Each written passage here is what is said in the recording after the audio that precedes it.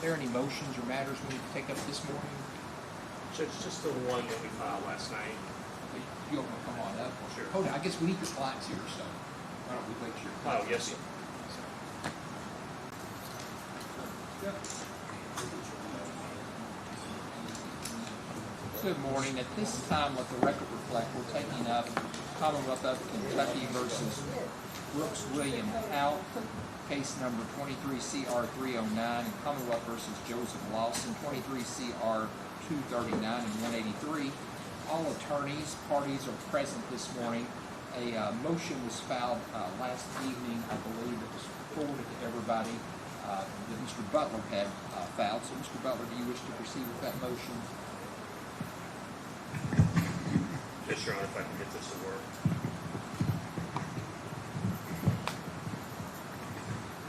Your Honor. Okay, making sure it works. Yeah, when we went through jury selection yesterday, the court had us read the witnesses. One of the potential witnesses that the Commonwealth might call was Stacy Cranmer. The court is likely familiar with her. She testified in the Steve Lawson trial. The sum and substance of her testimony, and if this isn't the purpose of it, then I'm going to sit down, but the sum and substance for testimony in the Steve Lawson trial was that Mr. Lawson was in Mr. Houck's vehicle. They were on a job work site. That Mr. Lawson got out of Mr. Houck's vehicle. She inquired of Mr. Lawson what they were talking about, and the sum and substance of it was, I need to take care of a woman who's on meth and children are involved. Our first objection to that is, of course, Mr. Lawson.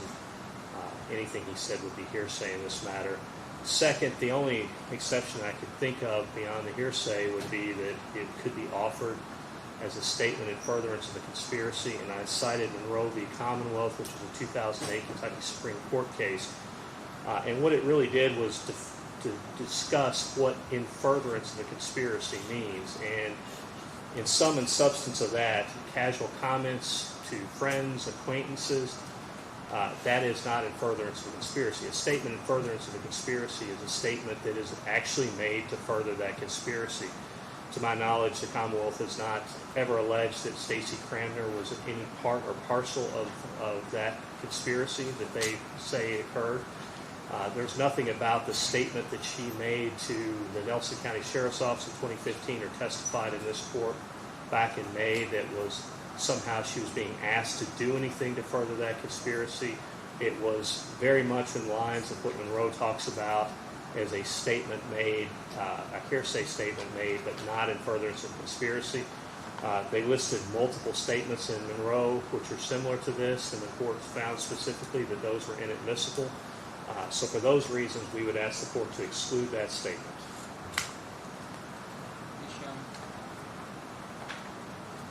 Let's see if I can find a pocket here. Judge, I think we're going to agree about one thing. That is not a statement in furtherance of conspiracy.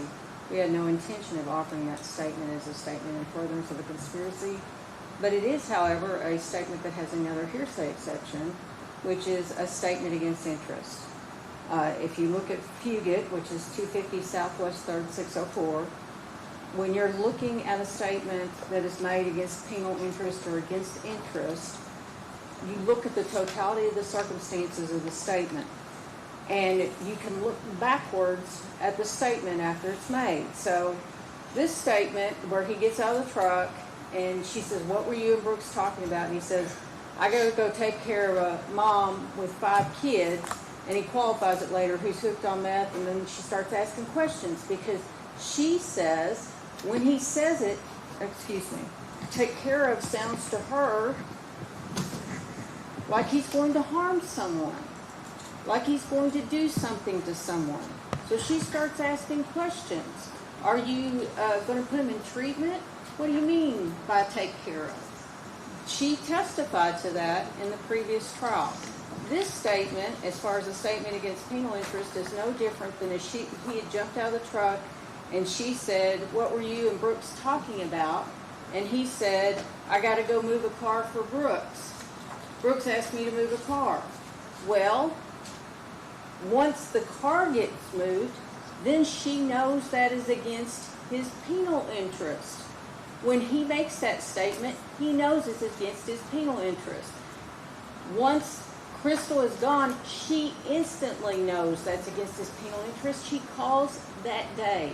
She calls on July the 5th to report this to the police the day that they find out that she is missing, because she instantly knew that he was involved in that. That statement is a statement against his penal interest and should be admissible for that purpose. And Judge, if I can respond. Yes. Judge, I do not believe that it qualifies as a statement against penal interest. Citing Harrison versus Commonwealth, which is a Kentucky Supreme Court case from 1993, the factors deemed relevant to trustworthiness, a hearsay statement against penal interest, and that is, as the court is well aware, statements against penal interest require strict scrutiny by the court to determine their admissibility. You have to look at the time of the declaration, the party to whom it's made. So here we have a statement, arguably, I guess, a couple of weeks before Ms. Rogers disappears, to the party to whom it's made. And the party to whom it made is a construction worker on Brooks Houck's site. It is certainly not someone that is likely to put him in some sort of jeopardy.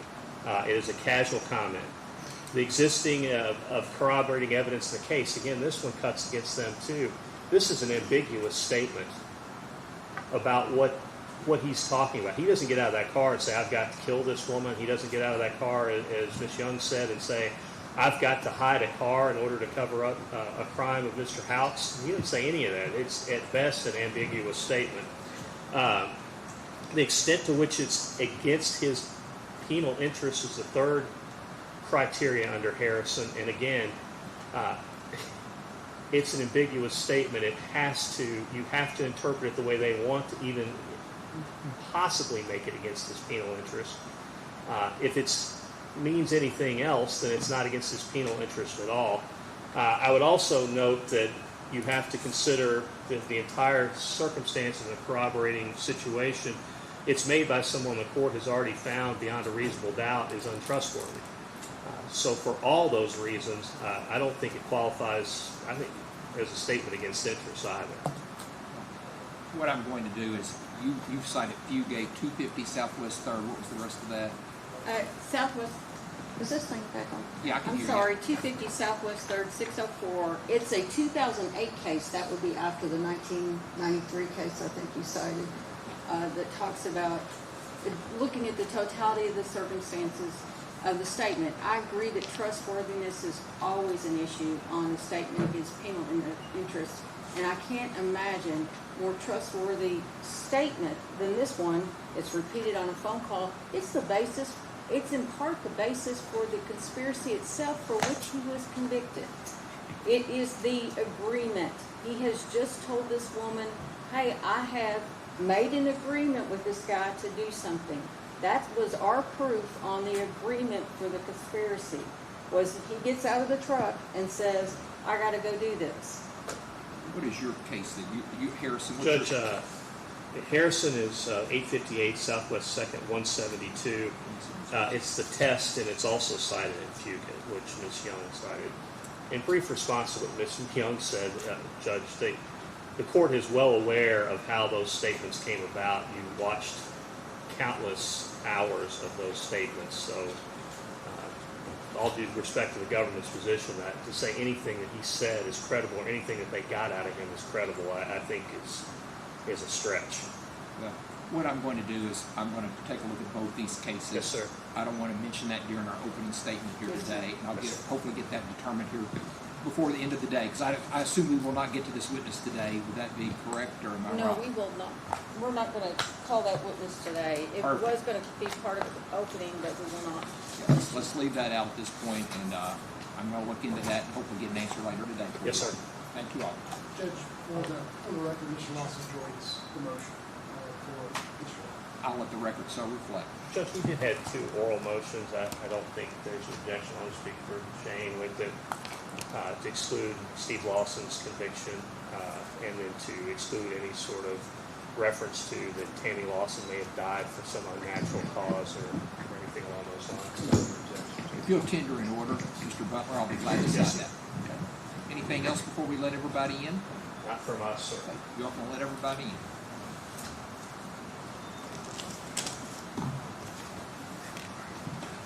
Brian, is your mic on?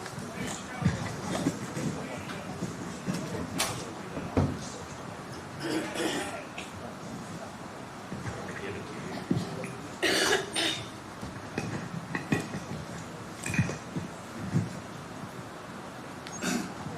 Maybe try our display to make sure it works. Can we check our display to make sure it turns on? Thank you. Yeah, I'm not gonna mess with it.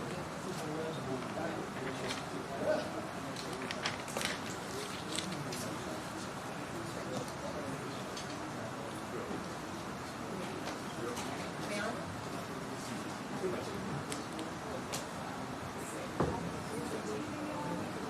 Seeing anything, we actually do that.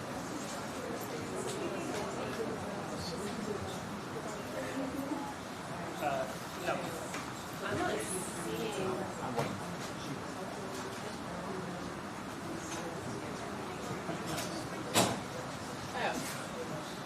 You're not giving me a heart attack.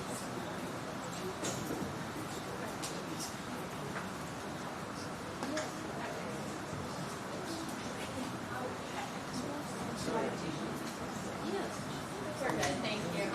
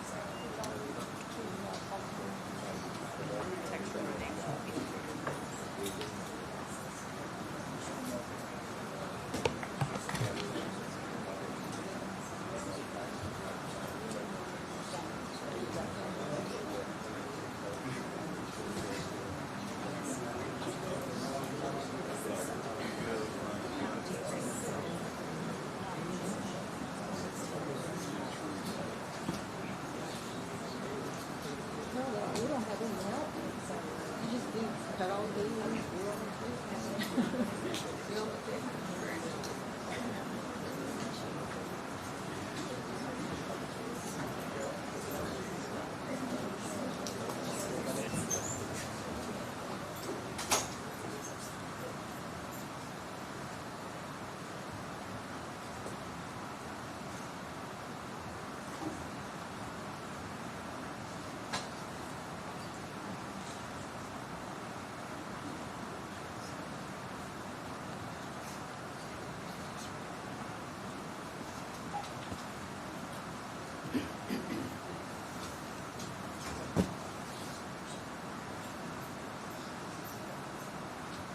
This time, let the record reflect all 15 jurors have returned to the courtroom. Everyone may be seated. Counsel, waive the call. Yes. Yes. Is the Commonwealth ready to do its opening statement? We are, Judge. Proceed when you're ready.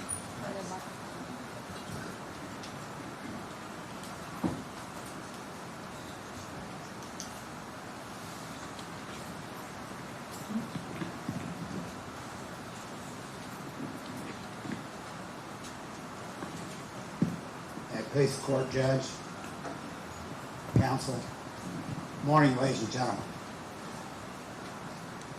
The judge has told you that the parties have an opportunity to tell you a little bit about this particular case. You've heard some things in voir dire, and you'll hear some more about this particular case. Both myself and the defense will have an opportunity. Before doing so, my colleague, Mr. Young, talked to you during voir dire about a number of important matters, as did Mr. Butler and his.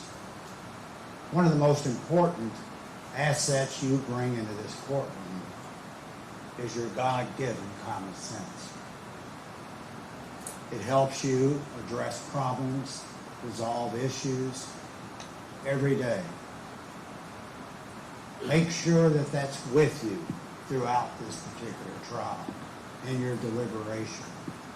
Whatever that decision you make, use your common sense and it'll bring you to a true conviction in this case.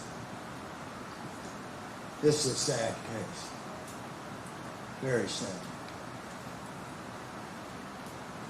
A young woman, 35 years old, with 5 children, disappeared. We believe the evidence will show she disappeared on the evening of July 3rd of 2013 at a farm that Brooks Houck and his family owned, had livestock on, cattle. As she disappeared there in the evening hours of July the 3rd.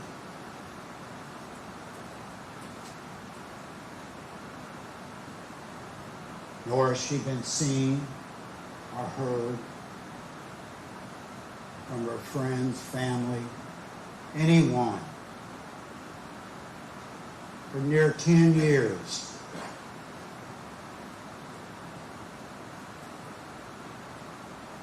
We believe the evidence will show from your common sense, from your God-given common sense, that she's died. And died at the hands of cruel murder. Let me bring you back to talk about this story.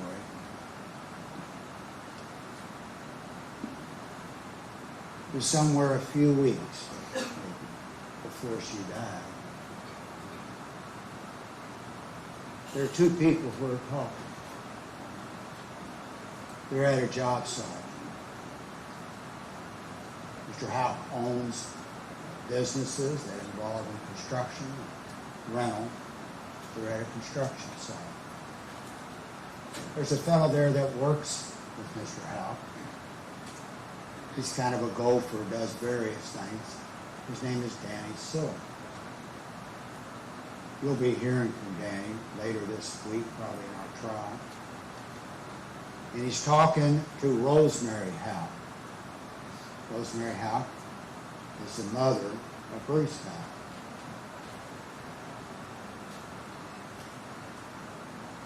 And this is the beginning, this conversation, of the conspiracy that caused the death of this young woman.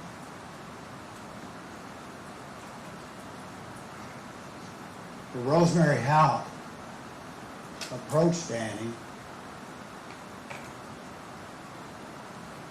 and asked if he could help her find someone who will get rid of Crystal.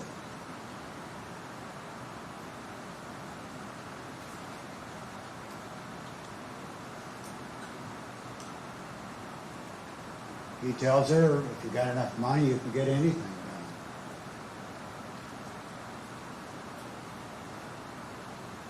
That was the beginning of this conspiracy to kill Crystal. We moved forward just a short period to July the 3rd.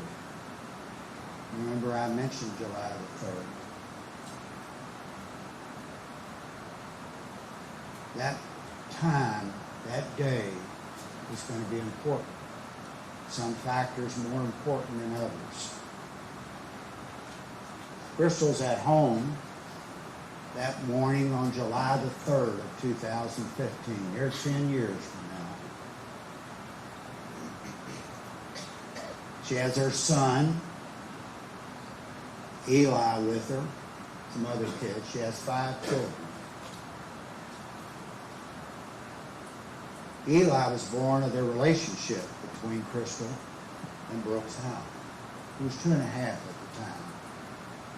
They're at the house, like a lot of children, my grandchildren, is playing with her phone, games and having fun with it, and they're talking.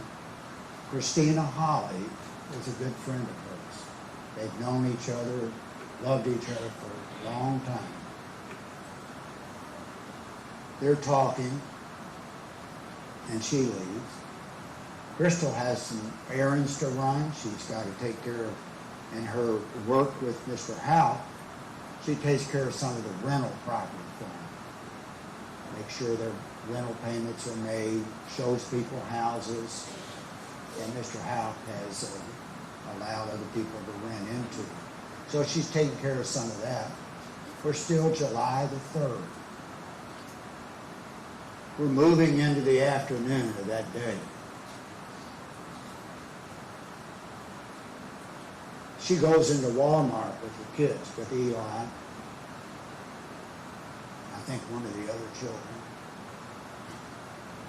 And she runs into Amanda Greenwell, another good friend, a person she's shared apartments with, known each other and loved each other for a long time. They're talking, as we often do when we run into a friend. How is everything going? While they're talking, she gets a couple phone calls, and one from Brooks Houck.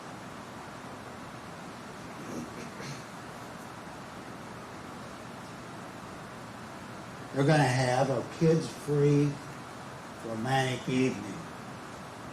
Crystal's looking forward to it. She's thrilled. They've had rough patches in their relationship, but she's excited about the opportunity. Kids will be, all of them will be taken care of, and they're going to go out by themselves, as oftentimes people in those relationships do. So she's excited about it. She has to take care of some rental property that afternoon up to about 5:30. Brooks Houck comes to the house. We're renting now around 4 or 5. He gets some gas on his tractor, cuts some grass at some of his properties. Crystal gets there. Other than Eli, the other kids are all with other grandparents or fathers. So they're looking forward to their get-together that night. We're up around 7 o'clock now, 7:15, thereabouts, on July the 3rd. They didn't go out to a romantic get-together that night.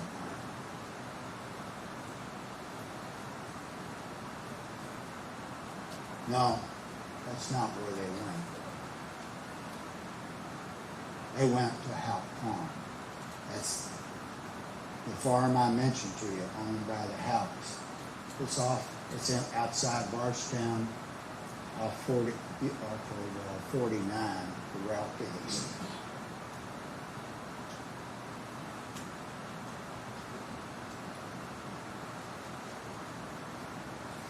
They get to the farm about 7:30.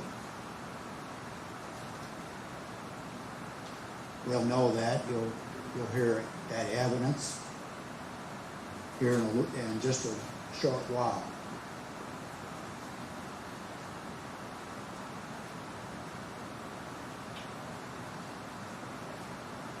Now, we're at the farm.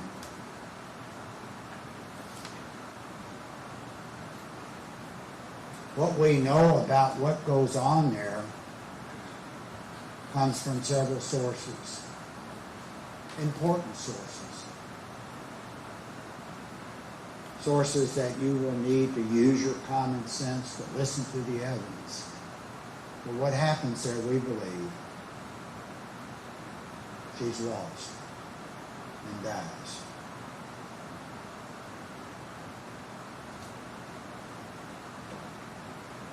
They leave that farm and head home around midnight. I'm going to tell you a little bit about those hours on the farm. But let's move forward for a moment. It's near midnight. He's going to leave.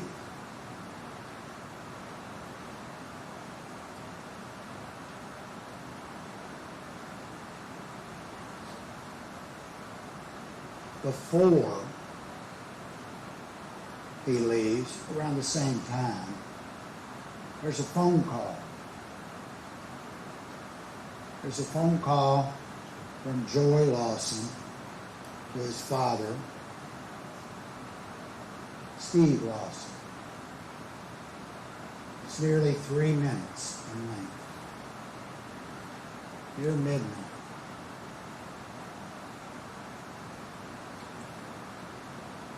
Brooks Houck is in his truck. He's moving now, heading back to his home.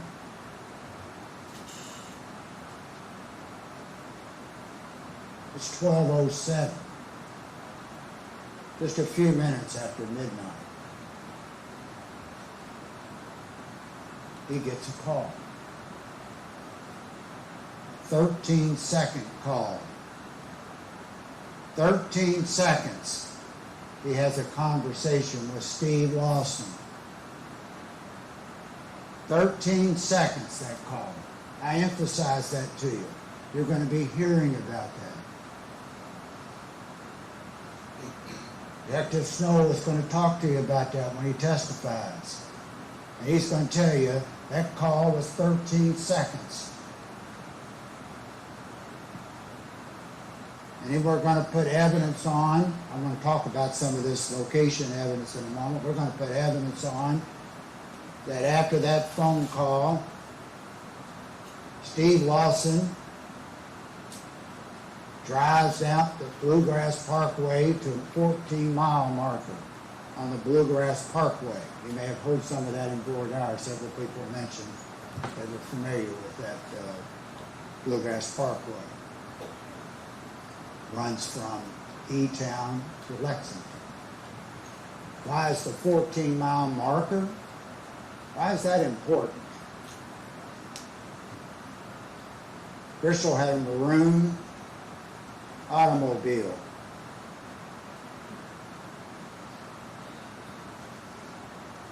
That automobile was left abandoned at the 14-mile marker.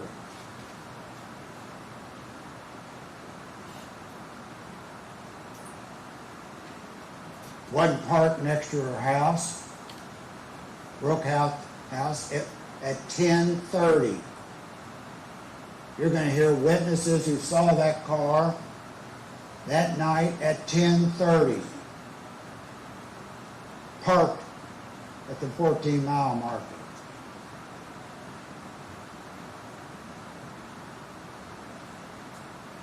And Steve Lawson, after his phone call from his son Joey, after the 13-second phone call to Brooke Houck, he takes off to that 14-mile marker. Turns around and comes back to Bardstown that same night, a few minutes. You're going to hear witnesses who knew Steve Lawson and Joey Lawson tell you under oath that those two men admitted to moving that car for money.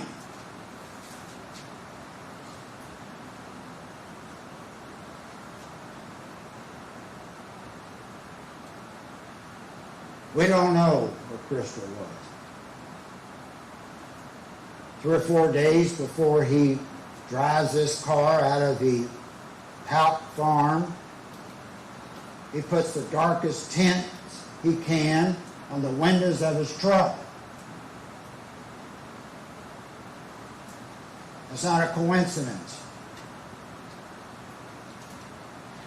We believe the evidence will show that she wasn't in that truck. She wasn't going home with them. And they needed to tint that window to make sure other people didn't see an empty seat there.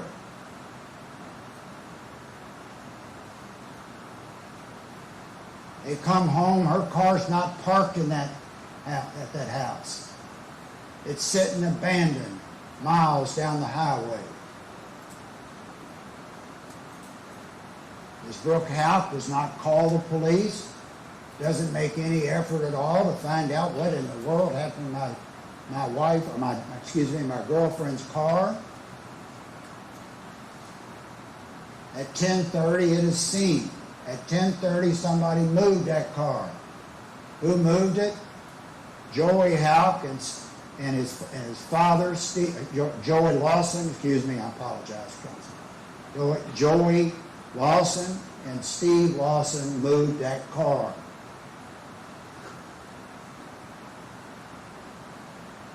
Why they move it? Common sense will tell you, moving that car was part of getting rid, quote unquote, of Crystal.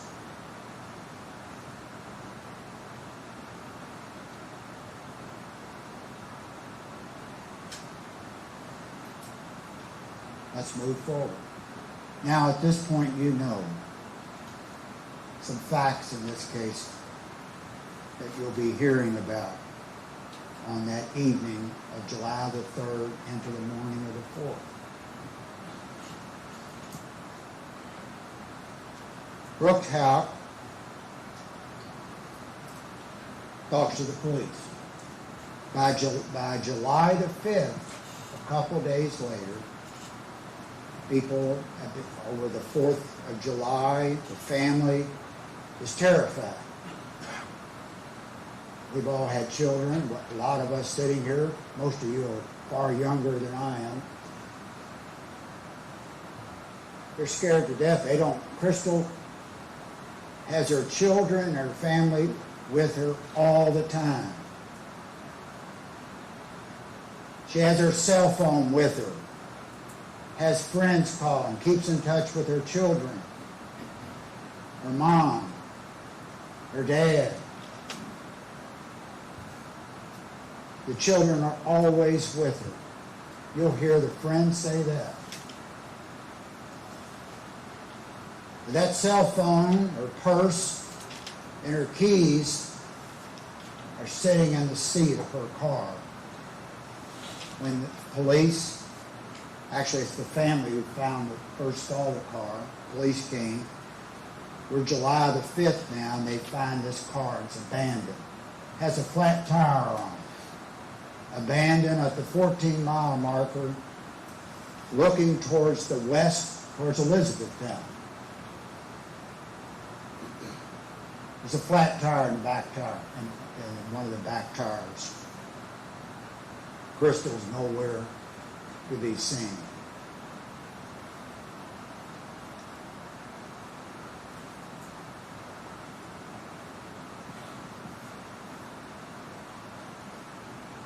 But I omitted a couple of points before the July 5th. One of them is Brooks Houck is moving from the Houck farm to his home,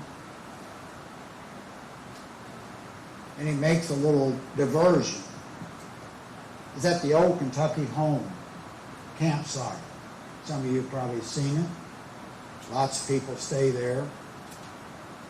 He pulls into that parking lot 12:15, 12:18 at night. We don't know for what reason.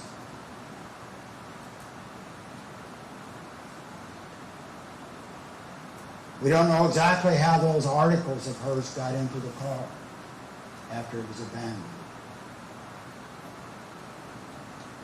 You'll be hearing evidence on that, and that evidence, I think, will help you with your common sense of why he diverted off into Old Kentucky home on his way home that night. Why he had tinted windows a couple days before. We're at July the 5th now.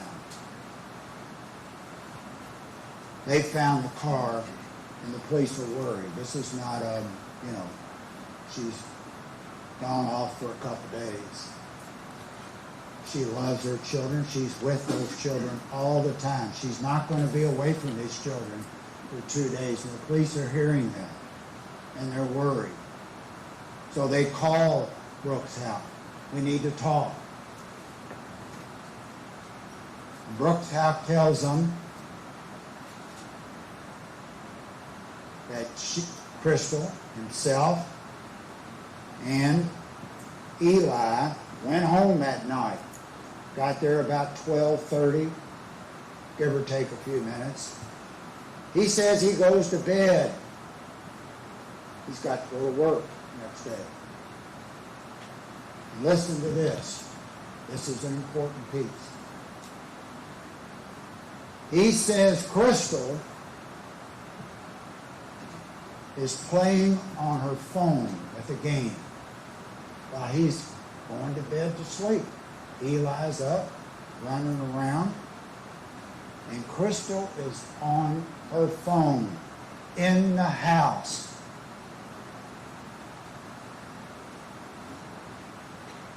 Now, what's the evidence show? What's the evidence show about that? You're going to hear some important information from these experts. We all have cell phones, except I have to keep mine away, it rings all the time, so I just will hold it up. We all have these cell phones nowadays. It's an appendix to us. Even us old guys use them. And they're very helpful. They can also be a problem, but that's not here or there. But she has a cell phone. It is always with her. We have that cell phone now. The police have that cell phone. They're trying to find out what happened to this young woman. It's critical. They're worried. You'll be hearing Detective Snow.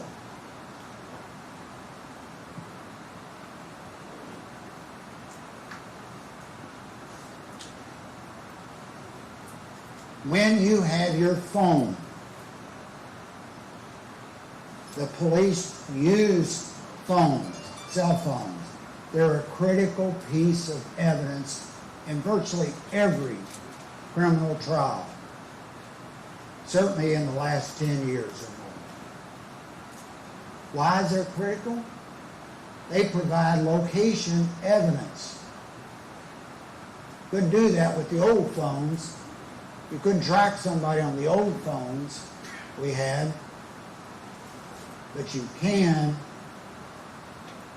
produce evidence about where that phone is and whether it was operational or not. You're going to have experts come in here and tell you a critical piece of information. Crystal's phone that night, now somebody was playing on it at an early hour, around 7:30, 8. Could have been Eli who was playing with the cell phone, her cell phone, Crystal's cell phone.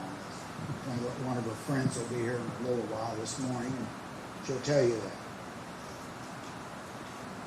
Her phone shut down, off, dead, 9:27 p.m. Gone.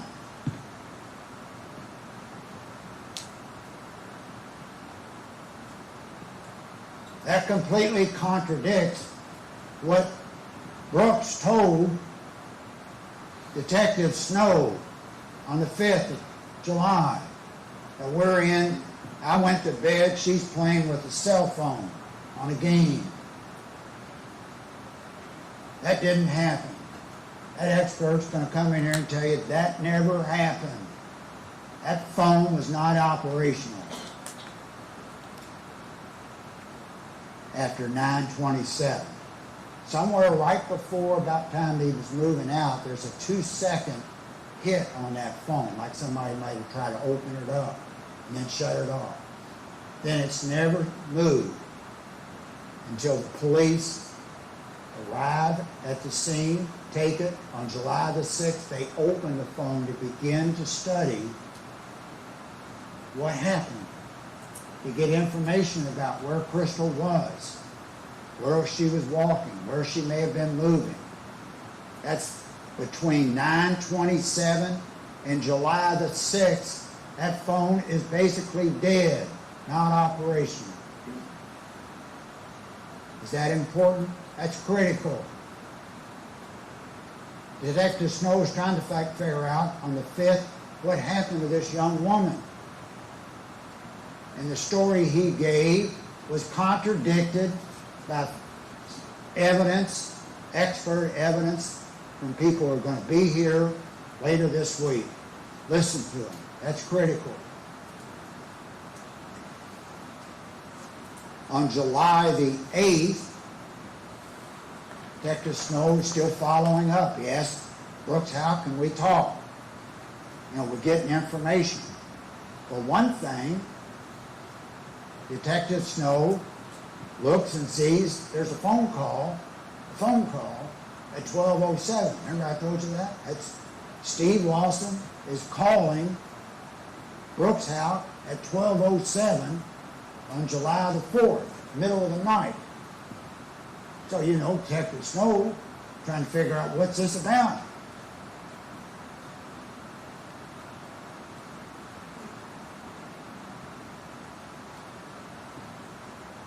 So he gets the phone number, asks Brooks who it is. Brooks apparently not immediately aware. Maybe he is and he didn't want to say so, but eventually they realize that's Steve Lawson who made the call. Let's call him up. Well, Brooks, you'll see it on here. It'll be on the TV for you. You'll hear it. Let's call him up.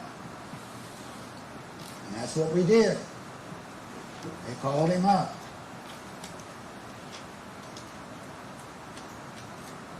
I'm going to just read off. Well, they got a problem at 12:07.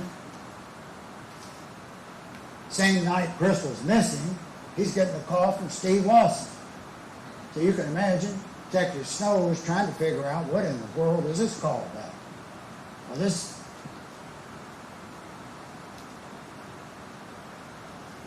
you'll have this for you.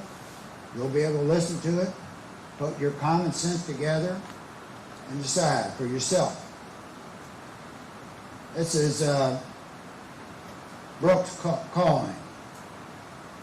I'm just going to read some of this. I'm going to need your help with, are you ready to book, are you booked up or can you help me? That's, Steve Lawson says, I haven't moved up yet. I'm still looking for a place. That's why I needed a few numbers from you. Witness, all right, well, this is Brooks talking now. Well, I can write them all down, get them for you. And I was actually talking about doing some more work with your little skid steer and so forth. Mine is still broke down. There's this conversation, and ultimately he says,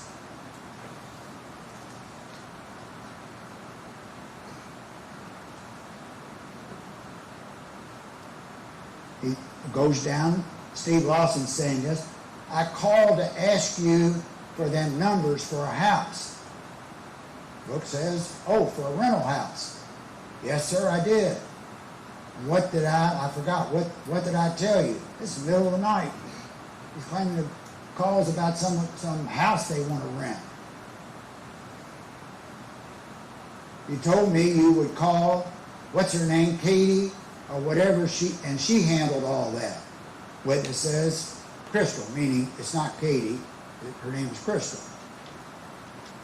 And this is why he's still in the truck, okay? He moved out, doesn't get there to 12:18, this is 12:07. He's driving in the truck and this phone. Reportedly, what he's telling John Snow, he's in the truck. Crystal is. And they're calling, saying Crystal needs to take care of this apartment problem. 13 seconds. You know how long that is? I've been talking for the last 13 seconds just looking at my notes. And he says, yes, Crystal, I'm sorry I messed up. And Mr. Lawson, you said she handles all that and that she would get back with me on it.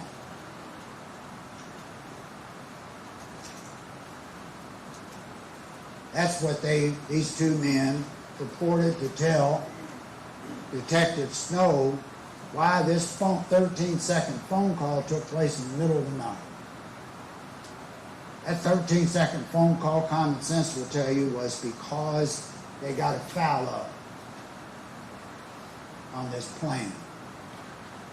On the plan that you heard from me minutes ago to get rid of Crystal.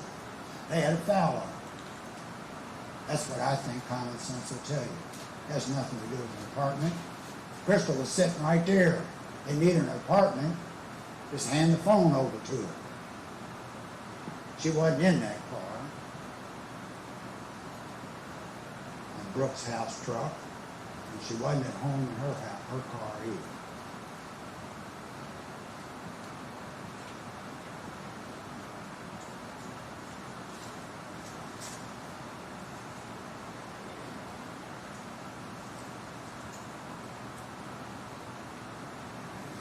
I want to talk a little bit about, I'm going to wrap up here in a moment. I want to talk a little bit about conspiracy.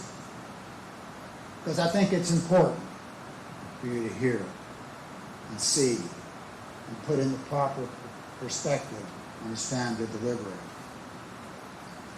I told you when I first came in that this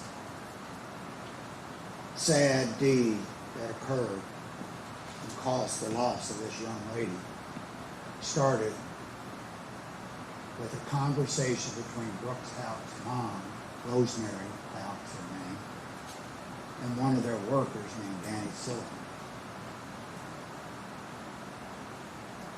And she, as I told you at that moment, and he'll testify to it, she wanted Danny to find somebody to get rid of Crystal. He didn't do it, just told her he got the money, you can get it done.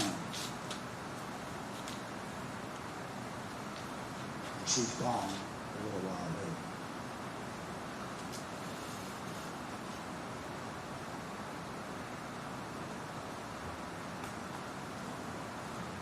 On July the 9th, I'll highlight a couple. I'm still with Rosemary. We believe Rosemary Houck, and the evidence will show, was in a conspiracy to help Brooks Houck get rid of this young lady. On July the 9th, I'm going to talk a little bit about him as well, Brooks Houck's brother, Nick Houck, was a police officer in Bardstown.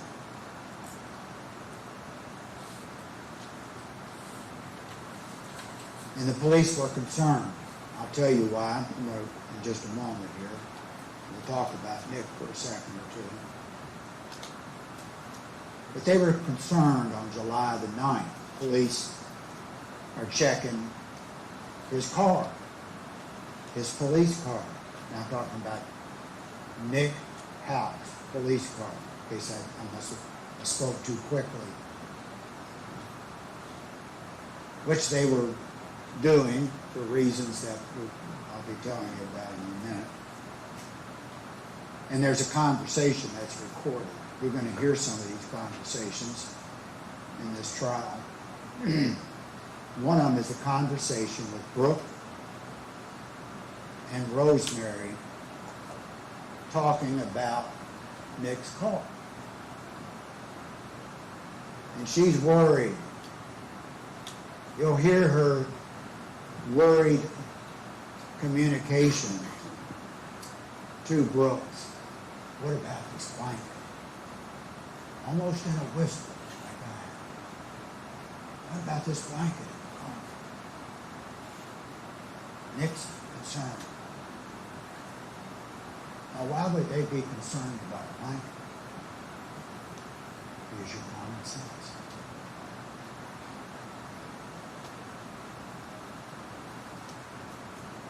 You'll hear that Rosemary and Crystal did not get along. How much? You know, I guess only known to them themselves, but they weren't fond of each other. And Rosemary at times would spew that out.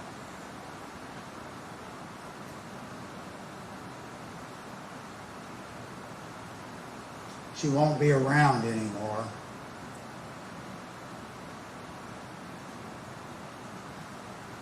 We'll raise him up right. Talking about Eli, Brooks' son.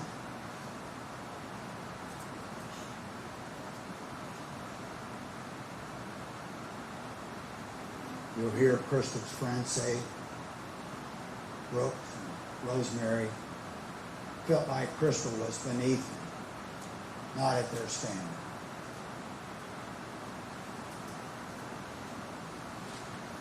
But Rosemary's not the only one who was a conspirator, not charged. Let me make sure that's correct. We believe the evidence shows they're part of the conspiracy, but they are not charged with any crime at this point.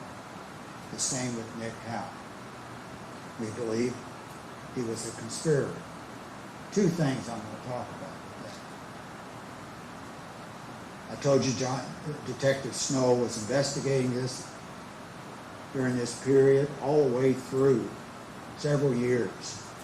Part of what prosecutors and police do when they're trying to find out what happened in a murder, like Crystal's, is we use a grand jury. I suspect Detective Snow had been there many times over the years. But it was important in this case, the prosecutors brought witnesses in to try to find out what they knew, even little bits and pieces, about what happened to this young woman.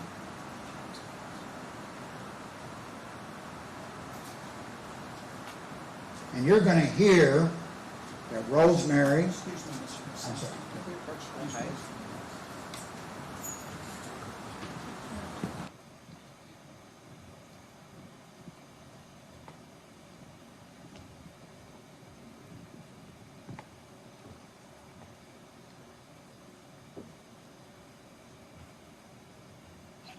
I don't know. Sorry to interrupt. That's all right. Oh, you got that thing. Oh, I'm sorry. It's on your inside pocket. Thank you, Ted. I'm sorry. Okay. I don't know if he's going to go into what was said in the grand jury, but we would object and say that's hearsay. He can get into the grand jury testimony. I think I want to say about it is that they recorded it. Oh, Was That's fine. I apologize. No, it's no We're- I'm problem. sorry. No, that's- No, we withdraw the objection. no, it's no problem.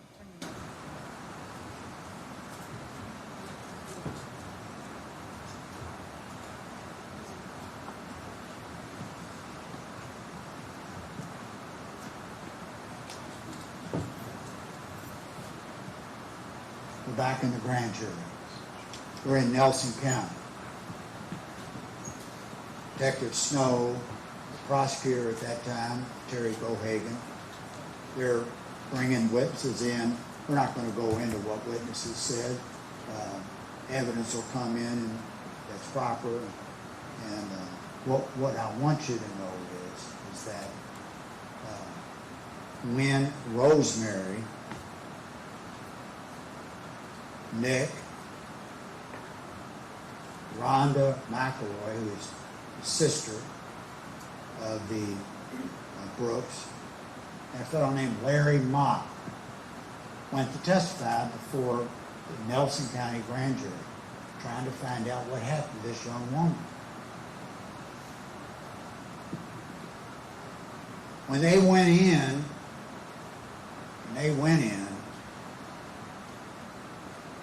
they took a recorder with them, secretly recording their testimony before the grand jury.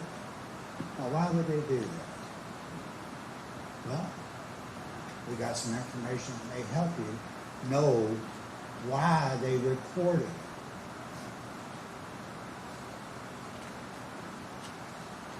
Larry Mock, who is boyfriend of Rosemary Houck, Larry Mock, went to the grand jury because he had been around the family son. The grand jury thought he may have some information about what happened to this young woman. So he goes in, testifies. When he leaves, he says something to the effect, "Hope I didn't screw up, fellas."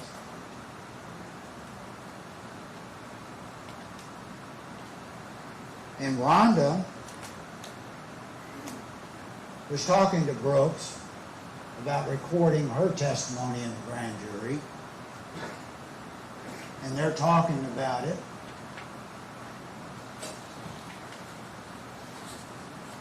And Brooks tells his sister, before she goes into the grand jury, Nick needs to hear this grand jury testimony.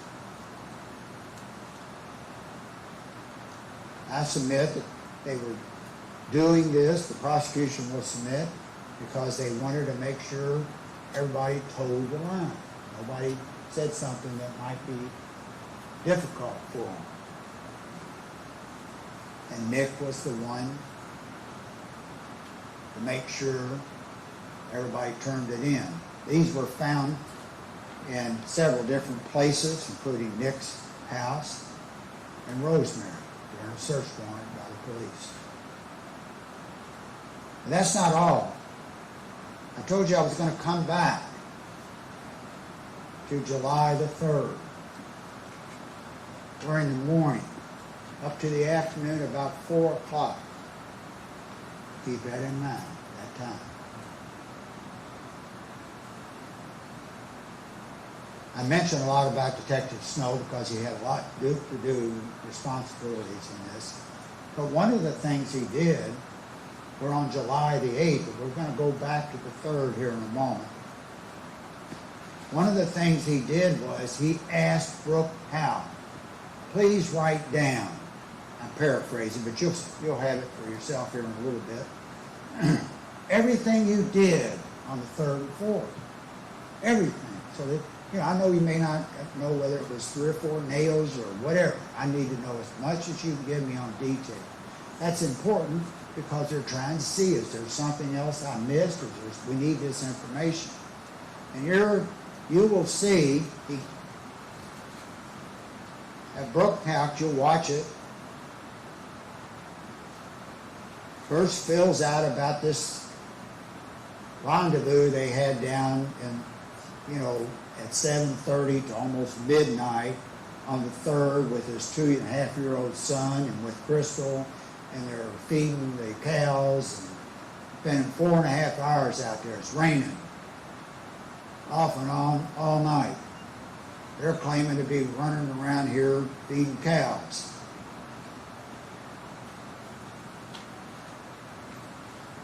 And you'll see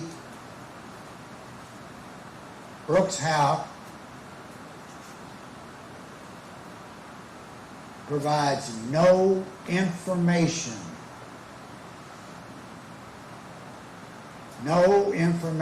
about his whereabouts from 9:30 to 4 on July the 3rd, the day this young woman disappears.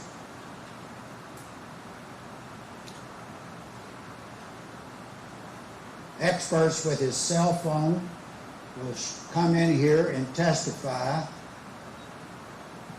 that he was over there on the 3rd practically all day from 9:30 to 4. And not a word of that gets to Detective Snow. You'll see the information he provided gave no help at all in determining what he did. He simply put, like a stream of conscience, a bunch of activity that doesn't tell us what activity, what work was he doing. He puts down names of people that do jobs for him, from drywall hangers to painters to any, but does not have any information about whether they were working that day with him. Was he out on job sites? We know he wasn't out on the job sites because his phone shows he is at the farm all day that day. There are going to be people who are going to come in and say, did you ever have any contact with him? Maybe he was talking to you, maybe working with you on the 3rd. They're going to say no. As far as I can tell, I never saw a man that day. Some of them hadn't dealt with him for months. Talks about cutting grass, and some of them, he not only didn't cut grass that day at any of those sites, he got hit for a couple, I don't know, maybe $100 or so, because he didn't cut the grass he was supposed to cut. You'll see that in a text from one of the homeowners association principals. So he's on the farm. Detective Snow hears none of that. That's important because that's the last time they hear about crystals on the 3rd. Well, that's not all conspiracy.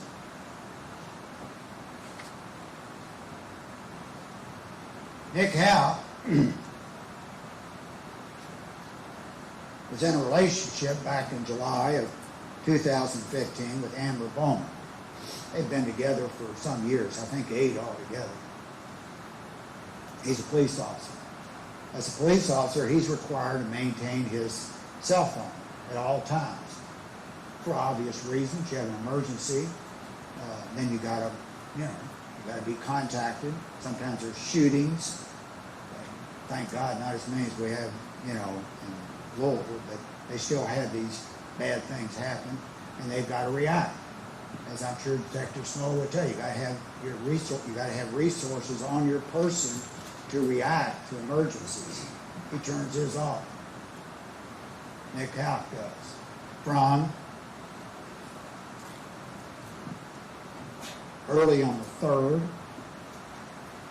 and until late afternoon on the 4th. Nearly 24 hours completely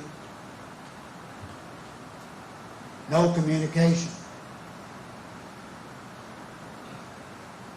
During those same hours that Detective Snow is getting no communication from Brooke Houck about where he was for 7 hours on the farm in the morning and afternoon of the 3rd, just hours before this young lady disappeared.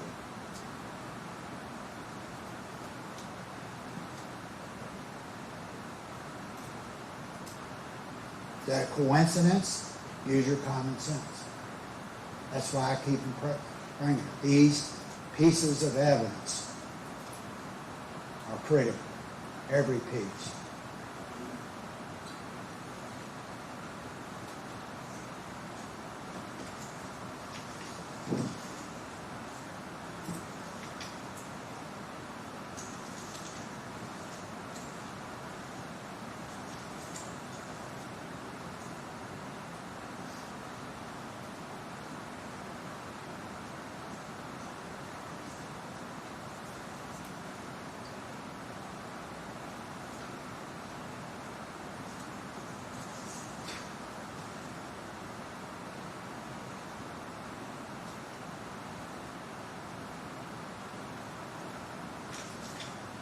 told you I was gonna get back, I'm just about finished.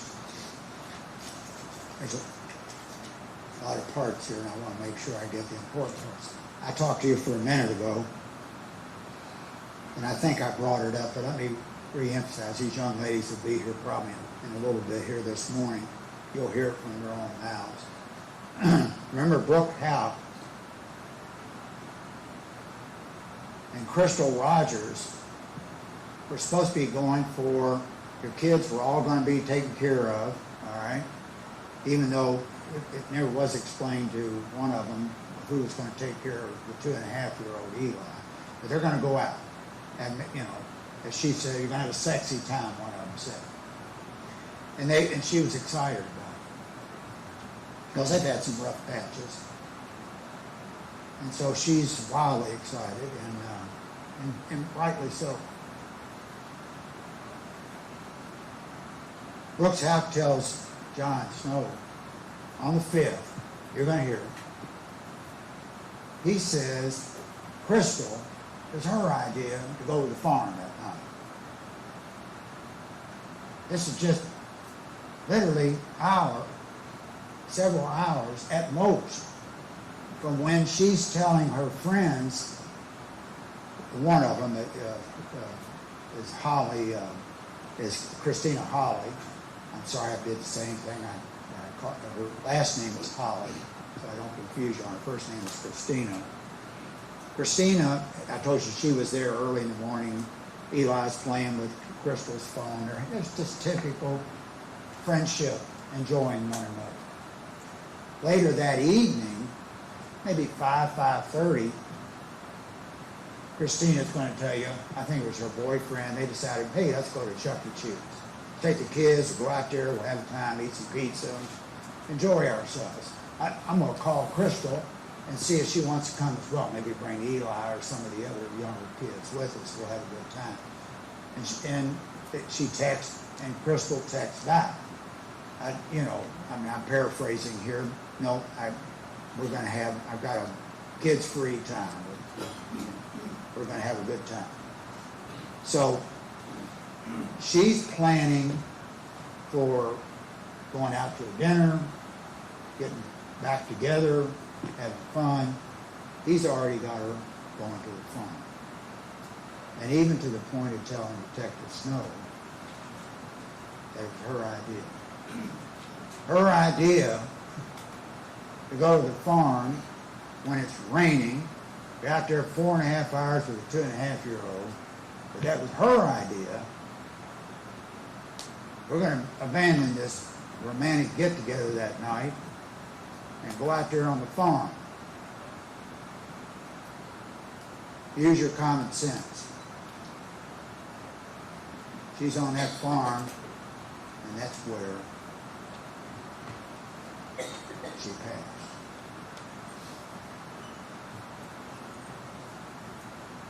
Thank you, George. Tell you what, ladies and gentlemen, we're going to take about a 15-minute break to let you get up and use the restroom. Everybody, please remember the same admonitions are in effect. Do not discuss this case among yourselves. Do not let anybody discuss this case with you. If anybody tries to talk to you about the case, I need for you to immediately report that to me. And you're not to finally make up your mind about the case until you've heard all the evidence, consider the instructions from the court, and gone to the jury room to consider what your fellow jurors have to say about the case.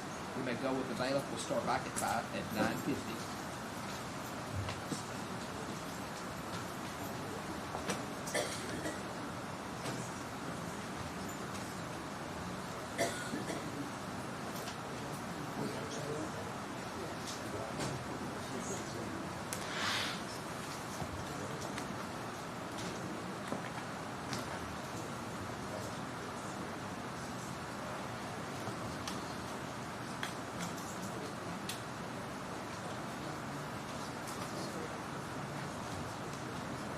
Court's in recess till 9:50.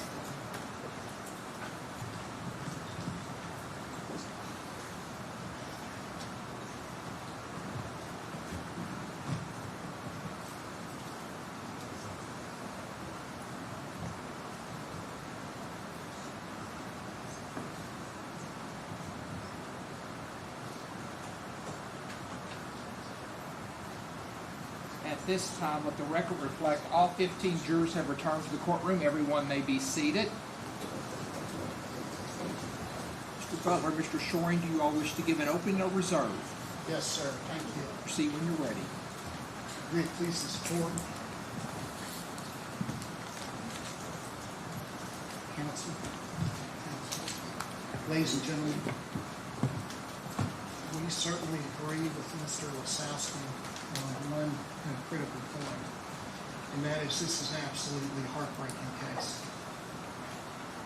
It's a case about a young lady, 35 years old, Crystal Rogers, in Nelson County, who the weekend of July 4th, 2015, disappeared seemingly in thin air. Crystal Rogers comes from a large family in a small town. Immediately upon her disappearance, understandably, that family was terrified and panicked. And they began to pressure local law enforcement to find some answers and to find Crystal Rogers. And in the days, in the weeks, in the months, in the years that she was not found, that pressure increased and increased. Ms. Rogers' family formed a group that they called Team Crystal. And in fact, from a very early part in this investigation, they conducted their own investigation. They formed search parties, large search parties, searched all over Nelson County. They interviewed witnesses. They dug at different places, trying to find Crystal Rogers. They began to pressure local law enforcement, but local law enforcement almost immediately, certainly after her car was found, began to spend every waking hour on this case.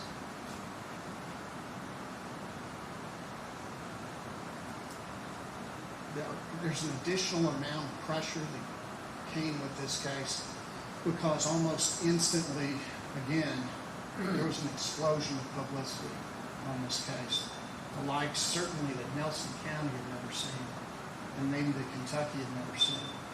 But it's local media, statewide media, national media, social media, pressure on this case. From the early hours of this investigation, Brooks Houck became the sole focus of certainly Ms. Rogers' family suspecting him.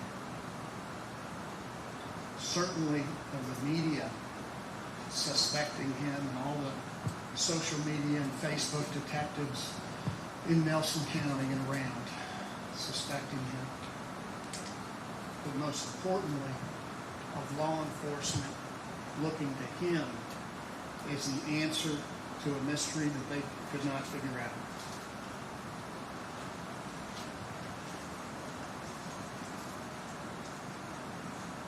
Not only is this an emotional case and a really, really sad case, because of this pressure, it became an extremely dangerous case. A case that's dangerous, the type of case that is dangerous to our system of justice, which is what we're here for today.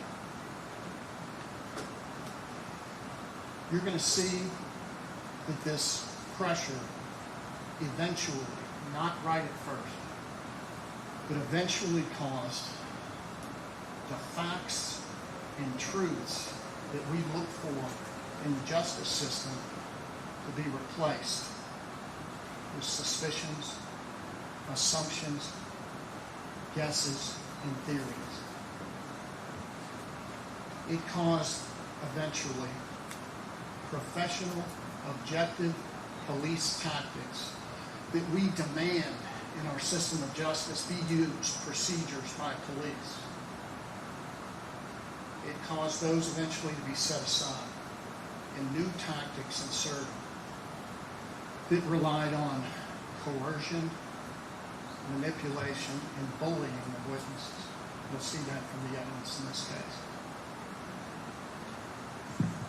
And it caused, ultimately, in this case, these two men, Brooks Houck and Joey Lawson, to sit here before you today, charged with horrific crimes that they did not commit. Trials are not about suspicions, guesses, assumptions, or theories. They're about facts and evidence that comes in. Quite frankly, with certainly all due respect, Mr. Wasowski, what you just heard was just that. Assumptions, theories, and guesses. Brooks Houck is 43 years old. He was born and grew up in Bardstown, Kentucky. He went to high school there. He went to college at Louisville. He got his bachelor's degree in business administration.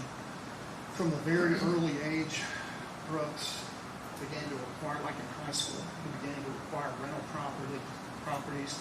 He would fix them up, rent them out, acquire more, and eventually became a builder. So over the years, he built up a very successful business. He had lots of properties, lots of ongoing buildings.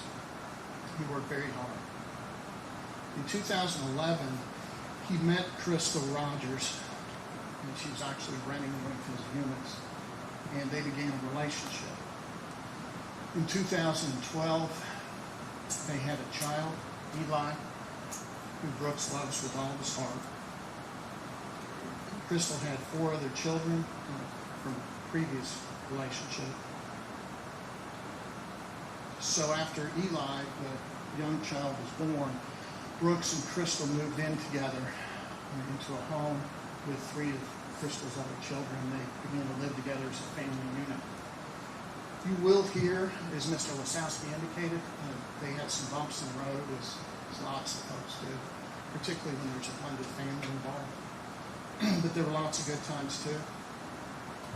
You'll hear that they took a family vacation with a number of these children shortly before she went missing.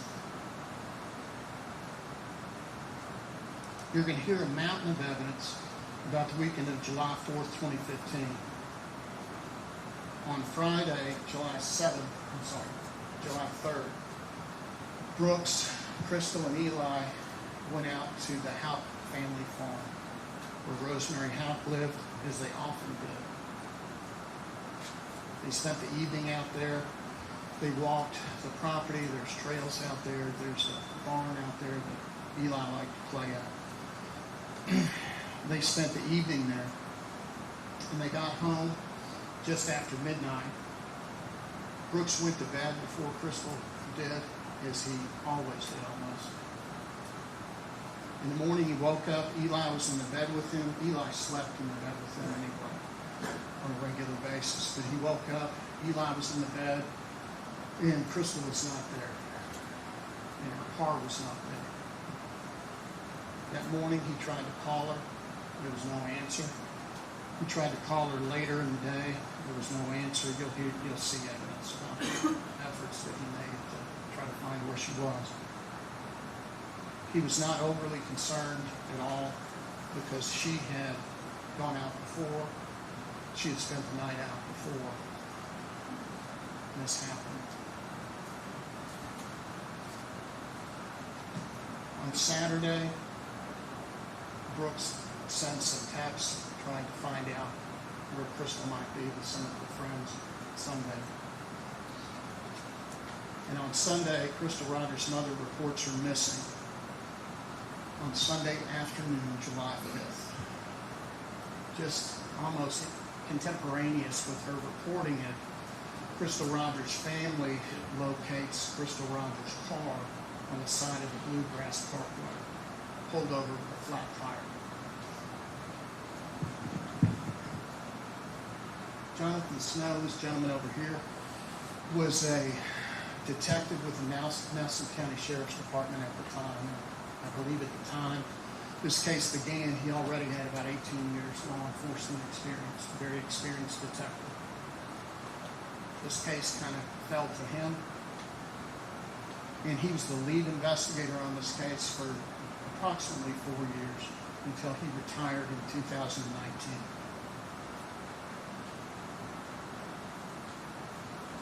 You're going to hear that in the first year and a half alone of that 4-year period, he put in an estimated 3,100 hours of his regular work time, 400 hours of overtime, exclusively on this case.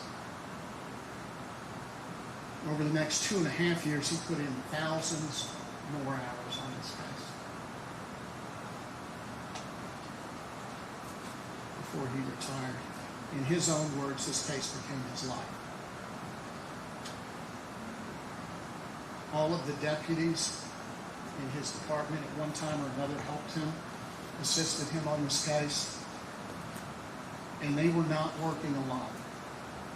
They reached out for help with this investigation to over a dozen other agencies.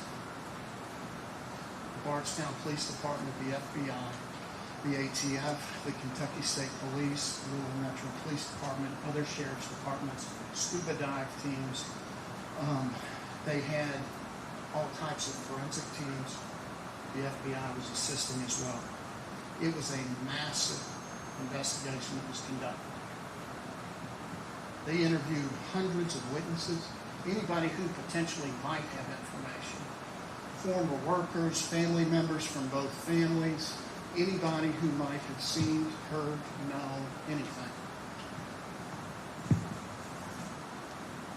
You're going to hear that in the early portion of this investigation, John Snow will tell you that Brooks was very cooperative. He gave oral statements, multiple oral statements, tape-recorded statements. He gave that written statement. He would tell Detective Snow would need to search somewhere, and Brooks would say, "You don't need a warrant. You go search, do what you got to do." He supplied fingerprints voluntarily, a blood draw for DNA. He consented to multiple searches of his homes. He consented to searches of his vehicles. He consented to the downloading and search of his phone and Crystal Rogers' phone. It was also in his name. There's one conversation in particular that's on tape, and John Snow calls and asks Brooks, I believe it's to come get fingerprints, and Brooks says, if you need anything, I'll run to the police station and give it to you. This is despite knowledge that Brooks Houck had that he was the target and the focus of this investigation. During his first 4 years, the police interviewed, as I indicated, workers, neighbors, family members. Some of the individuals that you've heard are going to be called in this case have already been interviewed by John Snow back in 2015 and 2016. Snow in his team viewed hundreds of hours of surveillance video. They pulled it from all over Nelson County of the relevant time frame and viewed it. They collected and downloaded cell phones from a number of individuals, Brooks, Crystal, Brooks's family members, and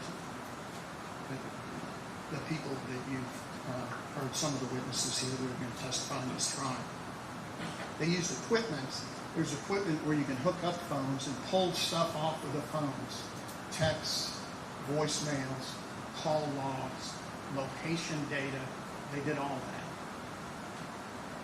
The Nelson County Sheriff's Department alone executed well over 70 search warrants in this case.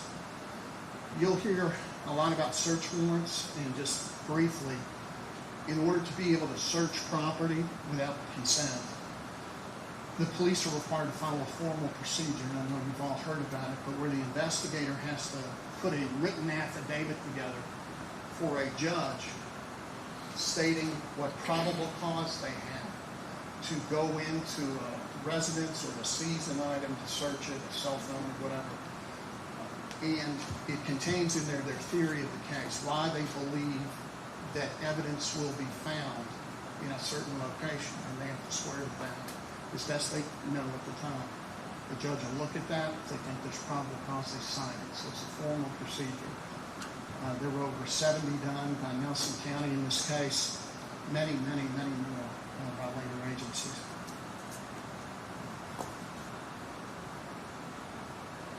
Let me show 1, 2, and 3, please. This is just a representative example of some of the searches that were done during John Snow's time with the case. Brooke House's home, which is not the farm, his home was searched multiple times. The Houck farm was searched multiple times.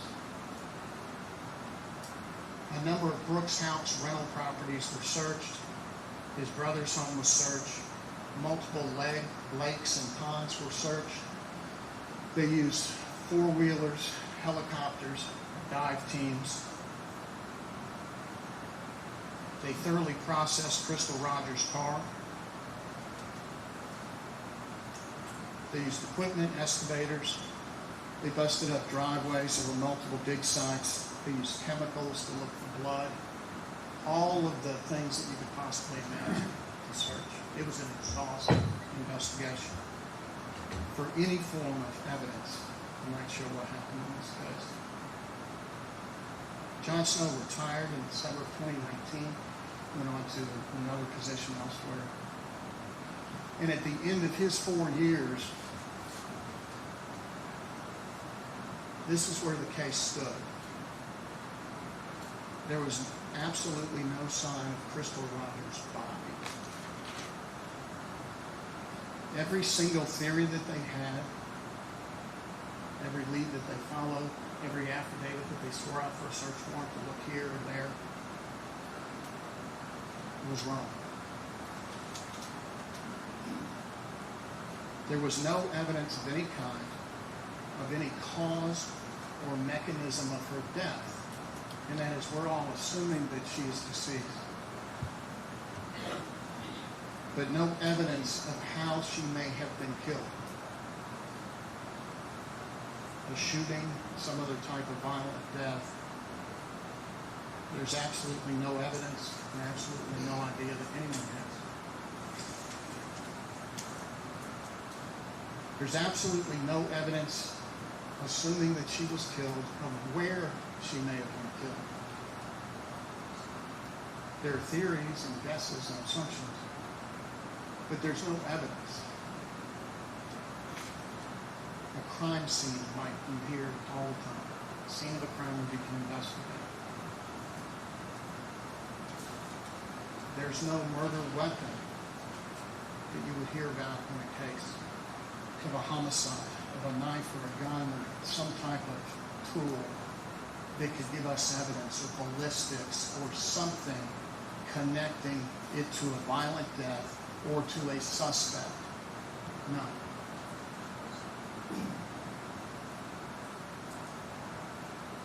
And not one eyewitness that could say they saw her harmed or who may have harmed her. Now, mistakes were made during the course of this investigation, and I'm not even talking about Deputy Snow, but in the early part of this investigation, some things happened because of this pressure, because of this publicity that should never happen in a criminal case, and investigators would agree with you. For instance, as you heard, Brooks Houck gave a voluntary statement on July 8th of 2015. It was recorded, videotaped. Normally in an investigation, that's going to be held by the investigators. They don't want that out where potential witnesses can see it and maybe can form their testimony or do whatever down the road. They keep that to themselves through a process that was not Nelson County Sheriff's fault. This got released in October of 2015, his statement to the police in its entirety. And it went straight to the Gazette, I think is the name of Nelson County's main paper. It went straight to YouTube. It got over 10,000 views in a short period of time and thousands of shares. So this gets dispersed all through the community of Nelson County. for potential people who are going to be interviewed at some point to review Brooks Houck's statement. There are podcasts that pop up all over the place with theories, all type of internet opinions out there, constant barrages. And then in 2018, the Oxygen Network does a national mini-series on the case of Crystal Rogers' disappearance and interviews witnesses and family members and gets a hold of certain pieces of evidence and puts those in there, interviews some of the investigators, and runs a 6-part series for it to be viewed by certainly everybody in Bardstown. The reason the investigators don't like that is because that taints what witnesses may say down the road. This brings us to August of 2020.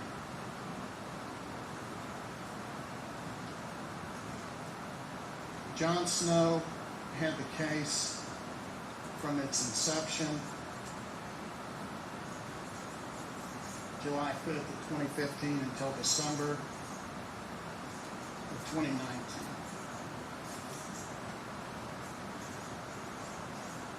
And then he retires.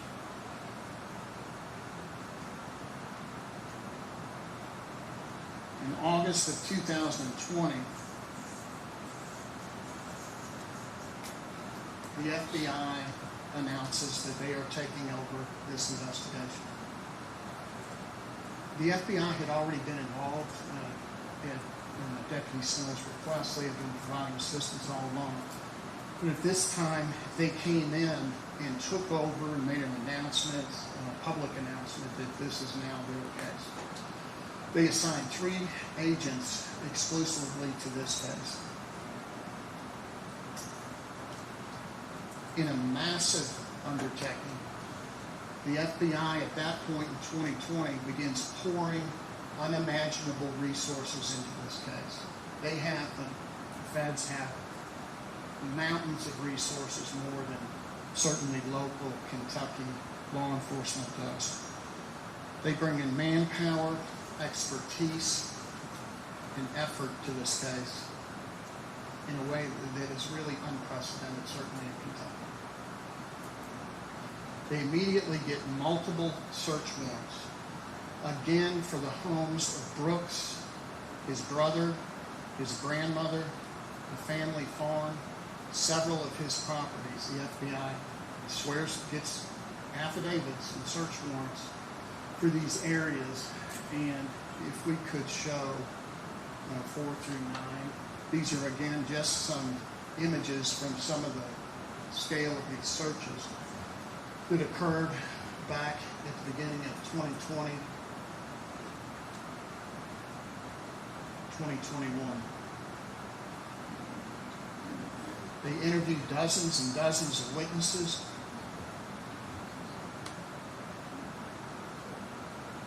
They went back and re-interviewed dozens and dozens of witnesses that had already been interviewed. Those re-interviews include a number of the witnesses that you'll hear at the trial. They've been interviewed and interviewed and interviewed over the years. They re-examine the cell phone information. They apply new technology to the cell phone information, including this 1207 phone call from Steve Lawson to Brooks Houck that Mr. Wasowski talked about in his opening.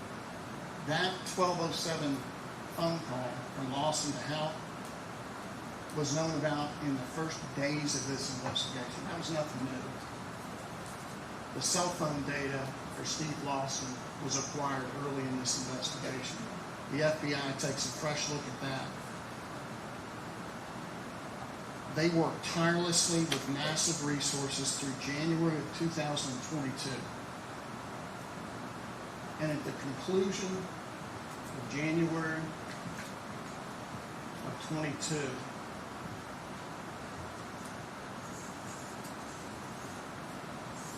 we're now about 7 years from her disappearance.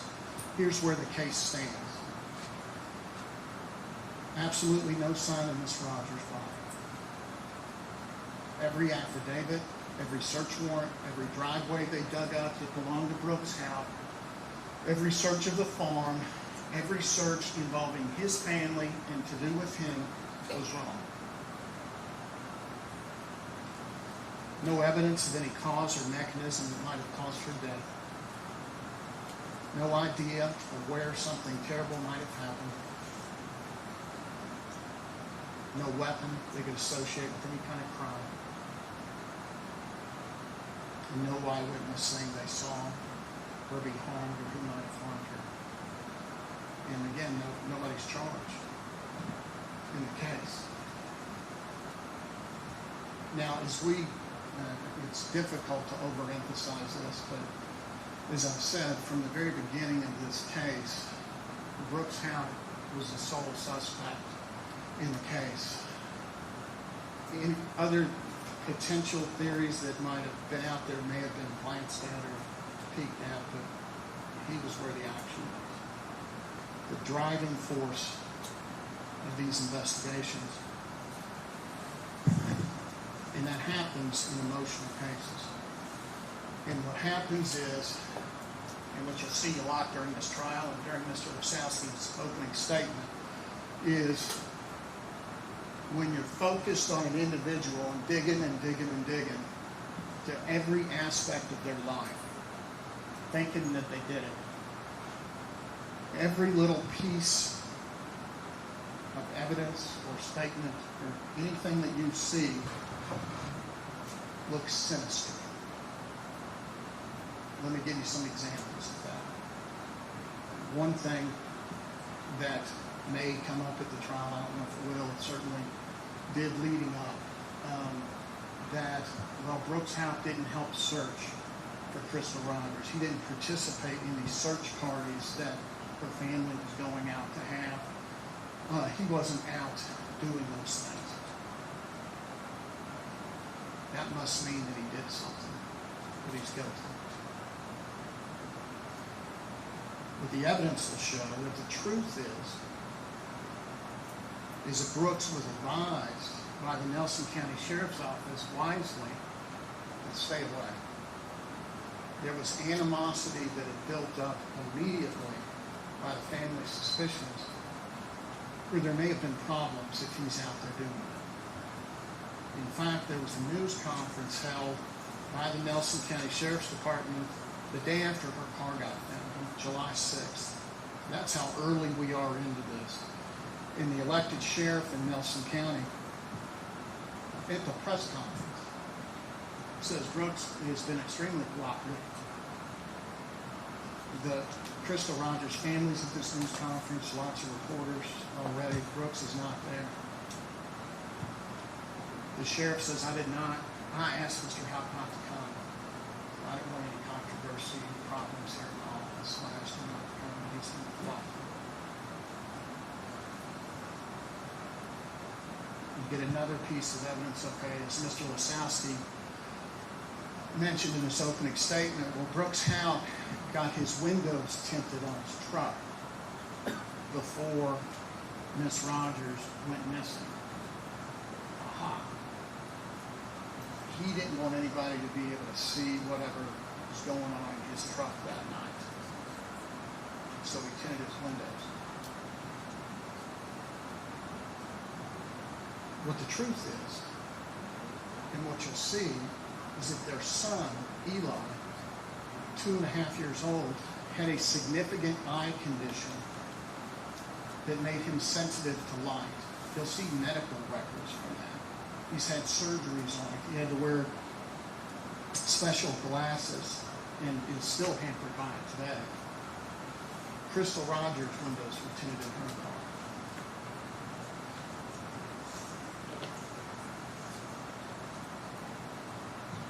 You'll hear, well, Brooks Houck's brother turned his phone off for a period of time surrounding the July 4th weekend.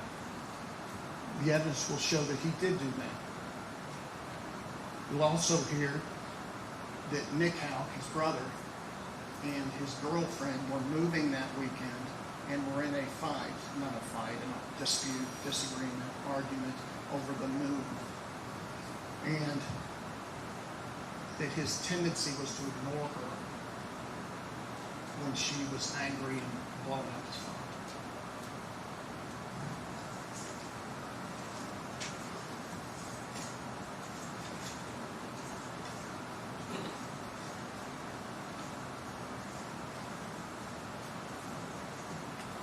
You'll hear evidence, and as Mr. Wasowski indicated, Brooks indicated that he believed Crystal Rogers at midnight on July 3rd, when he went to bed after they were back home from the farm, was on the couch playing a game on her phone at the time that he went to bed. The forensic evidence shows his phone was, her phone, was not on at that time. You're absolutely correct about that. What you'll see, though, is that what he actually said is that that's what she normally does when she goes to bed. There was not any big red flag to have him pay particular attention that night when he went to bed to what she was doing on the couch. That that's what she normally did. You'll also see that in the early searches of Brooks' house home, there were boxes of electronics taken out of the home, many of which are capable of playing games.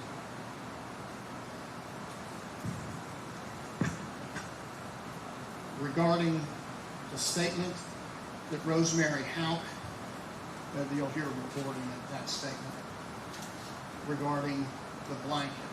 She asked Brooks a question about a blanket. It's going to be important when you hear that, and when you think about that, to look at the context of that entire statement and all the facts that surround it. You'll hear those come out during the course of the trial. In this recording, well, first of all, what you're going to hear is when the Houcks became the focus of this investigation, in the first day, couple of days, the pressure on that entire family was intense. They were having searches conducted on the property. They were having cell phones taken as the investigation went on. There were people accusing them of crimes. They were receiving threats, and they circled the wagons. They got to a point where they didn't trust anybody because it felt like the whole world was coming down on them immediately. And they got paranoid. And they did begin recording everything. They recorded their testimony at the grand jury. They got called into the grand jury. When they did, they recorded everything because they didn't trust anybody. Brooks recorded conversations that he had with the police when they were recording him because he was afraid something might get twisted around on him.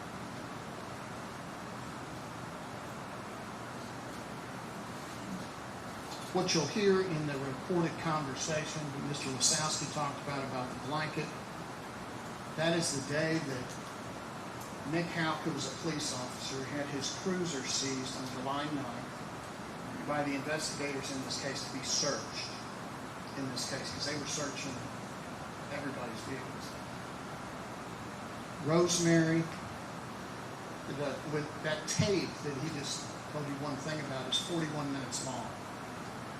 And it appears to be inadvertently turned on because it begins and it's got Brooks Houck sound like sitting around the table with his brother and his mother, who they think and argue are in this big murder conspiracy a couple of days after it occurs, and the recorder kicks on and they're talking to each other. And they talk for 10 minutes. And then Brooks gets in the vehicle with his mother, and they're driving. Nick Houck's like, yeah, they took my police car. You'll hear portions of that during the course of the trial. And yes, at this point, Rosemary says, that blanket, something to the effect of, that blanket that's yours, Nick was worried about that. Is there anything going to be on that? And if you're looking at it through and he says no, it's nothing to worry about. If you look at it from a sinister view, then you come to a sinister conclusion. If you look at it from a presumption of innocence, is that a mother who knows that her sons are the target of a massive investigation saying, you know, if that's your blanket, what if it has one of her hairs on it and sends a police car? Is that another thing that's going to happen?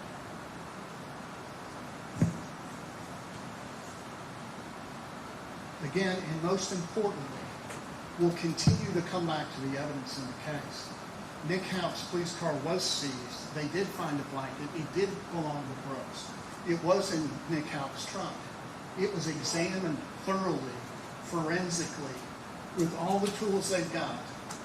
And there's not one speck of evidence, DNA, fiber, blood, body fluid, anything that connects that blanket or anything about that vehicle with Crystal Rogers. That tape that they're speaking of was recovered in 2020 back here in the FBI was involved in some white truck.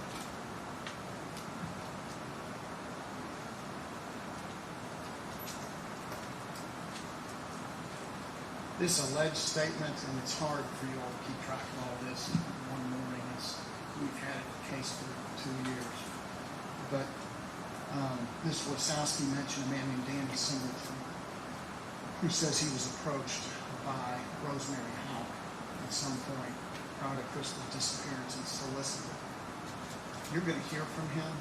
You're going to hear the circumstances of how that statement came about. You're going to hear that he had given multiple statements to the police before this, saying that, I don't know anything about this. He's asked directly, did Rosemary or anybody in his family have anything to do with this? He says, no. Then he gets arrested. He's in jail at the time they come talk to him about this and ask him a leading question about that. He gives the answer, yeah, Rosemary approached him. You're right, she did. And then his felony charges get amended down to a misdemeanor, and he gets out of jail.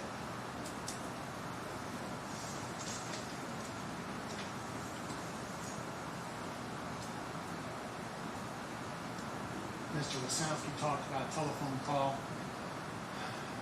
And again, you'll see all this and be able to process a little better what's in front of you. But Brooks Houck is giving a statement to John Snow on July 8th of 2015. A long statement. His phone's being downloaded during the course of it. And Deputy Brooks asked him, well, you got a call at 12:07 that night. Who was that? Brooks was like, I don't remember. Can you just call the number back? And the phone was being downloaded, and the deputy says, yeah, I'll bring it in a minute. He brings the phone in after it's finished being downloaded, and Deputy Snow tries to put the number in. He's like, I don't know how to work your phone. And to find out who this number is, because he doesn't have the number memorized. And Brooks punches in the numbers like, just call us, and he puts it on speakerphone. And the name pops up, and Steve Lawson. And he says, it's Steve Lawson, the guy that works for him. He has tons of contractors that work for him all over the place. You'll hear that Steve Lawson starts talking about, I was looking for the numbers on a house, rental house. You'll also hear evidence that Steve Lawson's, not daughter, but stepdaughter, had rented from Brooks, not paid her rent, been evicted, and then later was trying to rent from him again about a rental house.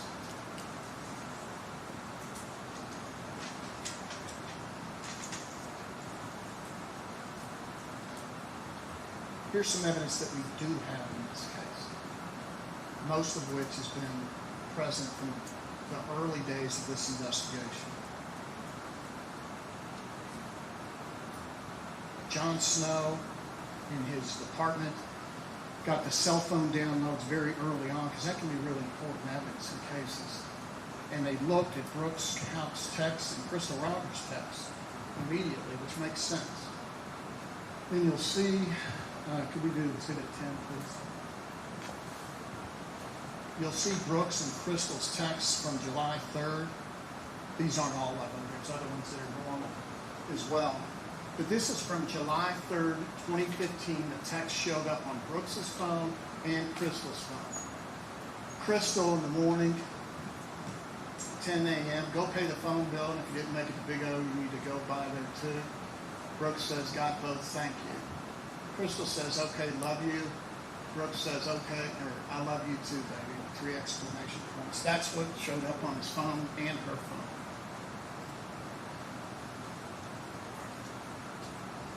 You're going to see that further review of their texts show no threats by Brooks. I mean, they got all of their texts. No violent words between the two. Other evidence in the case. Now, Crystal's car, when it was found on the Bluegrass Parkway, was properly taken by Nelson County, taken to a secure facility and sealed and then examined by forensic examiners. Her cell phone, her purse are on the front seat, and the keys to her car are on the ignition. So they processed the car completely. You'll see that on her cell phone, there's an identifiable fingerprint on Crystal Rogers' cell phone. It's, sometimes they're smudged and you can't identify them. This was an identifiable fingerprint on her phone. So, of course, they compare that, start comparing the print on her phone. It's not Brooks' Houck. It's not his brother. It's not his mother. They compared it to, I believe, every member of the Houck family. Later in the investigation, it gets compared, and this is years later, they preserved the fingerprint. It gets compared to Steve Lawson. It gets compared to Joey Lawson, and Charlie Girdley, and they are excluded as donors of the fingerprint on Crystal Rogers' phone that's down in her car. There's a fingerprint found on her rear view mirror. A fingerprint that's identifiable. They compare it and they find it belongs to Eli, the child, which makes sense. He was excluded on the phone as well. There's a palm print, part of a palm print is found on that same rear view mirror. That is analyzed. There's no positive identification made on any of the people I just said. And Joey Lawson is excluded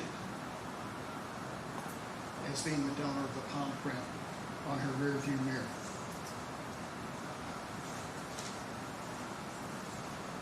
Her car is swabbed for DNA. And DNA doesn't have to be body fluid of any kind these days. It can be from sweat or from handprint. My DNA is on this morning. But they swabbed the entire car as they should have for DNA.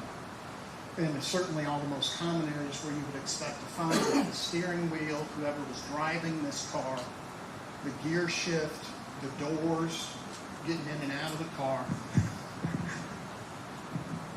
You will see that and they looked for hairs, every single type of evidence you can look for in the car. You're going to see that there was Crystal Rogers' DNA comes up on the steering wheel as you would expect. There is no match of any other DNA from any other person I mentioned in the case, including Brooks, Joey Lawson, Steve Lawson, anyone else. They find a whole bunch of hairs in the car, and you'll hear testimony. Hairs fall out all of the time. People lose like 100 hairs a day on average, and they're easily transferable. You can step on them, drop them into your house, and I could have Brian Butler's hair in my car. But they find hair in her car. There's 2 hairs that are suitable for DNA analysis that came up early in the investigation but were never tested. They're hairs that do not appear to be Crystal Rogers hairs, but they are hairs that need to be tested. The Commonwealth made a decision not too long ago to not test those hairs, to not do the DNA analysis on those hairs because of the length. They were long, and they didn't believe from the way they looked that they were going to match Joey Lawson or Steve Lawson. So those hairs didn't have been tested.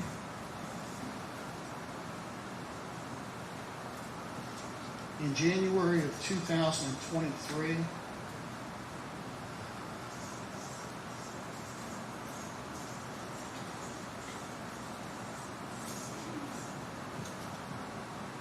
there's another shift in the investigation, and the pressure to solve this case continues to grow and mount. And at this point, the governor and the attorney general of Kentucky intervened into this investigation. And they appoint a special prosecutor on the case, Shane Young, who's an extremely talented, experienced, aggressive prosecutor, and they give the case to him.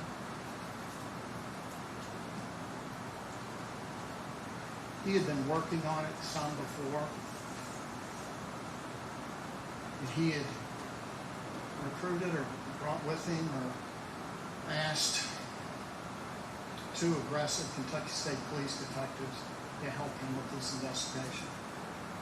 And in January of 2023, the process begins again. The absolute target is Brooks Houck. They focus and radar lock on this telephone call at 12:07 in the early morning hours of July 4th from Steve Lawson to Brooks Houck, 13-second call. That becomes the focal point because, and this evidence has been around for years at this point, but it becomes the focus point. You do Exhibit 11, please. Because shortly after, just as Mr. Lasowski said in his opening statement, when you look at this map,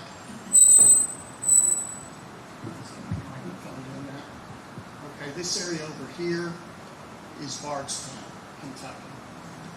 This is the Bluegrass Parkway right here, okay? This is the location where Crystal Rogers' vehicle was found. So shortly after that 12:07 phone call, Steve Lawson's phone records show that he began to move west in this direction, out to around this car, and then back towards Bardstown.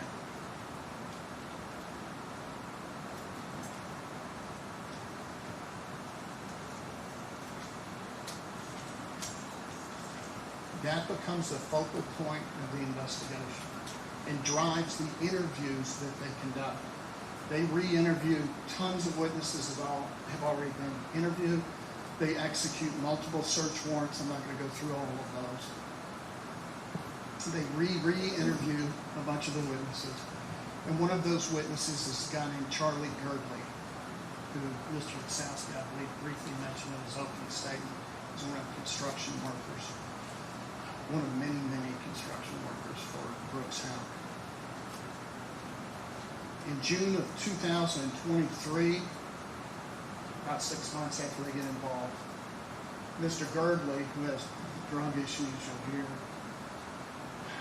was on the run for a warrant that he had outstanding for his arrest for, he'd been out for over a year for violating his felony probation. He'd been on the run. Kentucky State Police gets the U.S. Marshals to go arrest him. They do. The Marshals, instead of taking him to jail on his warrant, they bring him to these two investigators. Luckett and Harden are their names from KSP. They're newly appointed or newly working detectives. Charlie Girdley, and you'll hear, had previously given statements to John Snow in 2016, the FBI in 2021, denying any knowledge about any of this, and gave his version of what he was doing that night. He had a pre-party he was going to for the 4th of July. His daughter was driving him around. He got paid by Brooks on Friday, early afternoon, like he always did. Went to the party and didn't know anything about it. When they bring him into custody in June of 2023, you will see and hear a lot of the things that occurred. And we're going to ask that you pay particular attention to his testimony and to what occurs. This is the point in the investigation where you will see it switches from the approved, accepted police tactics that we demand to the dangerous tactics of manipulation, coercion, bullying. You'll see that they tell Mr. Girdley that he's involved in this crime, that he's involved up to his neck. They tell him that he helped move her car. They tell him the Lawsons are involved based on it. They say, we know who wanted it done.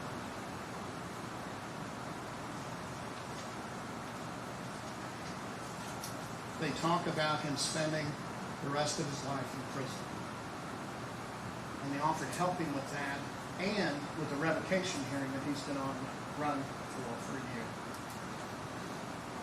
And at some point in that interview, Charlie Girdley begins to give statements about what he says Brooks' Houck's involvement in this is, and we'll hear those. And when you pay attention to those statements, you will see it's not hard. They are completely inconsistent, internally inconsistent with each other about what he says. He keeps changing his story throughout the 4.5-hour interview to try to appease the people that he's being interviewed with.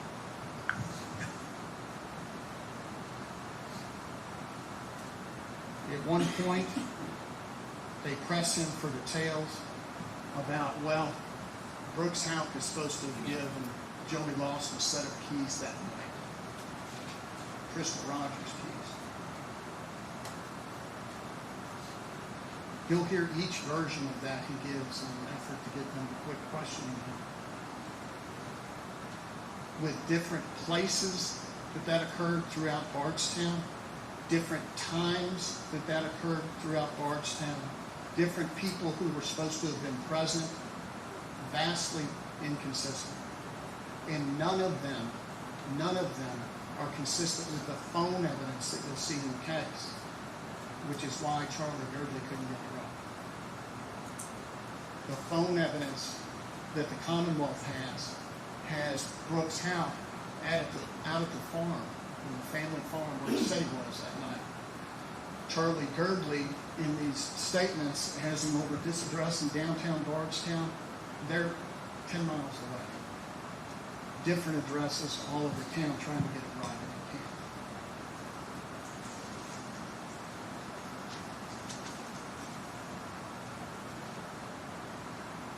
You'll hear from Heather Snellen. Mr. Wasowski mentioned her. I don't know if you mentioned her name, but he mentioned her testimony. And you'll hear all of the details later. But she was in a relationship with Steve Lawson at some point. She had been interviewed by the FBI in 2020. Indicates she had no information about Crystal Rogers or anything that may have happened to her. And you will see portions of her interview with the Kentucky State Police. And you'll see the desperation in their questioning of her. They tell her, this woman that they brought in, your life is pretty good. It can stay that way if you tell us what you know. Your life may be ruined if you don't come off of it. And that's her version about what happened. Your little boy is your life, she has the emphasis. He depends on you to hug him. And I can hear your little boy. He loves you. Enough little boys are without their moms. And you'll see her crying during the interview. And then she gives this version of the story, and this is in 2023. She gives this version of a conversation she said she overheard between Joey Lawson and Steve Lawson after that.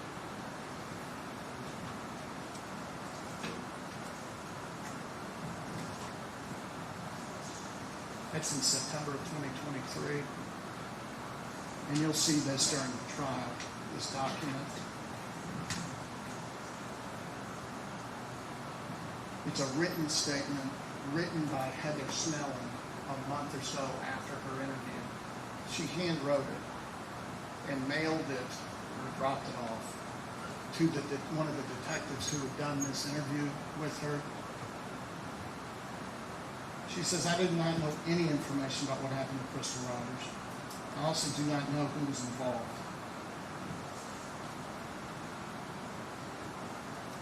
I hope that it is clear within my statement that I did not know anything. I tried to tell you all that and felt as if I was being pressured into saying things that are untruthful on my behalf. And this woman gave this to the police.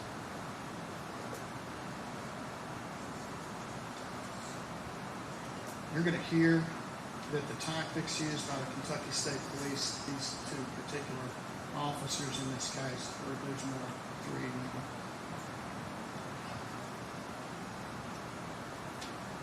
The tactics that they used in order to get statements that supported their theory.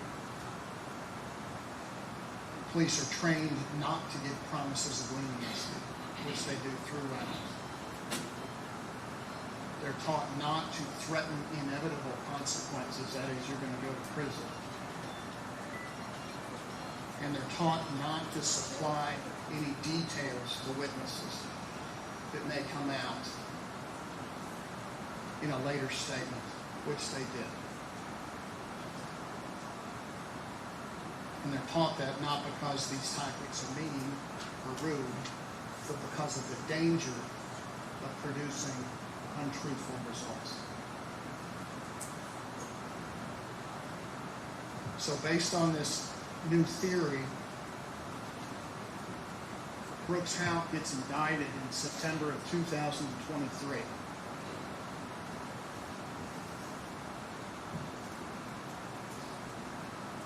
In December of 2023, 3 months after his indictment, there's another search conducted by the Kentucky State Police. They conduct a massive search out on Thompson Hill Road. And that's where Joey Lawson was staying at the time back in 2015. And you can go through the pictures. The FBI, the Kentucky State Police, brought in anthropologists, ton of manpower, convinced at this time that they have it solved. And they dig, and they excavate, and they search for 3 days. And nothing is found.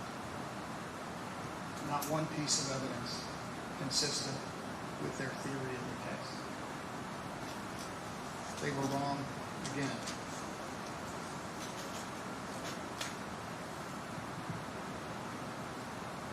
So, how did we get here with these individuals charged? As I indicated, the linchpin of their case, and Mr. Lasowski talked about this in his opening statement, this 1207 telephone call between Steve Lawson and Brooks Houck, or Steve calls Brooks, coupled with the fact that that vehicle, moves west, apparently down the Bluegrass Parkway is their theory. At the time, shortly after that telephone call.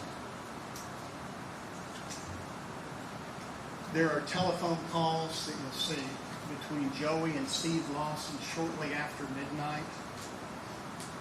And their theory becomes that Joey Lawson has gone to move that car and it got a flat.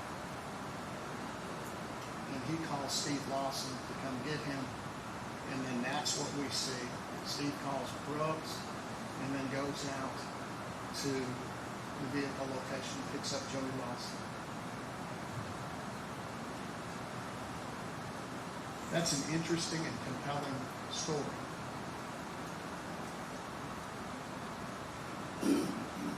The problem is that this driving theory, this linchpin of their case, is absolutely wrong.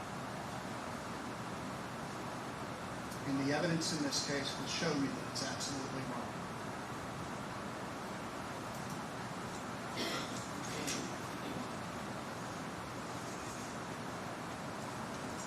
By way of background,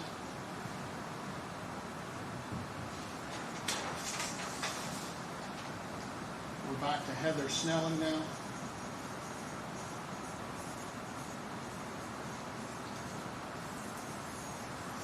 Here's how she initially came into play. Steve Lawson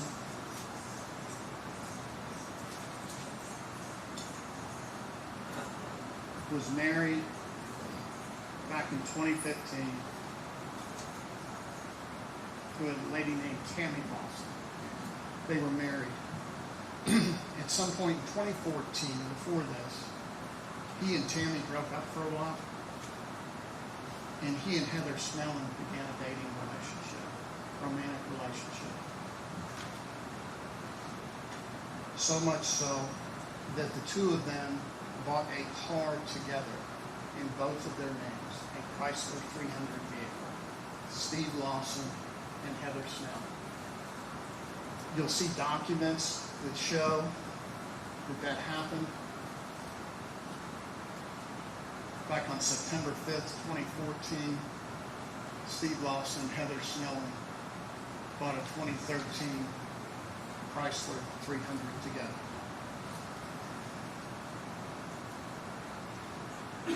Her testimony will be, we anticipate, based on the earlier statements, that on July the 3rd, okay, let me back up. After they bought this car together, they broke up, which was a problem because they both had keys, they both wanted the car. Steve went back with Tammy, and Heather Snelling gets with another guy, but they both got keys to the Chrysler 300 and they both want the car. So, ridiculous thing that was going on. It just is what it is. They financed this car from those documents you'll see from Capital One Financing. So in July of 2015, Joey and Steve Lawson have the car. Joey Lawson has been driving it. And on July 3rd of 2015, Heather Snelling works the second shift at a factory, and she gets sick. And she leaves work early for her shift. And what she'll indicate is that her boyfriend at the time, Thomas Jennings, a different guy, picks her up from work because she's sick and needs to go home. They stop at McDonald's on the way home, and then they drive by the 62 South Bar, which is a bar in Bardstown that lots of people went to, lots at the time. But they drive by the bar, and she sees the Chrysler 300 because it's parked out there in front of the bar, and she recognizes it. She has her boyfriend drop her off. She's got a key. She gets the car and takes it, and he follows her out where they hide the car so Steve and Joey can't come snatch it back from them at Thomas Jent's address where his relatives live, and they hide the car. This is what Heather Snelling has told everybody. That address is 7645 Boston Road in Bardstown. And exhibit 19.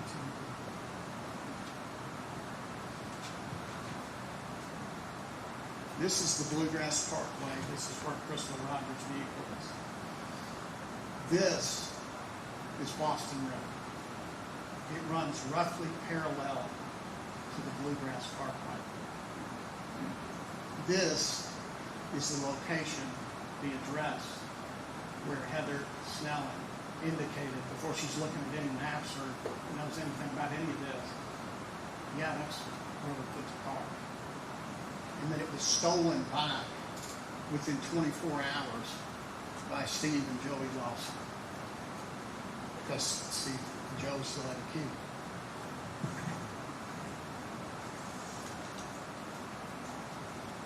As we said, trials are not about guesses or hunches or suspicions. They're about evidence.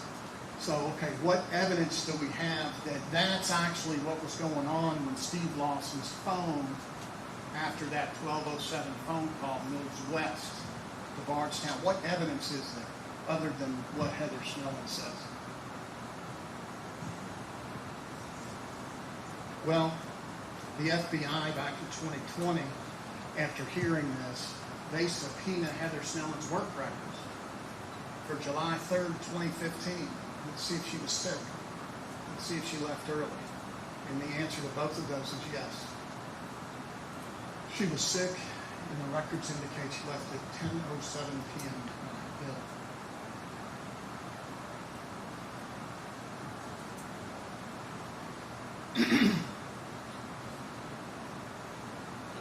Well, let's look at Steve Lawson's phone activity. What was he doing on his phone? At 11:50 p.m., should be exhibit 19A, Steve Lawson makes a telephone call. And that telephone call is to Capital One Finance. You'll see the phone records of the trial. And when you see that evidence, you'll need to ask yourself if that phone call is consistent with being in the middle of a murder conspiracy or calling Capital One to see if the car's been repossessed or what your rights are to take it back.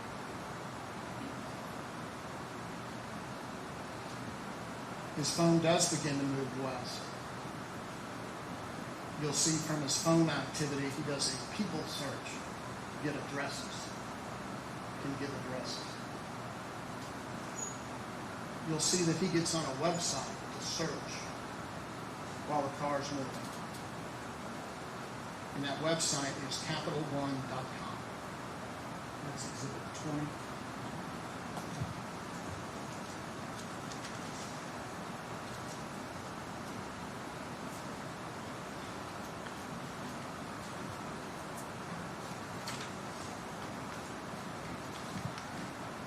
It begins to become clear that Steve Lawson was going down Boston Road to look for the Chrysler 300, and they either took it back that night or got it the next day that they were looking for it.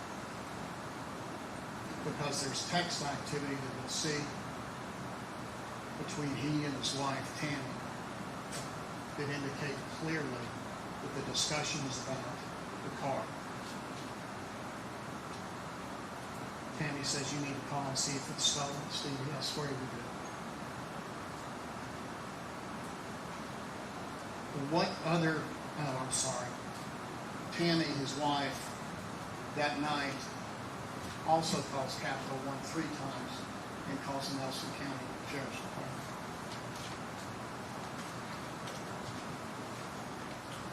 What other evidence is there? Well, you're going to hear a lot of evidence about phone records in this case, and there's essentially 2 different kinds that will be involved in this case. The first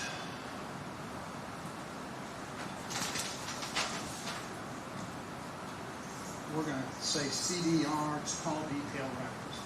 And these are records that are generated by the provider for your cell phone that provide location information of the cell towers that your phone hits when you use it. So when I pull out my cell phone and make a call, my phone will connect, or I send a text, or I do a data search. My phone has to connect through radio waves to the tower.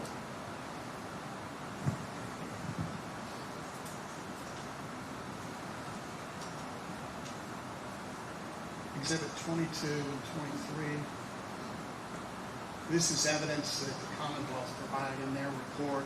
These are, and you'll see more about this later, but these are the cell tower locations in Bardstown as they existed in 2015. This is the Bluegrass Parkway. This is Boston Road here. This is closer up of the Bluegrass Parkway. There are cell towers that go all the way down the Bluegrass Parkway. This is Boston Road. There are no cell towers in Boston Road. Okay.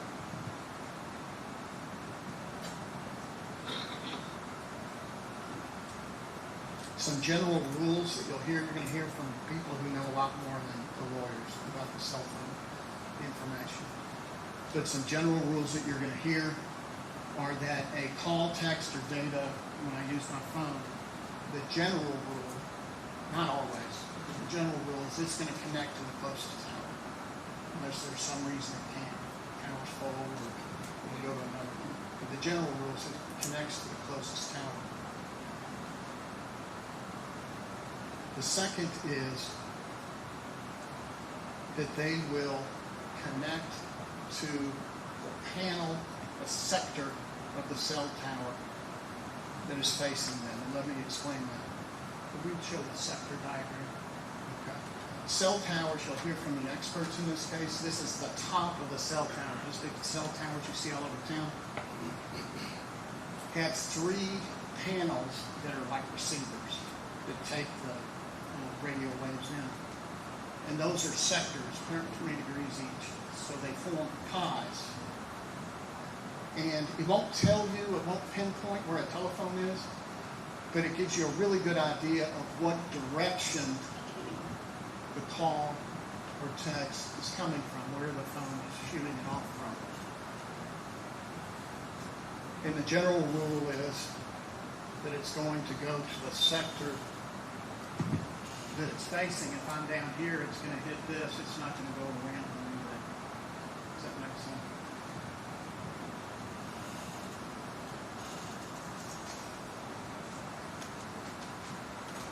Now, the police have a gentleman who's going to testify about cell phone who did their analysis in this case. And he generated some maps on the case to show the travel of Steve Lawson's phone as it moved west towards E-Town that night shortly after midnight. Could we show 25, please? This is from 12:18 a.m. to 12:25 a.m. Steve Lawson's telephone as it travels.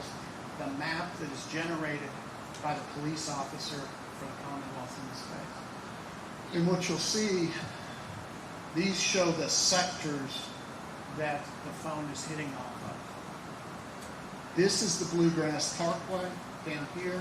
This is the vehicle location. What you'll see is, if you take a simplistic view and you just look at the cell tower it's hitting, it looks like, because of the placement of the cell towers, this car is going straight down the Bluegrass Parkway.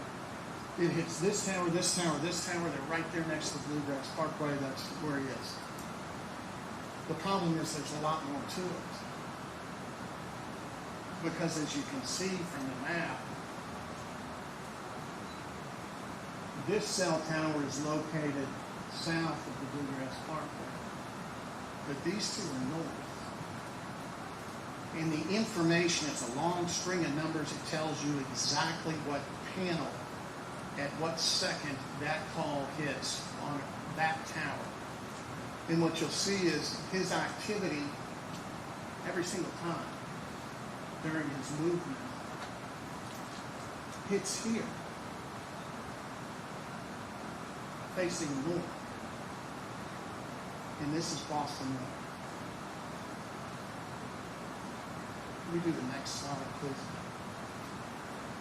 Their expert also did a map of the car. Remember, it travels back from mile marker 14 as well. Here it is from 12:25 a.m. through 12:31 a.m. moving this way, coming back to Bardstown, hitting north and north.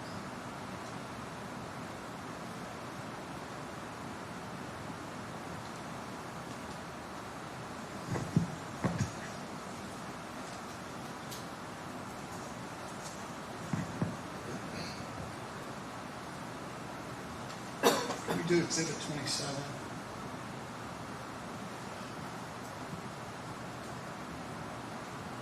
On this particular map,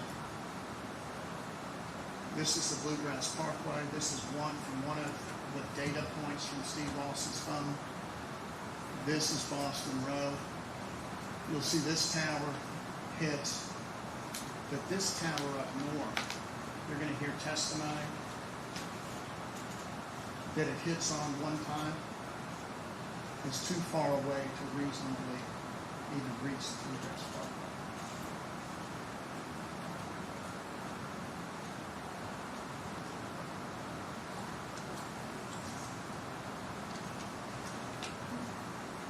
Now the second kind of cell phone data that you can hear about, I'm going to call it MELOS because that's the acronym that they use for AT&T network providers. It's network location data, and it's a little bit different from the CDR cell tower stuff that we talked about.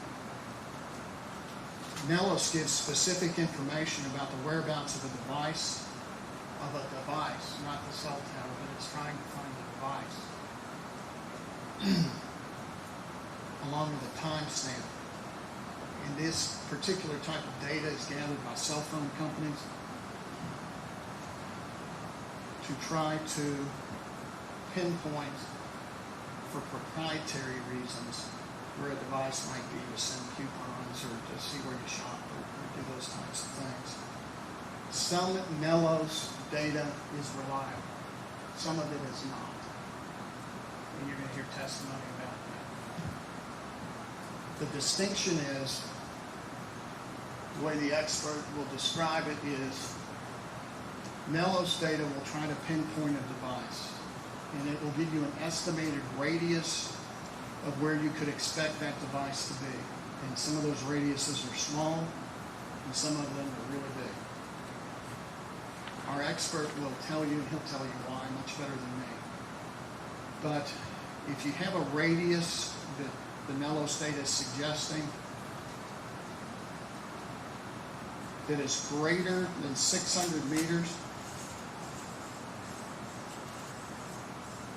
it's not reliable because it is just using one cell tower to gather that information. That's the simple explanation for it. If the radius is that MELOS information gives you is 600 meters or less,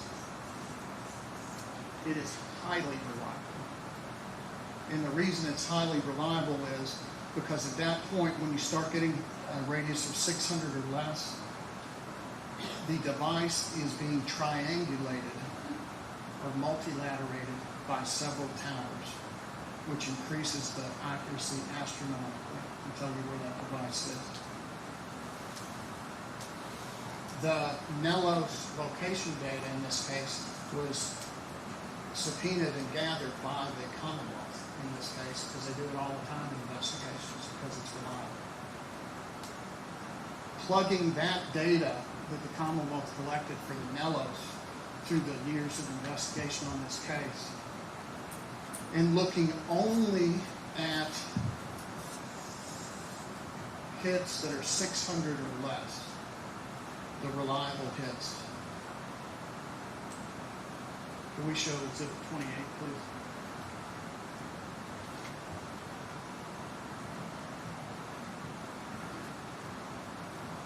This is Steve Lawson's phone. At 12:07, 12:07, and 12:08, 3 separate contacts. Hits. This is Boston Road. This is the Bluegrass Park down here. These two Nellos radiuses are 300 meters, and this one is 100 meters, and they're all right on top of Boston Road.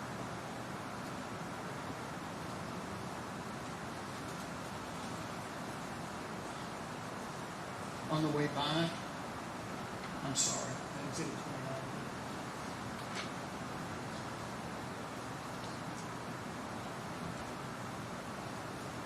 We have 2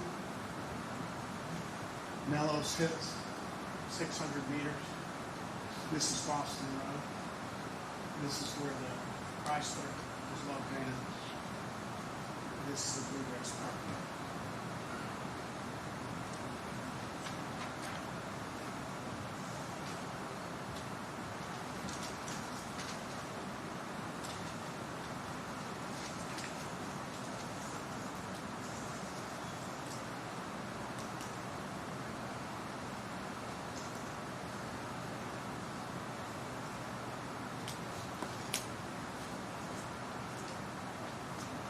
Ladies and gentlemen, the scientific evidence in this case is overwhelming. Mr. Wasowski mentioned something about witnesses talking about a car being there at 10:30 p.m. You're going to hear from, on the Bluegrass, you're going to hear from Detective Snow that he received literally thousands of tips in this case. People were seeing Crystal Rogers all over the country. They were seeing the car on the Bluegrass on Saturday, off the Bluegrass for Saturday. You can find any witness from that box of tips that remembers things a certain way. The scientific evidence in this case can't be changed. Mr. Wasowski asked you to use your God-given common sense in this case. We're going to beg you to use it. We absolutely agree and ask you to use your common sense in this case. Mr. Houck has been under indictment for approaching 2 years now, charged with this crime, as has Mr. Lawson. The most recent search, based on a different government theory in this case, happened 8 months ago. It's different than the one at Thompson Hill. Acting on information they again thought was reliable, the FBI searched 2 properties on Whiteside Road in Nelson County. They were formerly owned by the Houcks. They brought out tents, excavators, heavy equipment, incredible manpower, anthropologists, dozens of vehicles, agents, and deputy sheriffs, and they dug and dug, searched and searched for 3 days. And again, they didn't find it. They were wrong again. So as we sit here today, after 10 years now, every resource available to modern law enforcement, hundreds of thousands of man-hours and millions of dollars. Where the case stands today is that there is no sign of Crystal Rogers' body. There's no evidence of any kind of how she may have been killed. There's not one piece of physical evidence pointing to a crime scene in Nelson County or anywhere else. There's no murder weapon. There's not one eyewitness who would say they saw her armed or who may have harmed her. What they have is the very same knee-jerk suspicion that Brooks had that they had from the early days of this investigation. And what they've added is a former worker, a former girlfriend, who've given hopelessly inconsistent statements under shocking interrogation times. Their entire theory about how this happened in the early morning hours of July 4th is destroyed by one of the evidence. Ladies and gentlemen, trials are not about assumptions, guesses, speculation, or even rage. They can't be. They're about facts and evidence. We're going to ask that you look very closely at the evidence in this case. And we're convinced that if you do that, you're going to find Brooks Houck and Joy Lawson not guilty. Thank you very much, ma'am. Ladies and gentlemen, the jury, we're going to take another break now. We've been going a little bit here. The same admonitions are in place. Do not discuss this case among yourselves. Do not let anybody discuss this case with you. If anybody attempts to discuss this case with you, I need you to immediately report that to me. Do not make up your mind until you've heard all the evidence, received the instructions from the court, and all the jury will consider what your fellow jurors have to say about the case. We'll take a 15-minute break. You may go with the vote.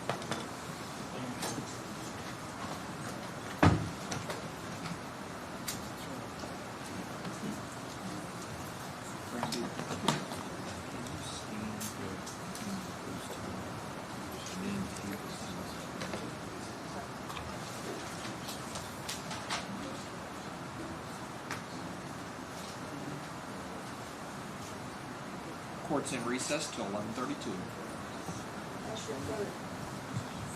There we go.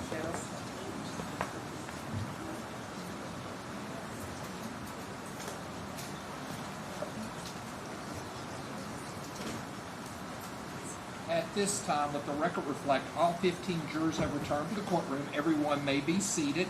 Counsel waive the call. Yes. Yes. Mr. Boyd, do you wish to give an opening or reserve your opening? Your Honor, this time we would reserve our opening for Mr. Lawson for the Commonwealth case in chief. Very good. All right, this Commonwealth Ray calls first witness. Oh, we have a punch real quick. You may.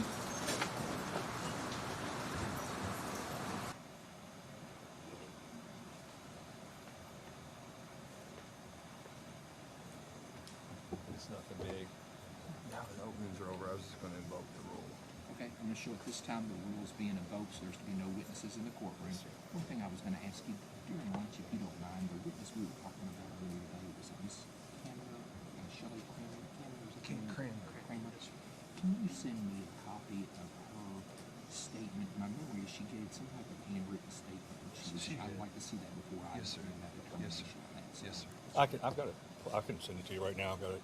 I just printed it. I can't multitask. You can send it to me during lunch. So. I'll I'll get it. Well, then I won't. I'll keep doing what I'm doing. Nothing. Appreciate it.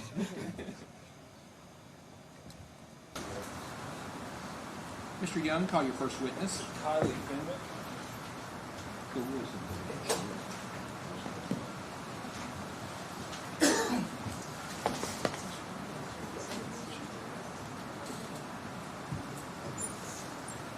If you come forward, please.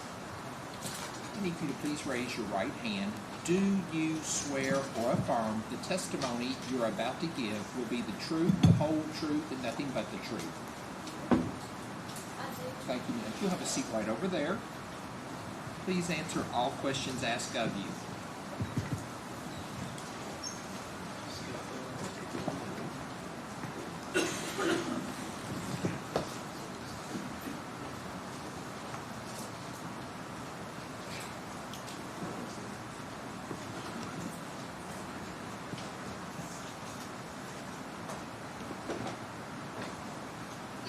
Morning, Kylie. Go ahead and introduce yourself, ladies and gentlemen, jury, please. I'm Kylie Fenwick. I'm 24 years old, and Crystal Rogers is my mom. Okay. And how old were you in July of 2015? 14. 14. All right. And tell me about your family. All right. Like brothers and sisters.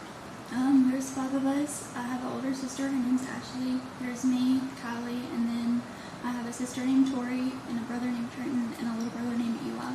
Okay, so there's 5 of them. Is that correct? Yes. And Eli, is that the father of Eli? Is that Brooks Houck? Yes. Okay. And are you familiar with Brooks Houck? Yes. All right. Are you familiar with Joseph Lawson? No. Okay. And so you were 14 in 2015. Is that correct? Yes. Okay. Back in 2015. Tell me about your relationship with your mom back in 2015. We were really close. I got really close with my mom at the end. She was like my best friend, and I was always with her. All right. And tell me a little bit about your mom, some stuff your mom liked to do, or stuff you all did together. We always went to Manuel Martin's house and played Aggravation. It's a board game, and we played Face 10. All right. And your mom disappeared in 2015. Is that correct? In Yes. July. Yes. All right. And who, after she disappeared, who did you live with? My Manuel Sherry, my mom's mom. Okay. And did the rest of the kids live with her as well? Yes, except for Eli. Okay. And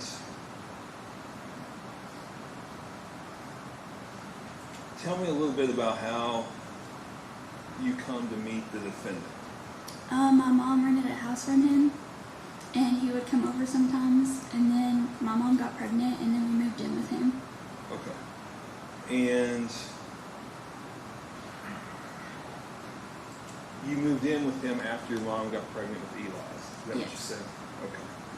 And tell me about when you first moved in with the defendant. It was good. He was nice. He taught me how to deal cards. He even talked about adopting me and changing my name to Kylie Houck. Okay. And was that special to you? Yeah, I never had a father figure before, and I thought, oh, okay, this is somebody that's actually going to step up to the plate. And was that before Eli was born? Yes. Okay, tell me about after Eli was born. When Eli was born, it got rough at home. It wasn't easy. There was a lot of changes.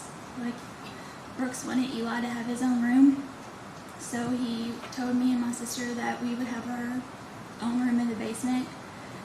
It wasn't finished, so he was going to finish it for us, and that's every girl's dream, is to have an unfinished huge bedroom. He never finished it. I was laying in bed one night, and I had woken up, and there were centipedes crawling on the wall, so I no longer wanted to sleep down there.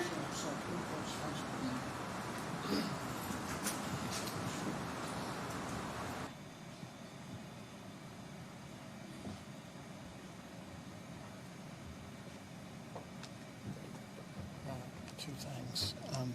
First, we're going to object to this answer. It certainly isn't probative of anything and is highly prejudicial. I don't know what relevance this has, but I mean, the first part is certainly relevant. But secondly, in reviewing this witness's statements, I mean, she said a number of things that would be 404 bad acts, issues with the other children, and bad behavior by Brooks. We're going to object to any of that coming in. I'll move on. What I'll do is, what I'll do is I'm just going to say that so things got deteriorated, and then I'll just move on. Perfect. Is that okay? Yes, sir.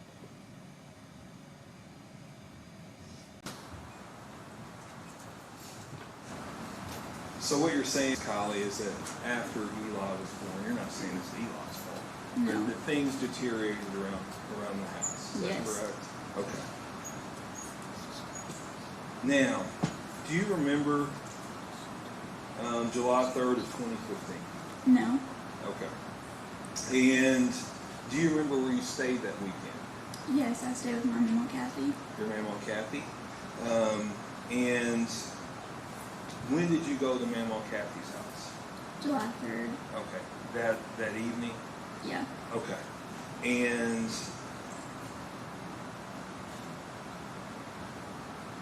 do you remember what your mom and the defendant were going to do that evening?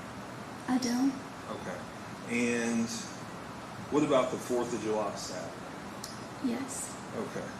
And do you remember that day? I do. Okay. Were you still at your grandma Kathy's? Yes. Okay. And did you try to get a hold of your mom? Yes. How? I called her and she didn't answer. Okay.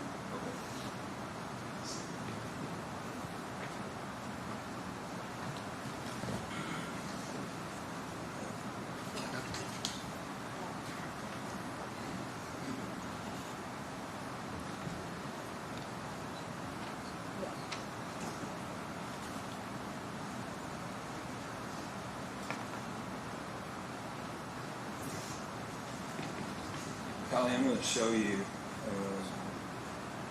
some text messages. I don't want you to read them out loud or anything. I just want you to look to them at yourself, okay?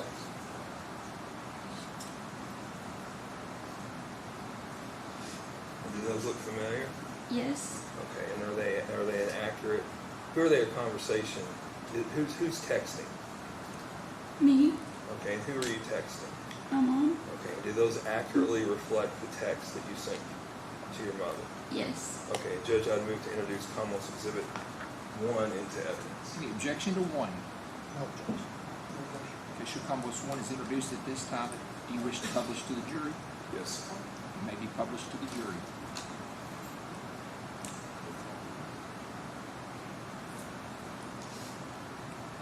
Now, I'm going to show you this.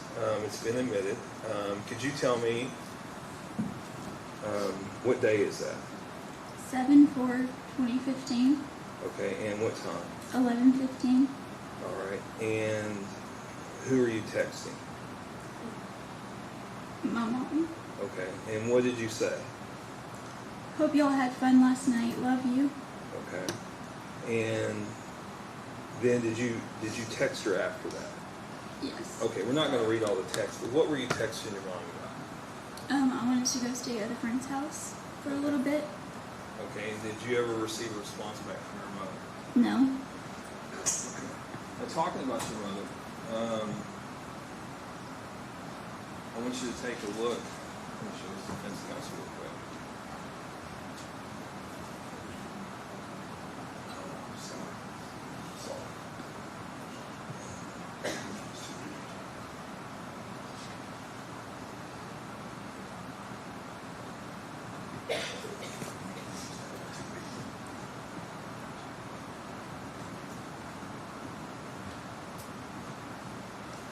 I'm going to mark these as Commonwealth Exhibit 2 and 3.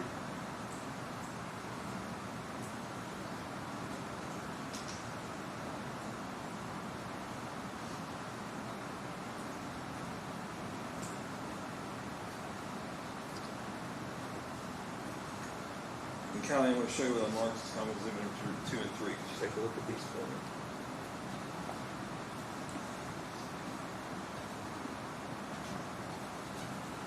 And what are those? The first one's my mom, and the second one's my mom and Eli. Okay, and do they fairly and accurately represent the way you remember your mom? Yes. Okay, Judge, I move to introduce Commonwealth Exhibit 2 and 3. Any objection? Okay, sure. 2 and 3 are introduced at this time.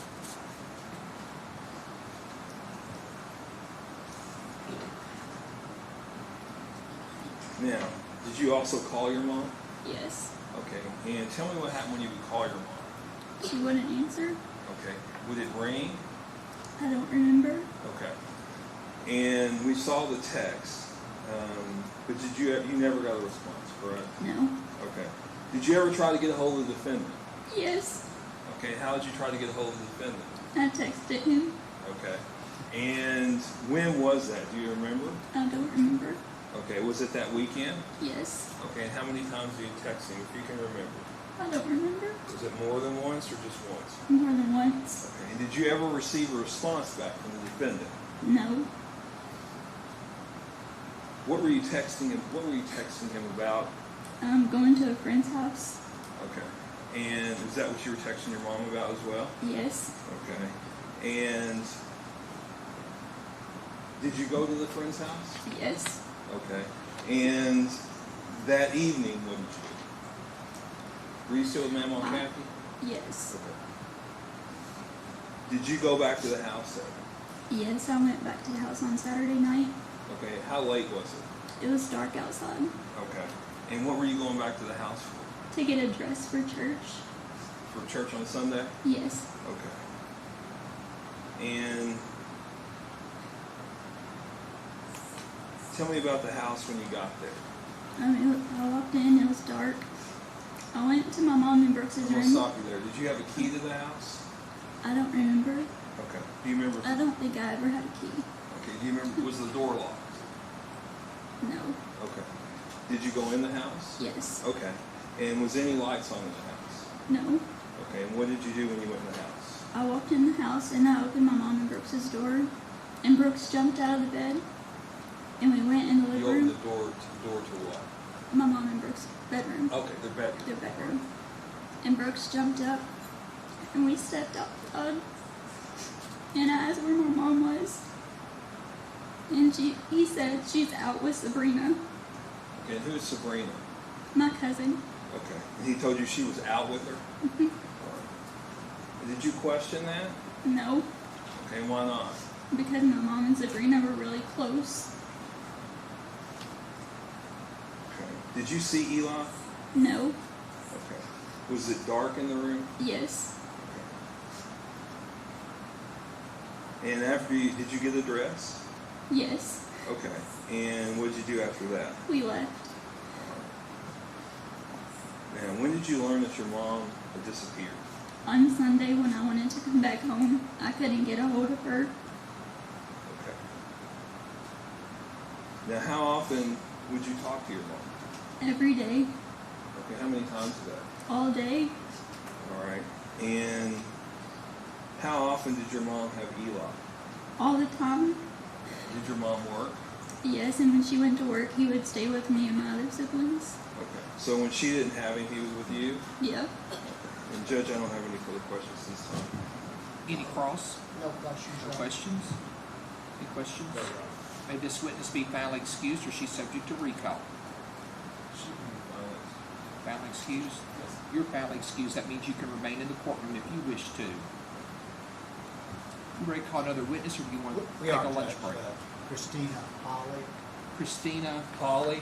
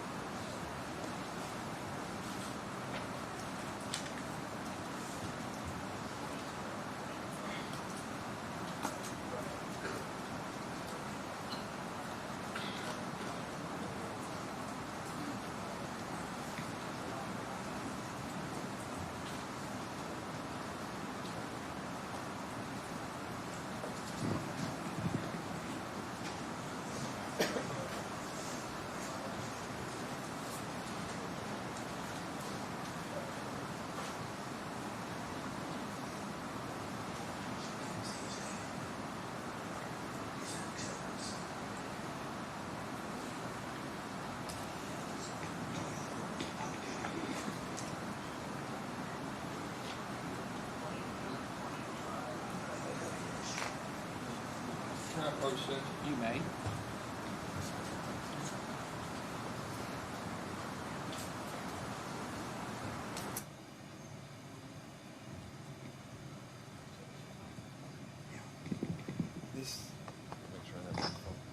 This witness has some medical issues. She has a feeding tube, and she had to step out to flush out the tube. So, if that's okay, I It's think. fine. My stomach's still on Eastern time, folks. But you are. Yes. Why don't we go ahead and take a break? What time do you want to call me back? Just give them flat 1 o'clock. Whatever the court thinks. 1 o'clock's fine. Okay. Brandon? Ladies and gentlemen, the jury, what we're going to do is go ahead and take a lunch break at this point. The same admonitions are going to be in place. Do not discuss this case among yourselves. Do not let anybody discuss this case with you. If anybody tries to discuss this case with you, you need to immediately report that information to me. You're not to make up your mind about the case until you've heard all the evidence, and received the instructions from the court, and you've gone to the jury room to consider what the fellow jurors have to say about the case. Again, nobody's doing any research. Please don't read any media reports or watch any media reports about this case. We're going to be back at 1 o'clock, so we'll be back in the jury room at 1 o'clock to help you get on the backside of the building, okay?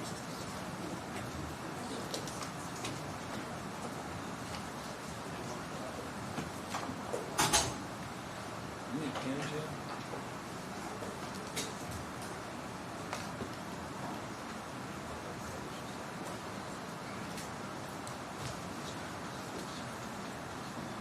Court's in recess till 1 o'clock.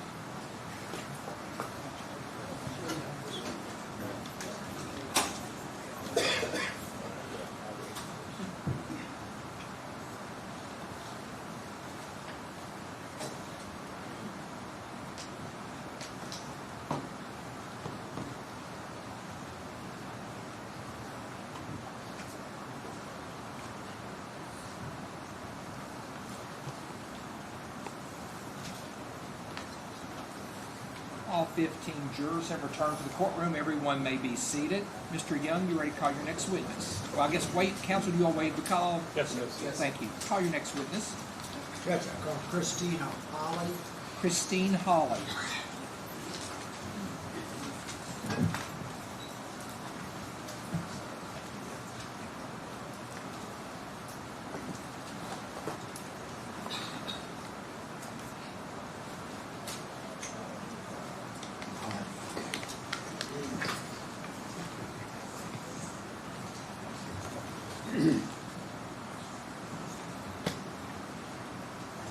If you could raise your right hand for me, that's good right there.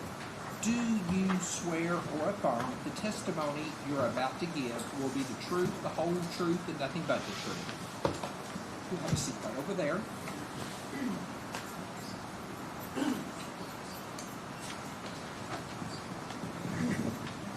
Mr. Wasowski, proceed when you're ready. Thank you, Judge.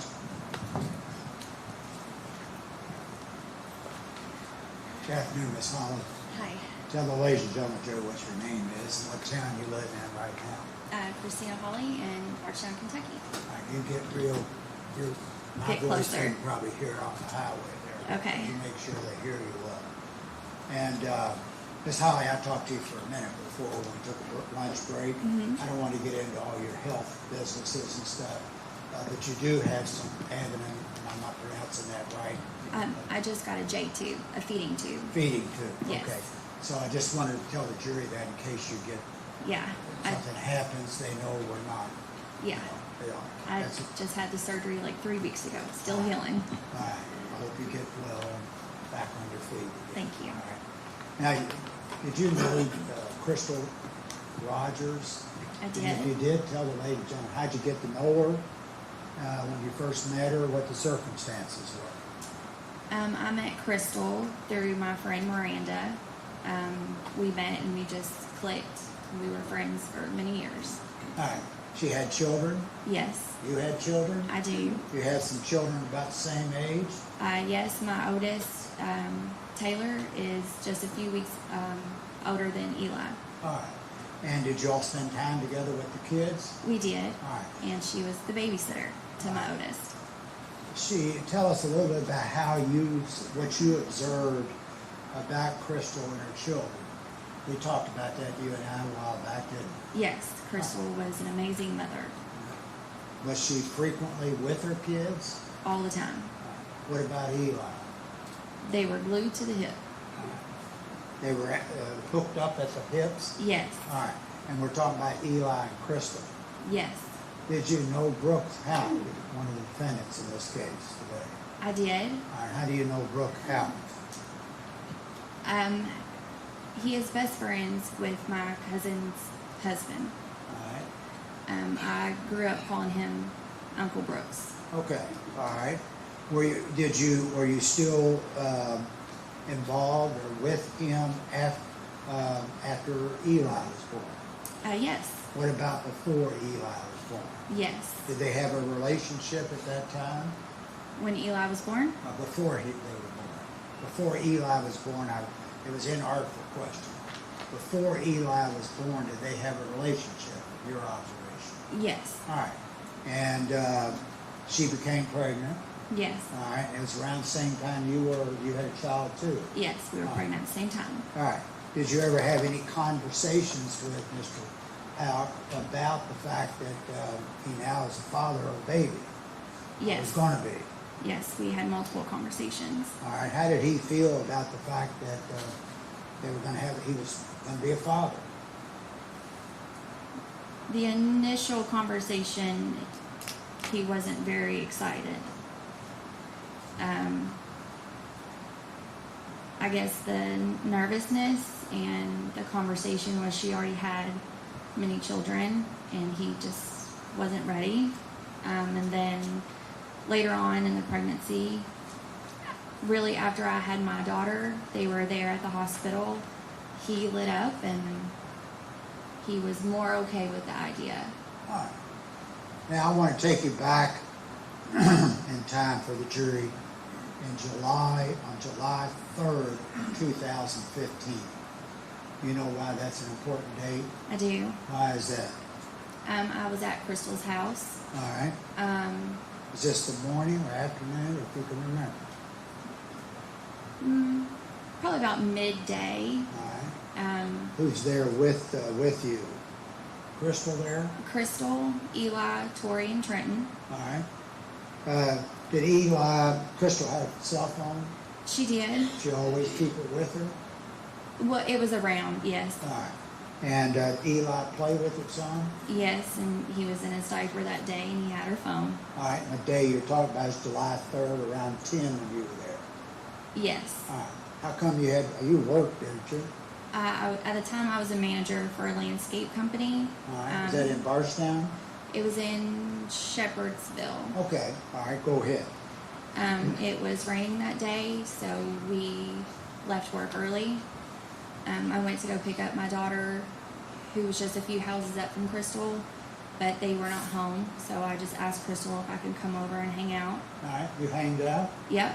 Is that something you all did frequently with one another? Yes. Okay. So it wasn't anything unusual? No. But it was raining like heck that day? Maybe not raining like heck, but it was raining on and off. It started with a sprinkle and then enough to where we couldn't mow. All right. How long did you stay at Crystal's that morning on July the 3rd of 2015? Maybe 2 hours. All right. Now later, let's move forward a little bit. You had contact with her about maybe getting together for some pizza or something of that sort? Yes. You know what I'm talking about? I do. All right. Tell the jury what you're talking about there. What I'm talking about, rather. We had talked about going to Mr. Gaddy's. I was going to take my daughter, and then she was going to bring her kids, but she had told me that they were going to be kid-free, and I had said, so y'all are going to have sexy time. She said yes, and then we discussed on that Sunday to go to Chuck E. Cheese instead. Okay. All right. So let me go back over and make sure we're talking. The she told you, the she you're talking about is Crystal. Yes. All right. And you and your children were going to go and have a little Gaddy's? Yes. All right. And you asked her if she wanted to tag along. Yes. And what did she say? She said no, that they were going to be kid-free that night. Uh-huh. And then I said, so y'all are going to have sexy time. All right. And she said yes. All right. So when you said that, did you understood what she was talking about was she and Brooks would be together that kind of a romantic get together? Yes. And that's why you said, I hope you have a sexy time. Yes. Now actually, you and I have been talking, it was actually text, wasn't it? Yes, it was. All right. Let me show this to the other attorneys for a moment.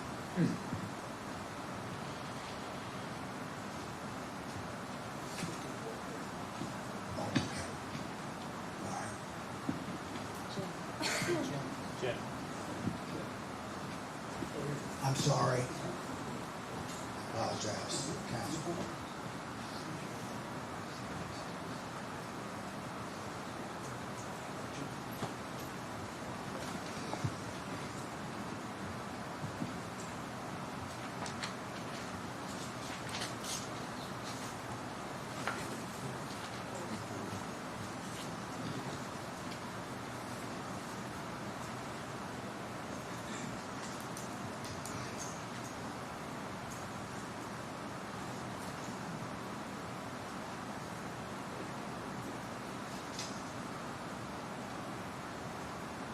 Now, Ms. Hall, I want you to take a look at that.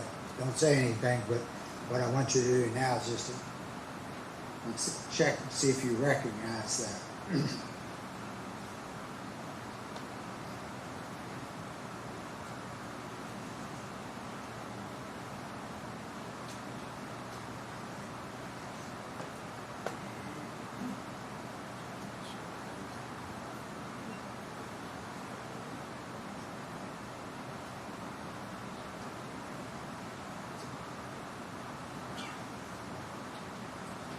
You recognize those Oh, I'm texts? sorry. Yes.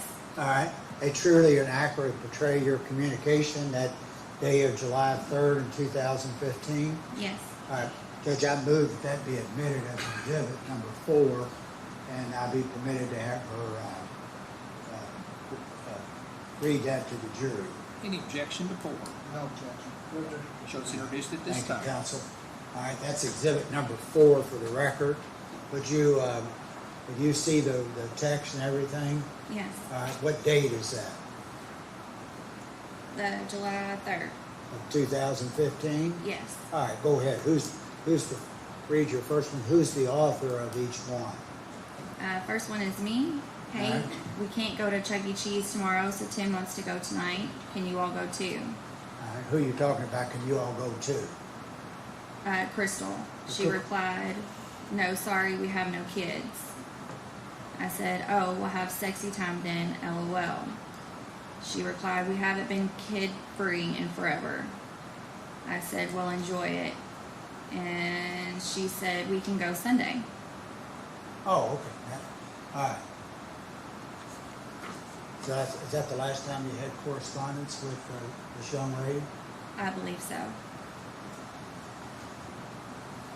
Now, just a couple more questions.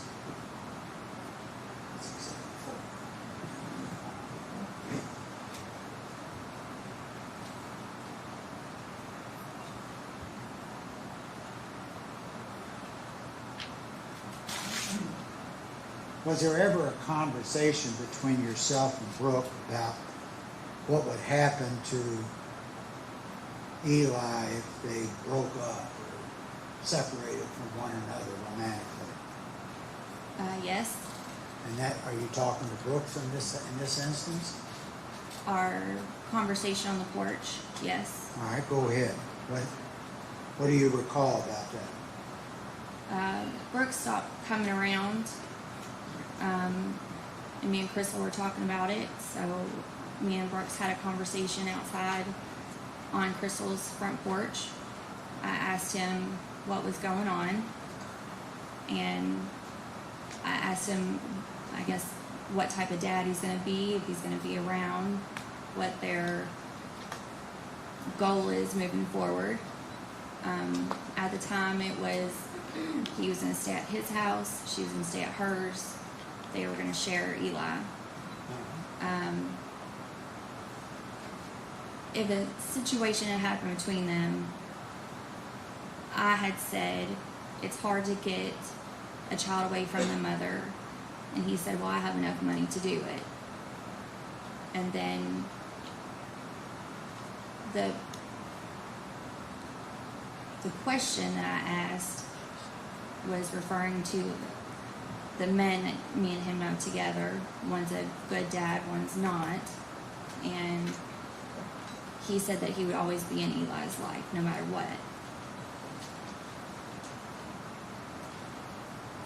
Was he concerned that there might be something happening there between him and Crystal that would affect his relationship with Eli? Excuse me, Mr. Assessor, before you take stuff. Okay.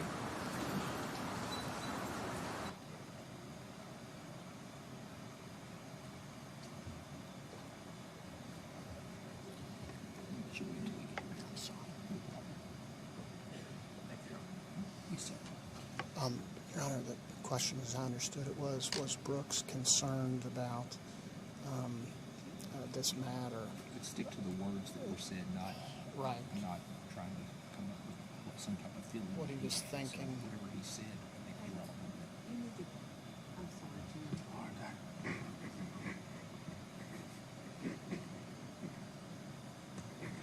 I got it. Yeah, I mean, I got his answer. I'll strike that, move on.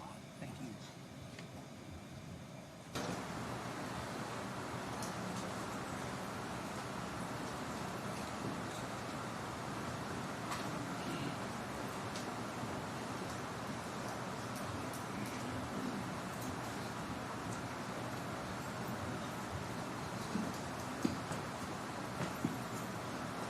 If you recall, Ms. Holly, approximately when did this conversation occur? It was before Eli was born. Oh, okay, all right. And did you have, let me strike that, let me phrase it another way.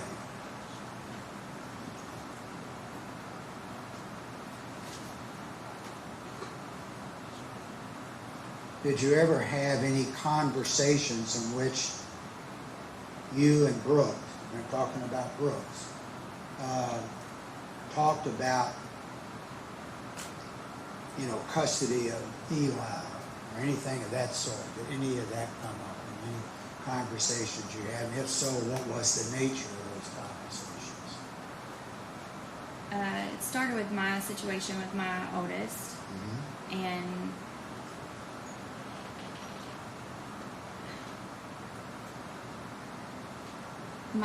my situation led into that conversation, and it's hard to take a child away from the mother, and the response was he had enough money to do so. Was there any time that you're with Brooks, okay, and in which he made remarks that were derogatory about Crystal in some fashion?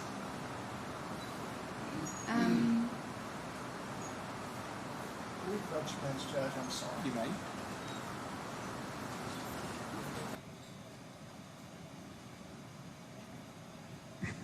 Yeah.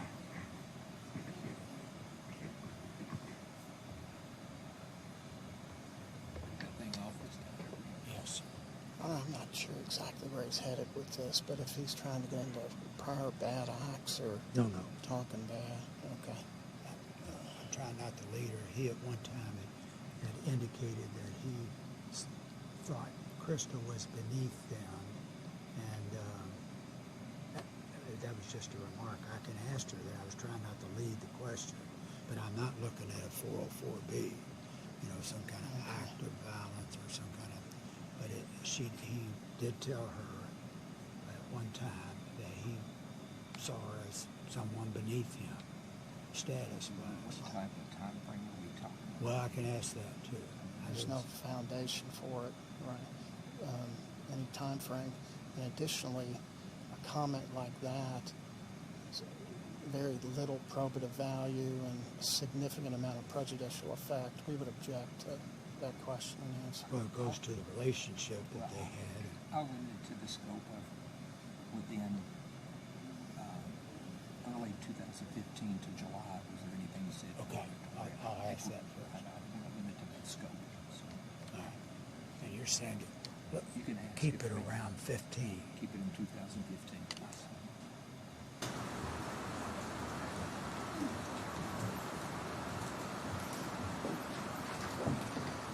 And in my questions, I think some extent, and I apologize. I want to focus on 2015, okay? Okay. Was there any conversations that you and Brooks had in which he expressed something derogatory about Crystal? And This is back, only if this is sometime in 15, up to when she disappeared, that such a conversation occurred. you don't know, that's the answer. then. Well, then I guess I Okay. don't know. All right, no, that's the answer. Let me look at my other stuff here.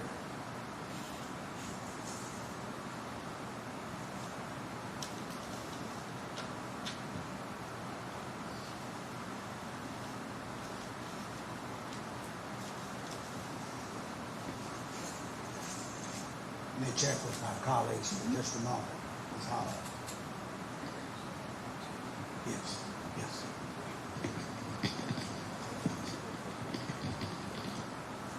All right, this one.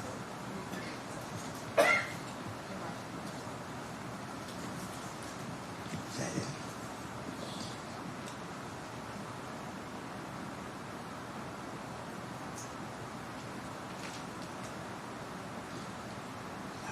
Yes.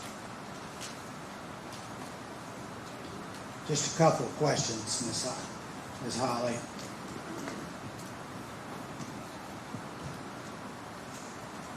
In the time that you were around after Eli was born, did you see Brooks out in public taking care of Eli? No.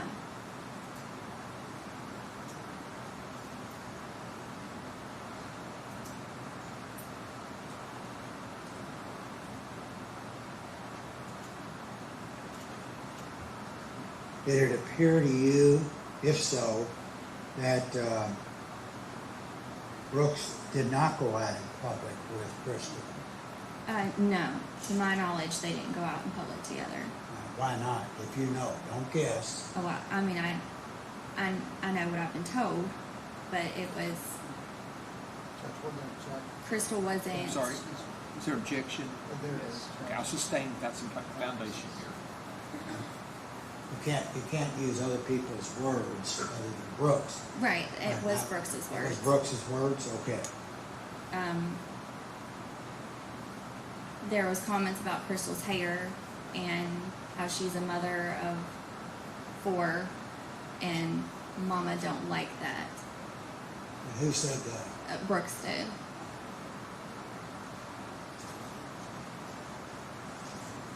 Let me check with my colleagues just for a moment, okay?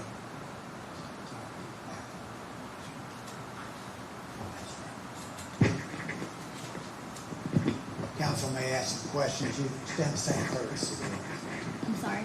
The counsel for Mr. Brooks and Mr. Lawson may have some questions of you. Just extend the same courtesy. Any cross?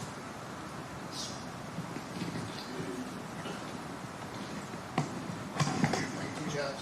Good afternoon, Ms. Holly. I just have a few questions for you. I apologize in advance. Some of these are maybe a little bit embarrassing for you. You gave a couple of statements to law enforcement through the course of this investigation. Is that right? Yes. Okay. I've got that back in on July 8th of 2015, you talked to the Nelson County Sheriff's Department, John Snow, correct? And on June 24th, 2019, you talked to the FBI. Do you remember that? Yes. Okay. Those statements were recorded, and I'm going to ask you some questions about your statements to them. Okay. On July 3rd, 2015, in the afternoon, you went to Crystal's house as you testified, correct? Yes. All right. You spoke with her there. You knew she had plans at that time, but nothing about her being kid-free while you were there visiting her, correct?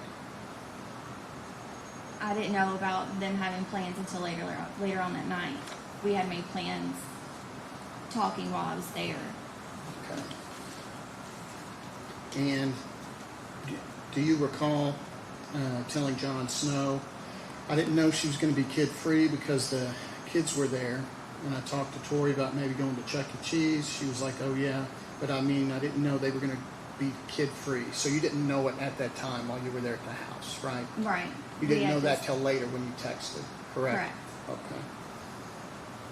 Okay. And you texted her from Gail's driveway later on your way to Chuck E. Cheese about 5:30, is that right? Mr. Gaddy's, yes. I'm sorry, okay. That's when you got the kid-free response, correct? Yes. Now, in the time prior to this, Crystal had not been taking your calls quite as frequently. Is that correct? Correct. Okay. And as you described it to the investigators, you told them that when you called, she would hit the FU button on her phone and not answer, right? Yes. And you talked to her about that. I told her every time I call you, you hit the FU button, right? Yes. And the reason for that, as you told the FBI, was that you had a problem with pills. Is that right? It was recreational. Yes. She was upset with me. Okay. Recreational use, is that what you're saying? Yes. Okay. What you indicated to the FBI was I was doing pills, I was off doing my own thing. We didn't really talk as much as we had been. Do you remember telling the FBI that? Yes. Okay. Remember telling the FBI that you hadn't been talking to her, it wasn't an everyday thing like it had been. They say, why was that? You say, I was on pills, I was being stupid. You remember Yes. that? Okay. Crystal knew that you were having problems, and she told you, in your words, to straighten your ass up. Is that correct? Yes, she did. Now, on July 3rd, the day that you went by her house, that you testified to, you were driving around her neighborhood, correct? I was going to get my daughter in the same neighborhood. Yes. Okay. And what you indicated to the FBI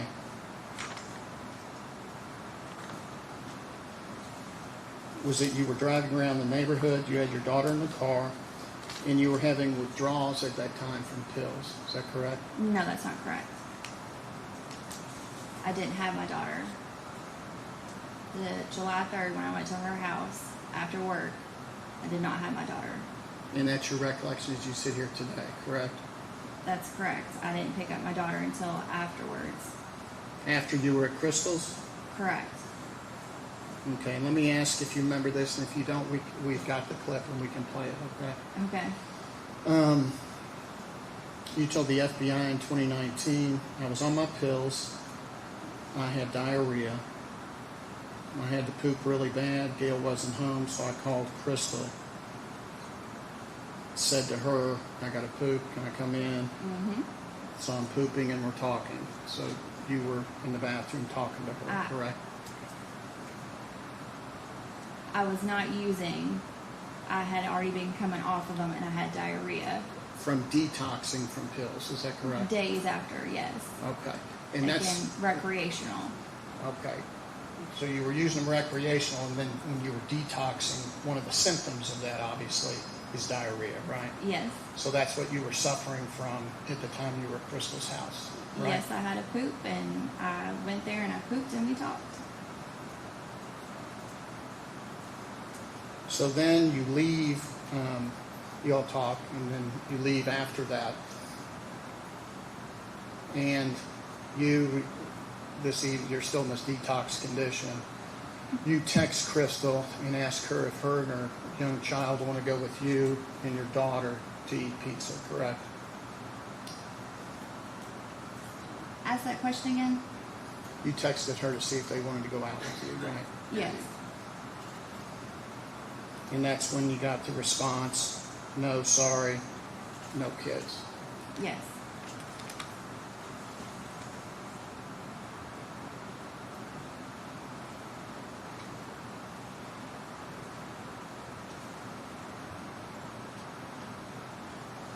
And before Eli was born, as you testified just a minute ago on direct, you had a conversation with Brooks. He said he planned on always being in Eli's life, even if they split up, correct? Yes. Okay, that's all I have. Thank you very much. Mm-hmm. Mr. Boyd, No, we have no questions. That's all. any redirect? No, sir. Any questions from any jurors of this witness? May this witness be foully excused. Yes, sir. You're foully excused. You can remain or leave, whatever you wish to do, okay? Call your next witness. Amanda Greenwell. Amanda Greenwell.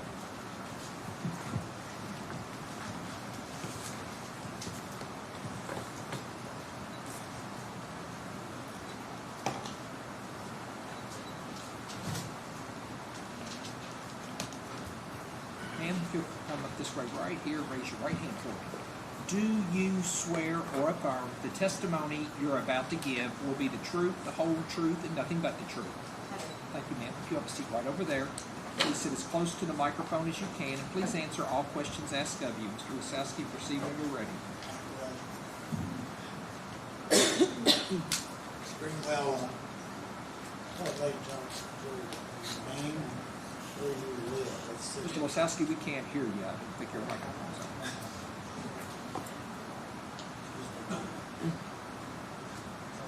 No problem.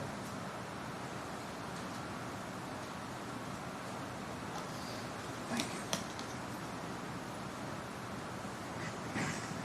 you. Let me get that question back again so we can all hear it. Could you tell them your name, please, and what town you live in? Amanda Greenwell, Bardstown, Kentucky. Were you acquainted with Crystal Rogers? Yes, she has kin to me. So how, tell the ladies and gentlemen, jury, your relationship with Miss Rogers. How did you all meet? What kind of relationship do you have? She is my second cousin, both on my mom's side and my dad's side. All right. And did you all at times share the same housing? Did you, were there children involved? Kind of explain some of that to the jury. Yes, there was times that we lived together. I stayed with her multiple times at multiple locations, and then she stayed with me as well at one of my residences. Did you help with did she have children when you were with Crystal Rogers in those years? Yes. All right. Did you babysit? Did you take responsibility for some of those children as well? Yes. All right. Was Eli a part of that family as well? No, I never babysat Eli. All right. Did you get any communication, contact, or anything with Eli? No, I mean, it was very brief. All right. I've seen him maybe 2 or 3 times. All right. Now I want to take you to July the 3rd of 2015. And were you in Walgreens at that time? No. Walmart. Walmart. I'm sorry. Excuse me. All right. Who was with you? Me, 2 of my daughters, and my mom. All right. And did you all run into Crystal? Yes. All right. Did you have some talking time with her? Yes. Okay. Twice, actually. All right. And you have a child that's going to be birthday in August of that year? Yes, her first birthday. All right. Did you have a conversation with Crystal about this birthday that's coming up in a little less than a month? Yes. Tell the jury what we're talking about. She was going to help me plan the birthday party. We picked a theme, and she was going to help me make decorations and basically clothes for the party. All right. And did she make clothes? Yes, she had made Molly dresses, 3 dresses prior to. And Molly is the young lady we're talking about. His birthday's coming up in August? Yes. Okay. She had some, I'm not pronouncing it right, embroidery equipment? Yes. All right. Did she use that at times to provide your daughter with some clothing? Yes. Okay. All right. And was she planning on doing so in a few weeks when your daughter's birthday showed up in August, right? Yes, sir. All right. Now, in the course of that time, you are in it's Walmart. Yes. All right. So you're in Walmart, and you are talking. Now, did she get some phone calls? Yes. All right. And did she tell you from those phone calls there was a plan? Yeah, she had told me the plan prior to the phone calls. All right. Tell me what we're talking about. I'd asked her what her weekend plans were because it was a holiday weekend. She had told me that night her and Brooks was going on a surprise date night. She didn't know what it was or where they was going, but she was, surprised, but she was excited about it. All right. What was her demeanor? I think you just said. How did you sense talking with her, how she reacted to this opportunity? She was very excited. All right.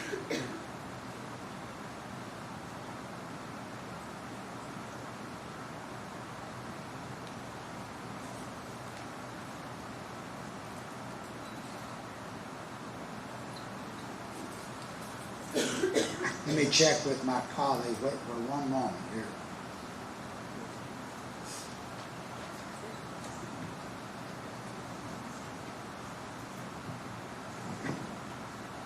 Do you remember that Friday the 3rd, what the weather was like there in Bardstown? It was raining. Most of the day, part of it? Yes, Yes, meaning what? most of the day. All right.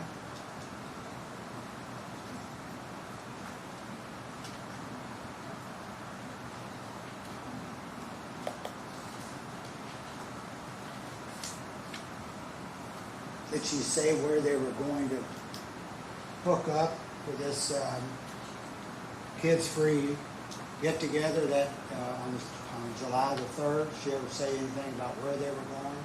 No, not What pertaining. restaurant, anything like that? No, not pertaining to the date. No.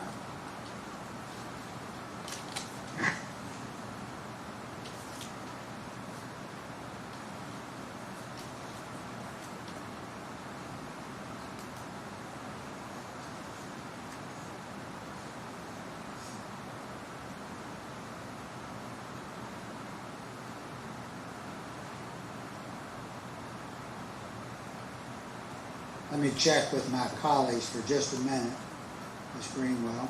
Bear with me just a second, see if they have some questions. Yep.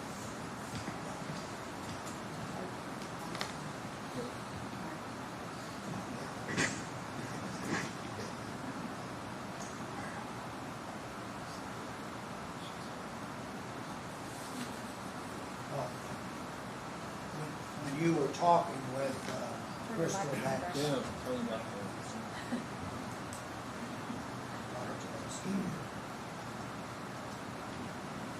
Let me start the question over again so everybody can hear it. Did she, when you were talking about having this romantic get-together and she was excited about it, did she indicate who was going to take care of Eli? No, she never stated who. Never came up? No. Okay.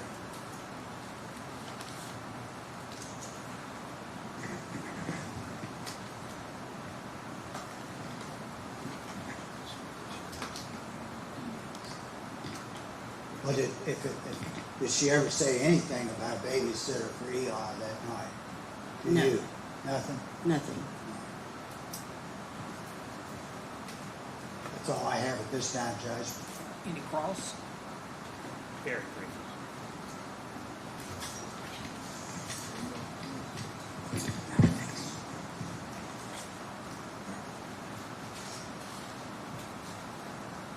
Hi, good afternoon, Ms. Greenwell. Hello. Very few questions. So when you saw Miss Rogers on 4:30, 5 o'clock on July 3rd, is that correct, ma'am? No, the time was not correct. What time was it? It's afternoon, correct? It was, I would say, between 3 and 3:30. And you're there with your mother and you see her, correct? When I first seen her, I was not with my mom. My mom was in a different section of the store the first time. And she advised you that she had a date with Brooks, correct? Yes.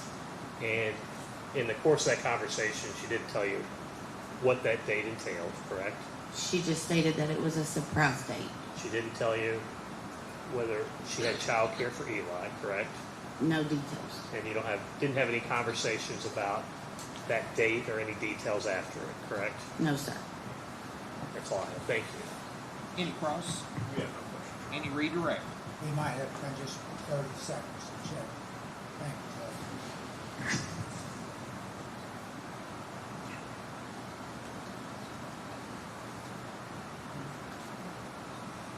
That's all I have, Judge. Thank you. Any questions from any jurors? May this witness be validly excused or is she subject to recall? Yes, sir. Valid excused? Excused. Valid excused? Yes, sir. You're valid excused. You may go or remain, whatever you wish to do. Thank you. Thank ma'am. you. Call your next witness. John Snow. John Snow. Yes.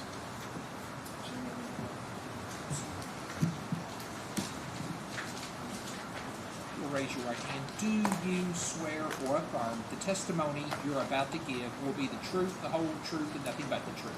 Yes, ma'am. Thank you. If you have a seat right over there. please sit as close to the microphone as you can, and please answer all questions asked of you.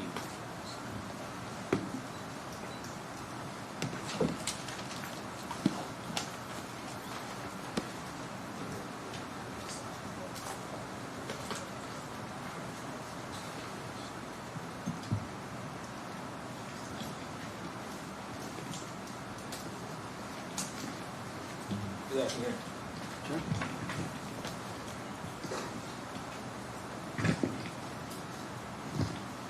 Would you please introduce yourself to those gentlemen of the jury? Sir, my name is Jonathan Snow. All right, and currently, where are you employed? Currently I work for the Bullitt County Sheriff's Department Okay, and how long have you worked there? since December of last year. Okay, and do you currently reside in the Nelson County area? Yes, I still reside in the Chaplain area of Nelson County. All right, let's talk about previous law enforcement experience. Have you been, prior to working at Bullitt County Sheriff's Office, have you worked at other police departments? Yes, I started my career with the city of Taylorsville way back in 1997. Worked there for a couple of years. Worked a short stint at Bardstown City Police Department, and went to work for the Nelson County Sheriff's Department in, I believe it was July of 2000. Worked there for about 5 years, and then I went to work for the Louisville Metro Police Department. Worked there for 2 years and went back to Nelson County, where I retired from. Okay, and let's talk a little bit about Nelson County. Describe to the ladies and gentlemen of the jury just kind of the makeup of Nelson County as it relates to the population. Sure. So we had, in 2015, we had just over 40,000 people, I think. They're about between 40 and 45,000. I don't remember exactly, but Bardstown is the center, the capital of Nelson County, if you will, the biggest city. And then we have three other incorporated cities. City of Bloomfield, which I live close by, City of New Haven, and the City of Fairfield, and then we have a couple of unincorporated townships. Okay, so it's a pretty, for the most part, it's a pretty rural community. Correct. Okay, and it's A lot of agricultural ground. all right, and it's substantially smaller than the county we're in right now. Yes. Okay. Let's talk about the sheriff's office. Could you describe the makeup back in 2015, not currently, but in 2015, the makeup of how large was the sheriff's office? So I think we had right at 20 sworn officers at that time. Might have been just shy of that. We had mostly patrol deputies. At that time, we had 2 detectives, myself and another detective, and the command staff would be sworn. So we may have been up to maybe like 21, 22 sworn, counting the command staff. And then we had some office staff, maybe 3 or 4 office staff at that time. So the detective section made up of 2 people? Correct. Okay, and how long were you a detective? I was doing full-time detective work since 2009, I think.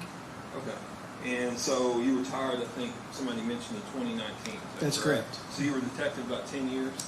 Yes, minus a short time as a captain in the interim when we lost a captain. I filled in for that position for a while.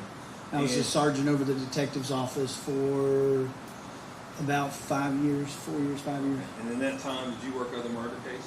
Yes. Okay, did you work violent offenses? Yes. Okay, did you just, basically, as a detective, you're in charge of investigating cases, is that correct? Yes. So in Nelson County, as in a lot of rural counties, we don't have specific detectives. We have what's called general investigations.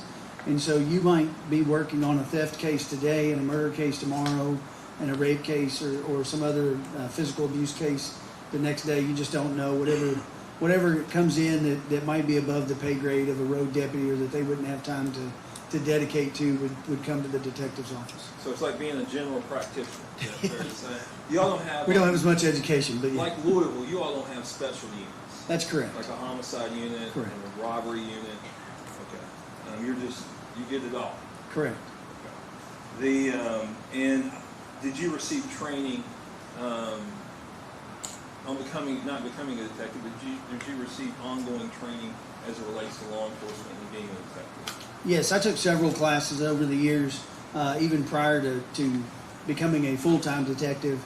I would work a lot of the cases for the county before we had an investigation section. And so I took a lot of cases relating to rape, sexual assault, investigation, homicide investigation, interrogation, those kinds of things. Okay. I'm gonna go over and get my exhibits real quick. Sure.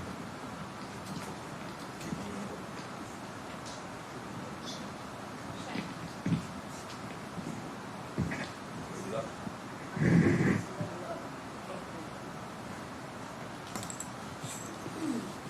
It's not much different from being home. So I want to talk about July 5th of 2015. Okay, Do you remember that day? I do. Okay. Was that on a weekend? It was. Okay. And do you all have on-call detectives? We do.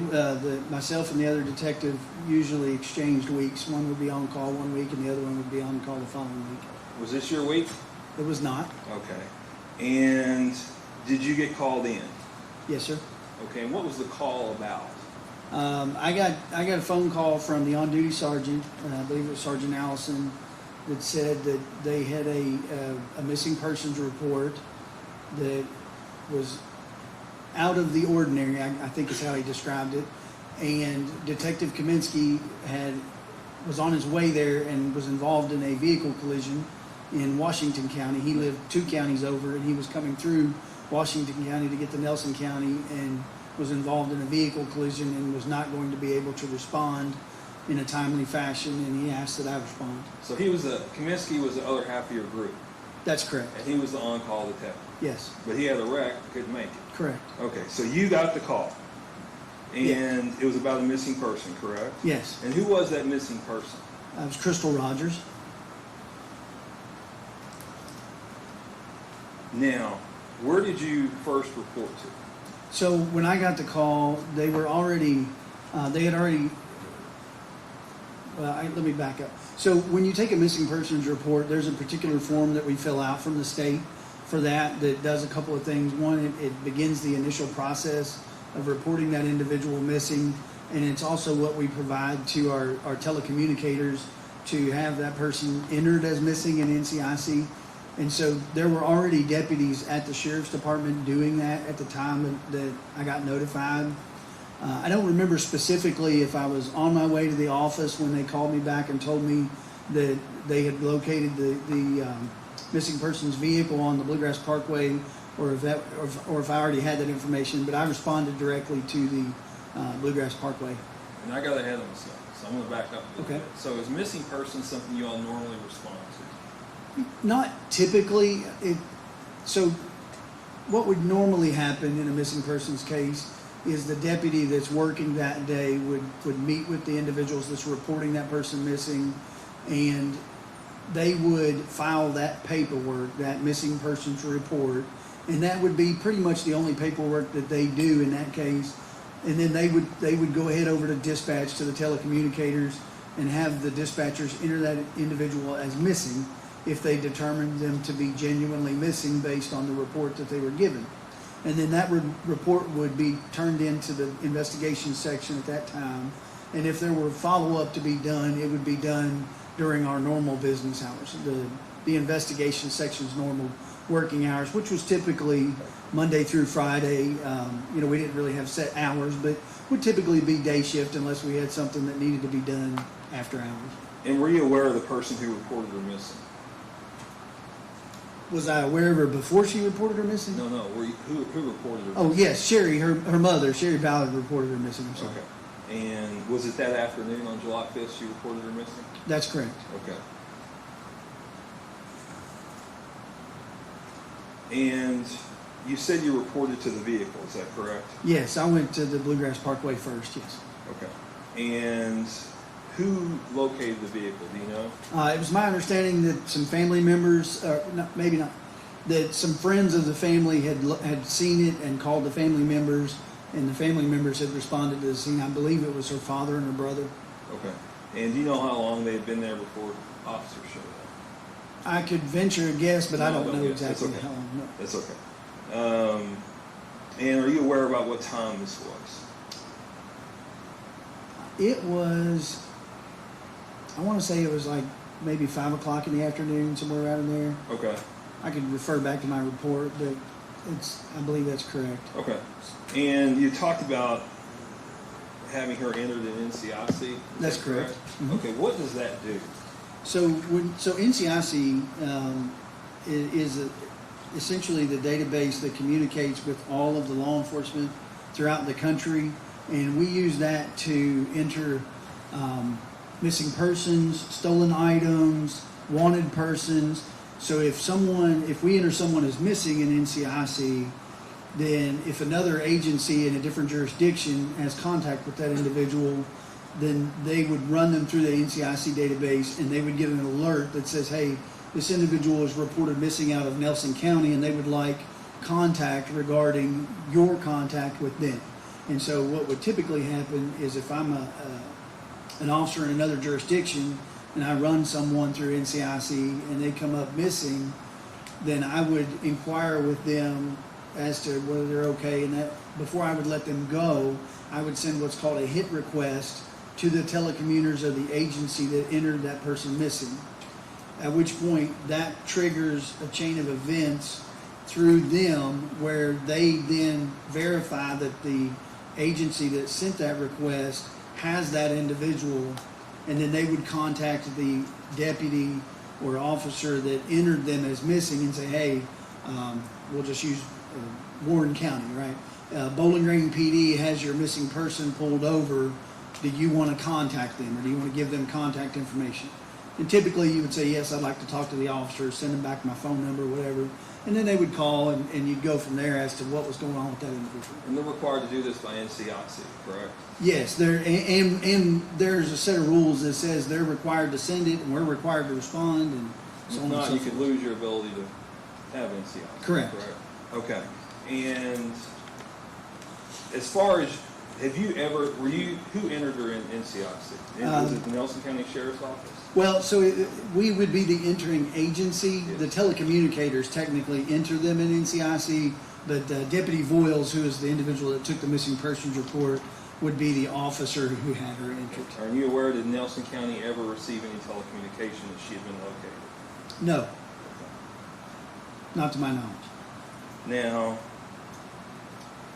the car you said was located on the Bluegrass Parkway, correct? Yes, sir. Okay, where was it on the Bluegrass Parkway? It was just west of the 14-mile marker, I believe. Okay, and I know we saw a picture in opening. I'm going to try to use Elmo. We can use Elmo here.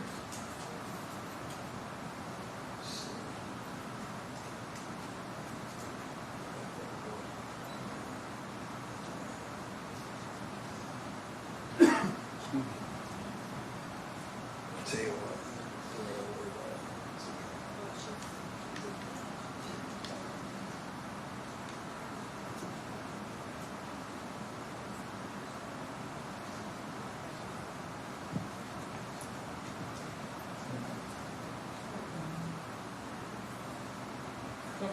okay.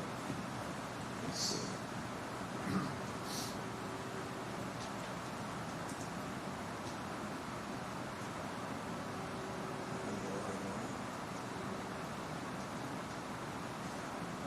I can't see it. Got a corner of it. Oh, here we go. Okay, I'm better now.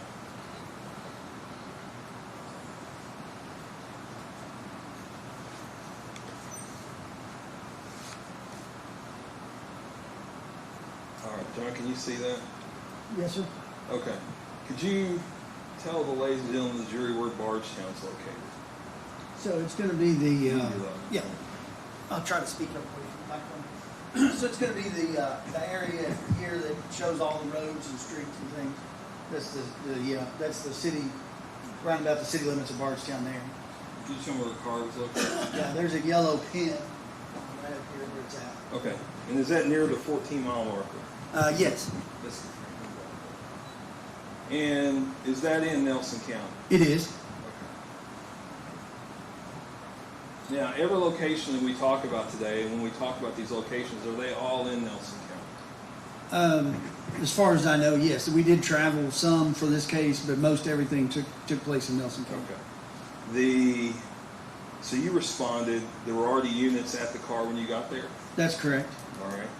And was the family allowed to be around the vehicle at that Sergeant Allison had said that they had approached the vehicle prior to their arrival, but that I want to say it was Tommy Ballard that had told them to move away from it, and when they got there, they had put some distance between them and the vehicle. Okay. And had any of the family members touched the vehicle? Yes, I believe her brother, Casey Ballard, had touched it. Okay, from the exterior? Yes. Okay, had anybody, to your knowledge, been in the vehicle? No. All right. Now, was when you got there, what did you notice about the car? Well, it had a flat tire. That was the first thing from looking at it. So when you approach the vehicle from Bardstown, you would be approaching it from the rear. And so when you pull up and you walk up behind it, you notice that one of the tires is flat. There's a black mark that leads off of the travel portion of the road onto the shoulder where the vehicle was parked. So it appeared that the tire had gone flat while they were driving, while the vehicle was in motion. When I got up to the vehicle, there was a purse, a cell phone in the passenger seat, as well as the keys were in the ignition. I'm going to stop you there. Sure. So you have a report of a missing person, correct? Yeah. Okay, and do you know this to be her vehicle? I believe it was verified prior to my arrival, yes. Okay. And the purse and cell phones located in the vehicle, correct? Correct. Does that set off, what are you thinking as a detective at this point? Well, as somebody who's been married for a very long time, I rarely ever see my wife go anywhere without her purse and her cell phone. And so it was, at that point, it was a bit concerning to see what we believed at the time and confirmed later to be the purse and the cell phone of the missing persons in her vehicle rather than with her wherever it was that she was at. Okay. Now, can you describe the cleanliness of the vehicle? It wasn't clean. There was a lot of debris and things in it.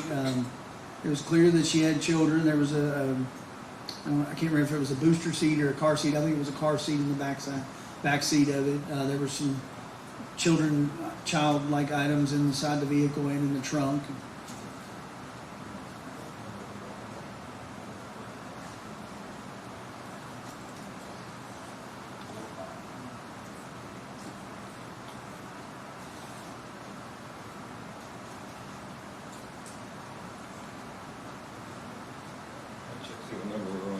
I'm going to show you what I'm marking as, and previously been shown to the defense counsel.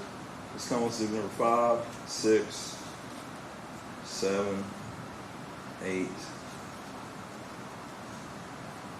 9, 10, 11.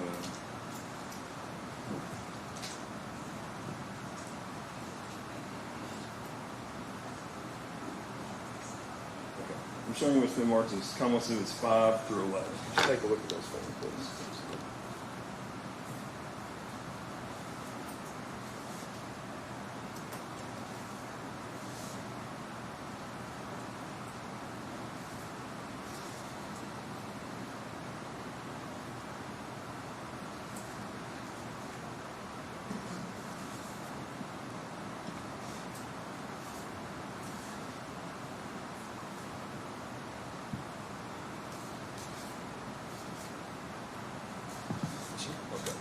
And could you tell me what those pictures are?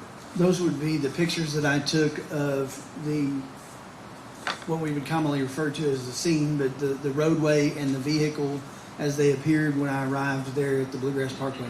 Okay, I'm going to show you what's marked as Commonwealth Exhibit number 6, okay? Yes, sir. And in that, could you describe that picture? Sure. It's the maroon Chevy car that belonged to Crystal Rogers. It's I took a picture of it from a distance back so that you could see the mark that leads up to the vehicle. And as you're looking at the back of the vehicle, the right rear tire is flat, be the passenger side rear tire.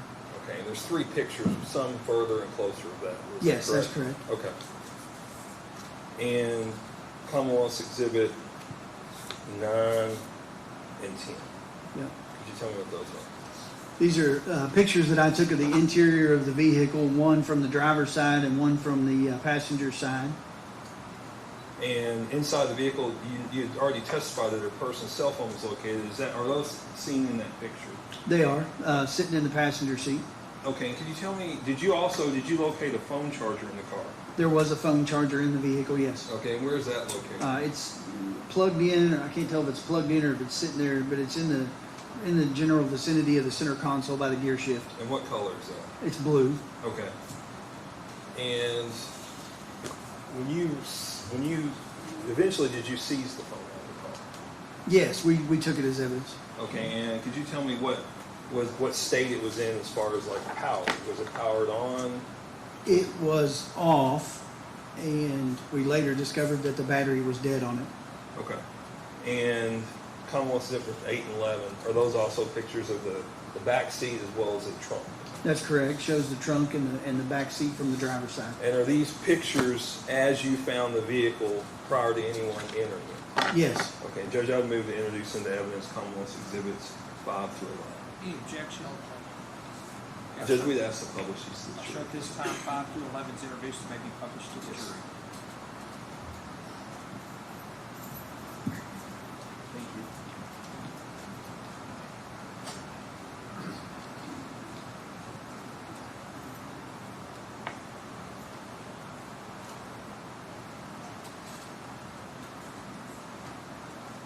Now, you said it had a flat tire, correct? Yes, sir. Okay, did you learn anything that would give you any indication on why the tire was flat? Yes, sir. We at one point we turned that tire over to the FBI, and after they did some examination of it, they determined that there was a piece of metal stuck in it that caused it to go flat. All right, and based on your investigation, did you learn that this was a new thing, or had there been problems with the tire before? No, it was my understanding that she had been adding air to that tire for some time. Okay, so this wasn't she picked up a piece of metal on the bluegrass and the tire went flat? It didn't seem to be, no. Now, what did you all do with the vehicle?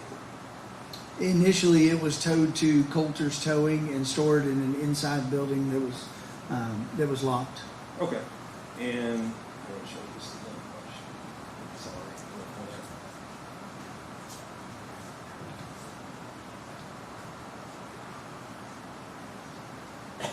I'm going to show you what's marked as Commonwealth Exhibit number 12.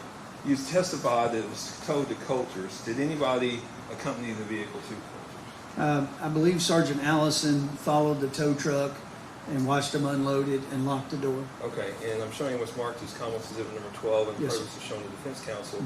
Could you tell me what that is? That is Crystal Rogers' car inside of a building next to a gray pickup truck. Okay, Judge, I moved to introduce, and does this fairly accurately represent the vehicle as it is in the towing? Yes.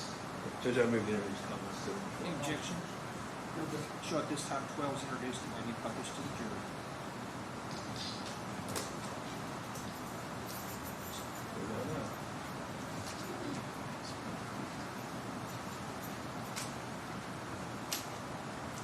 Now, was that vehicle sealed while it was there?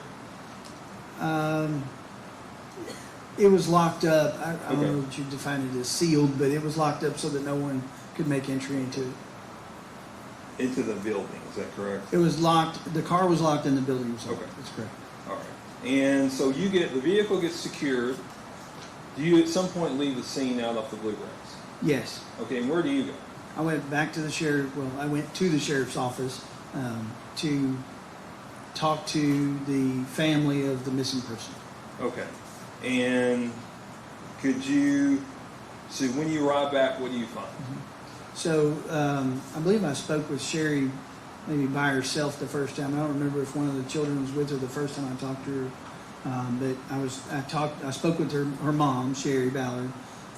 She was pretty upset, giving me a lot of details about what had gone on over the weekend, that she couldn't get a hold of Crystal, that she had checked with Crystal's boyfriend and he didn't know where she was, and she just was very adamant that this was very unusual. Now, based on your knowledge at this point, Sorry, I was trying to get you. no, you're good.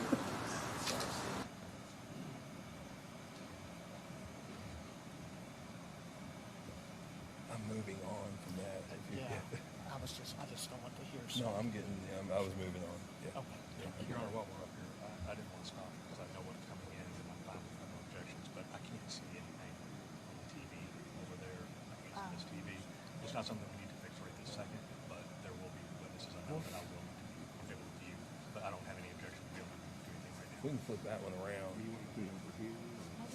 No, we It can could push it. either just be pushed back. It could be pushed back just a few feet, or it could be moved to the other side. I just wanted to raise it. I didn't want to stop his flow. No, that's fine. For no reason. I don't have much flow. Do that during the break. I'll probably take a break at 2:15 for the jury, about 10 more minutes. Yes, sir. That'd be a good point to stop anyway, because I got to play a video after that, so. 2:15. Yes, sir. Now, Detective, so you're back there. At this point, are you aware of any reports made by the defendant Brooks Houck about Crystal Rogers being missing? No, she was not entered missing prior to Deputy Voiles having her entered. Okay. So if she had been reported missing by Brooks Houck, would there have been an NCIC? Yes, as soon as the telecommunicators tried to enter her missing, they would have been notified that she was already previously entered. All right. And this is July 5th, correct? That's correct. Okay. And she was last reported seen, I believe, on July 3rd. Yes. All right. And did you at some point call the defendant? I did. All right. Did you ask him to come in? Yes. Okay. And did he come in? He did.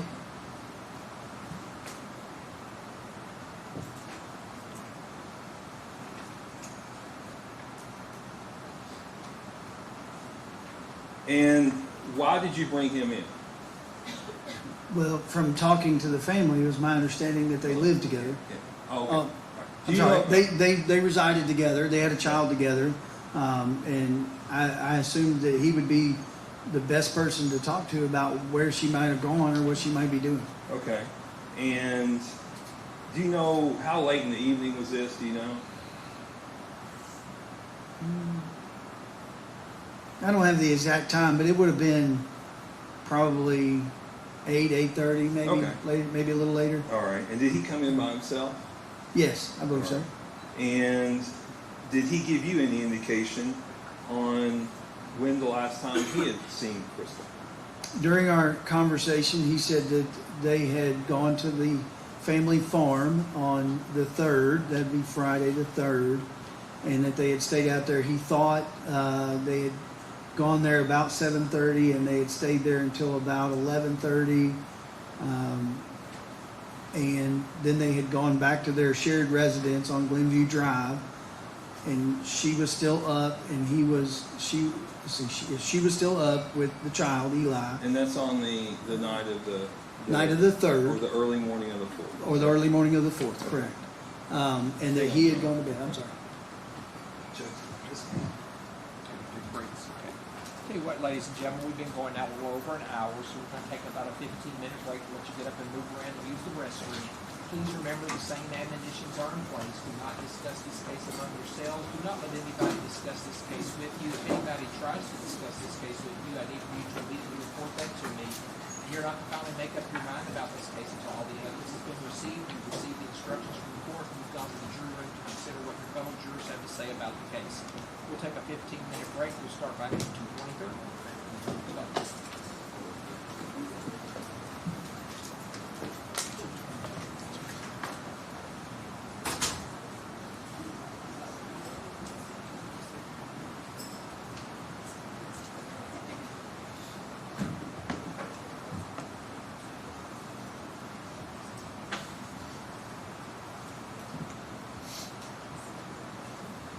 Court's in recess for 15 minutes. Thank you all.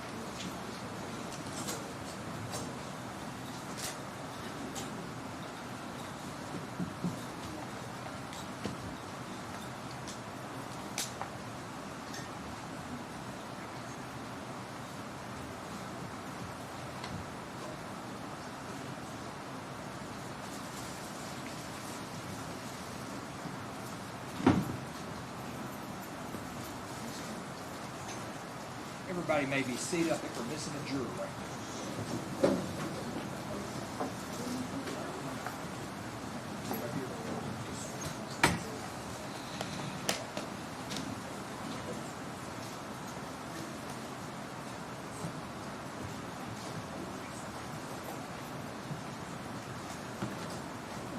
15 jurors have returned to the courtroom. Counsel waive the call. Yes. Yes.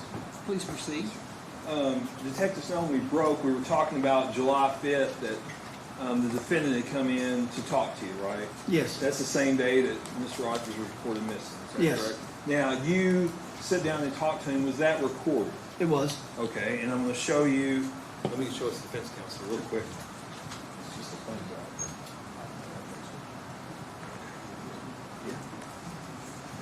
I'm going to show you what's going to be marked as Commonwealth's Exhibit 13. And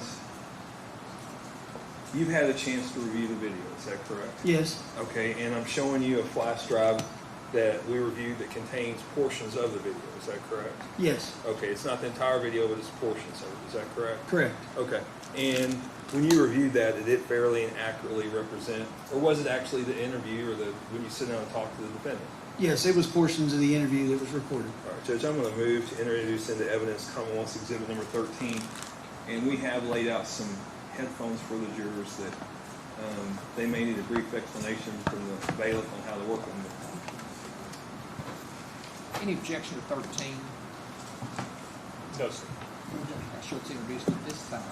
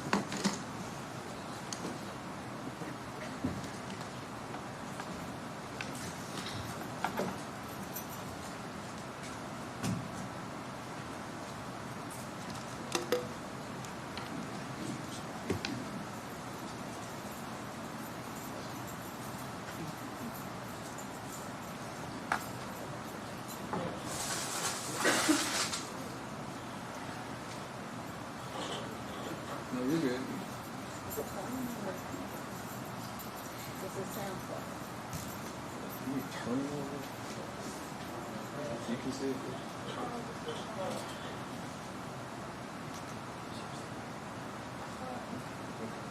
It's Tracy. We have video but no sound. We have video and no sound.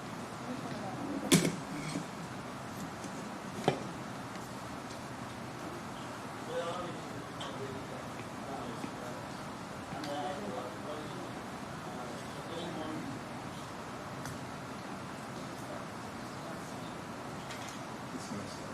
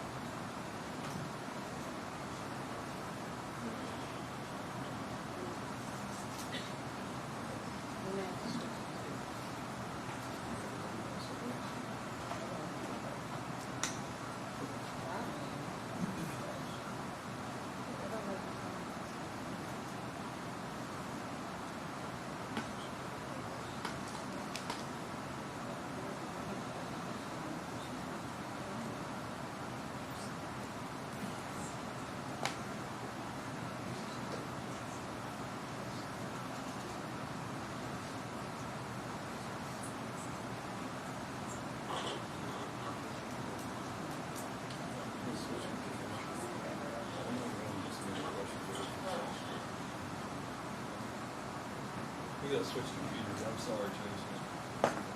For whatever reason, the sound's not playing on that. I apologize.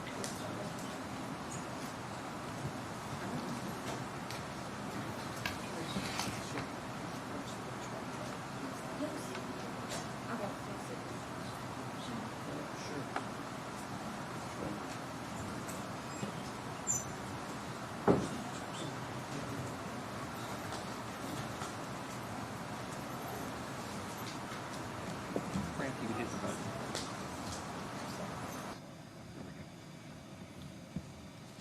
Just out of an abundance of caution, and we've talked a little bit about this, but everybody have their microphones off? Okay.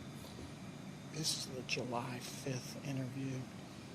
There are 2 references to asking him about taking a polygraph test on page 57 of the transcript. I just wanted to make sure everybody knew that beforehand, that we don't play that part. I don't think that there's anything.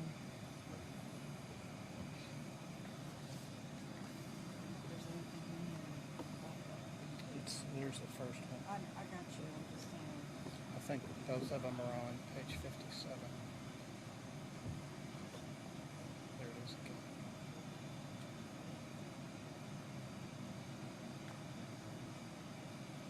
Did they have the sound issue resolved yet? This should all be Did they all have the there. sound issue resolved? Okay, I just wanted to make sure. The sound issue, has that been resolved yet on the video? No. No, Joe I don't think reminded there's me anything that about one of that those in files was there. corrupt. Okay? We get there and. I'm sorry, I've got multiple people talking Go at one ahead. time. Joey reminded me one of those files was corrupted, depending on which one they took it out from Discovery. If they just did times on it, one of them did not have audio, another one did. I'm just So you think it's in the Discovery one hit volume one did not? yeah, if they pulled it from one, just like doing times. Michelle, they're saying in their Discovery there was one copy that was given to them that didn't have volume, but one that did. No, this, I played this. It's Okay. actually playing on my computer. The All right, volume is, it's not here and on It's not going through the the, system. you can hear it on my computer right back there. That's- I was just in case. No, I appreciate Here's it. about the polygraphs. Let's keep out anything about the mention Yes, of sir. polygraph. I'm gonna, switch out computers and play the crappy one, and we'll all hope we can hear it this way. Who has control over blacking out the screen? Is it, are you blacking the screen out? I'm going to touch anything that's technology, folks. Don't. Then I should ask her. Yeah. So, Yeah. the point was, I'm not blocking it. Because if I blocked it, it would never come back on. We in the same boat. absolutely. That's why I came up here to make sure he didn't do anything to my computer. Brought the smart person up. I don't need to touch any technology. But, we just didn't want anything I to. don't want to either. What are we doing? Thank you. We'll try again. That's the.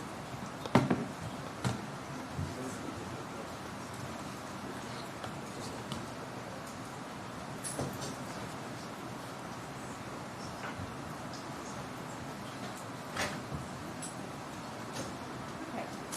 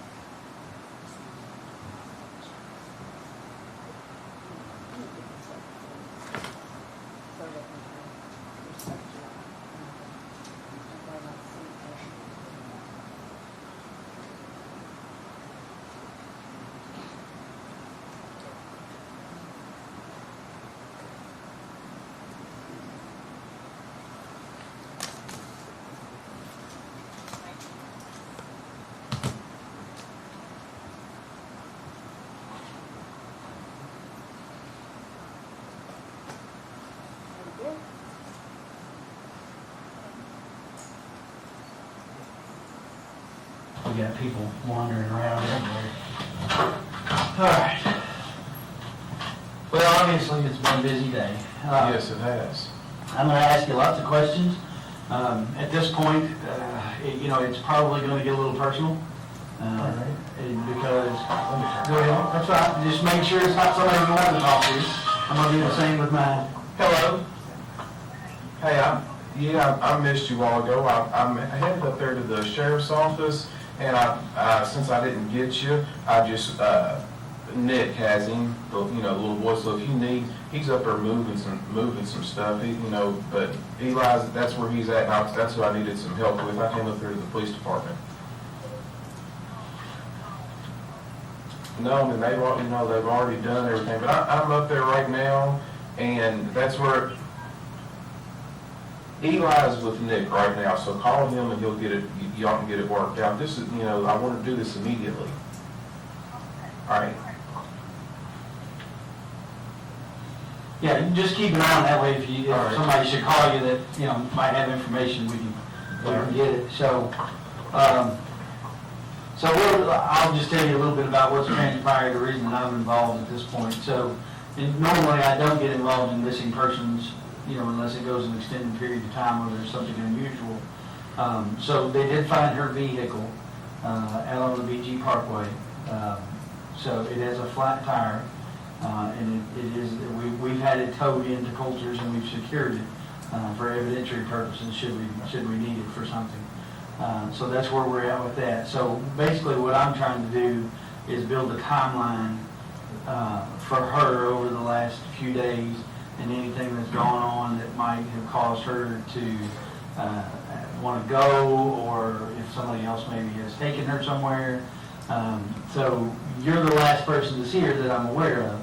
And since Jason, Sergeant Allison had just talked to you briefly, I thought it would be good for us to start with a conversation about what's going on in the last week or so, and then move forward from there and see if we can't find her. Absolutely, that's what I want you to do. Okay, all right. So you guys have been, you guys live together? Yes. How long have you been living together? Almost 30 years. Okay. I'll take notes because I do better if I write it down than trying to remember. So you've lived together for almost 3 years? Yes. Okay. And how long have you been together? How long have you been dating? For about 4.5 years.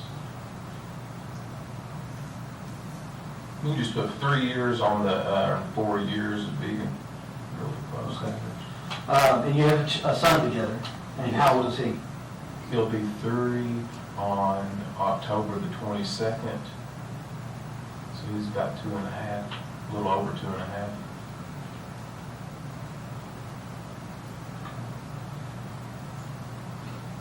And you guys are not married? No, sir. Okay. Any other children that you have together? Just the one? She is married. She's married? Yes, she is. To Keith Rogers? Yes. Okay. Yeah. That's what somebody told me that. But they're not together. You guys have been together for the last 4 years. So in that 4-year period, has there ever been times when you were not together? Any times when she would move out, or? Well, it's not, the reason I didn't get alarmed just immediately, she's done this about 4 or 5 times. It just has never went this period of time. And she always went to Sabrina, which is her cousin, or she went out with Brooke, which is her sister.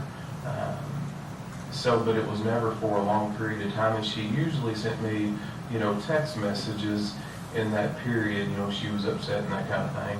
So this time there was no contact. She didn't send any text messages, she wouldn't return my phone call. When you say she's done this, meaning she's left without explanation, or? Yeah, she would either go spend the night at Sabrina's house.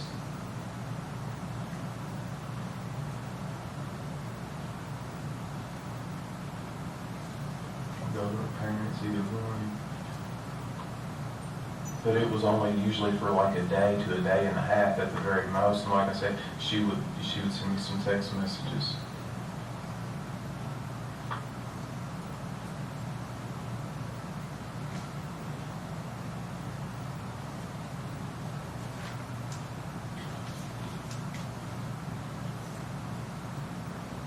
Okay, so this previous week, tell me about what's going on this week.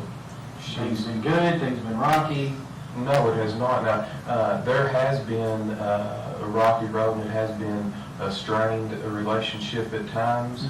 But this past week, the only thing that we had a discussion about that she was not happy with was she feels as if I treat Eli, my son, better than the rest of the children. And that has always been a sore subject. But she wasn't mad or angry. We did have that discussion earlier, but it wasn't something that I felt made her upset at all. Mm-hmm. And when was that? That was earlier on Friday. Oh, okay, on Friday.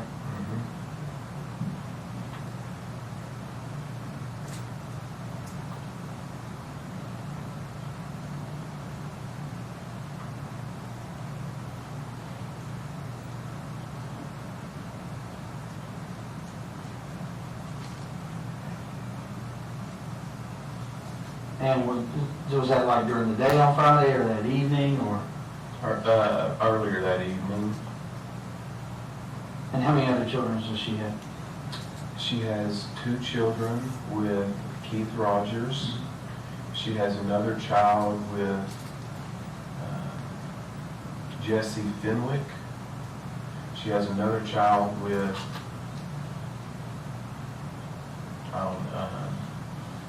it's the child that she sent to her parents to raise. Her name's Ashley. I don't know what her last name is. Ashley, I have it in my phone's Ashley Rogers, but that's not her. I'm important on that. Right. But so she has 4 other children? Yeah, Eli's number 5, and there's 4 fathers.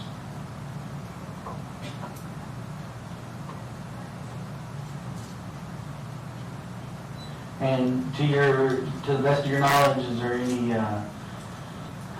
animosity between her and any of the other children's fathers? Any disagreements, arguments over child support? I mean, obviously that right there comes up, but I don't get in any of that mess. There's obviously they always seem to work through it, right. But it's what I would classify as, normal people get together, they have a child, and they go their separate ways, and now it's a little bit of a struggle to work everything out. So I wouldn't say anything that I've identified as detrimental or anything of that nature.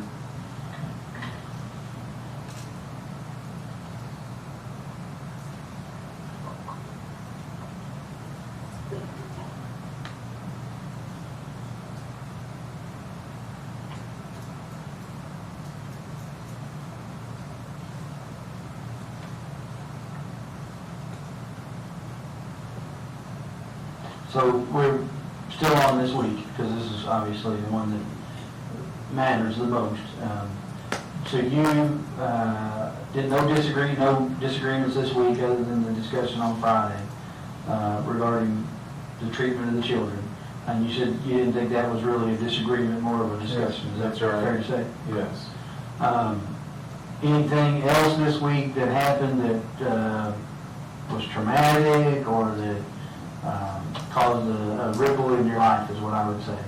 When I have car accidents or I'm involved in, get wrapped up into something that messes up my weekly routine. Anything like that go on that you think of? Everything was just pretty much business as usual?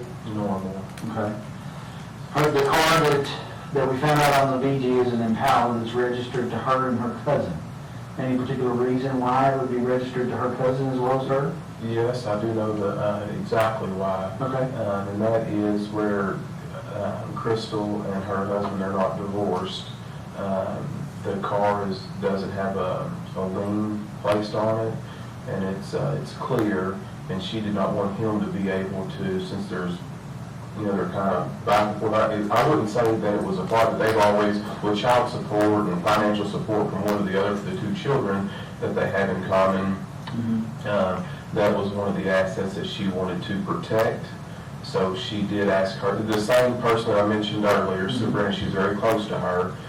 She asked her to put it into her name as a layer of protection. Okay. Any particular reason why she wouldn't put it in yours? Well, she didn't ask me to put it in mine, but she, in working in the rental field for the past several years with me, she knows that I perceive a liability probably different than most people, and I don't want that to be an avenue to be able to something to fall back on me. She's got proper insurance and all that right there at the Kentucky Farm Bureau up there, but Sabrina doesn't seem to be worried about, kind of the business side of things. So she just asked her to do it. When that's what they agreed on, that's what they did.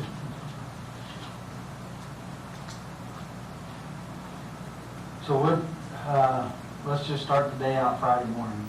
Typical Friday morning, typical weekday morning?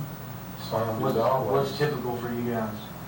Well, I have an ad in the paper right now. Crystal does all of the rental stuff. That's strictly her portion of the workload to take care of. It is a substantial amount of work. She takes all the maintenance calls. She shows all the properties. She does all the leases, the rental applications, the screenings, all the background checks on all these folks. And whenever she makes a selection, she fills out the paperwork, moves the folks in, transfers all the utilities, and then it's takes over from the management side of it. Then after she fills a vacancy. I myself, I'm sticking on the new construction, so I take care of all the subs on that side of the business. So she's constantly working with the rentals. I stay with the new construction. Of course, I do oversee it, at nighttime, just kind of touch bases so that I can keep a general overview. But if there's not any problems going on or nobody's upset for their air and stuff being out, I don't get bored with the day-to-day operations. So does she draw a salary for that, or do you all have joint finances, or how does that work? No, there's not joint finances. I pay her $500 per month to do all that paperwork and to take all those calls.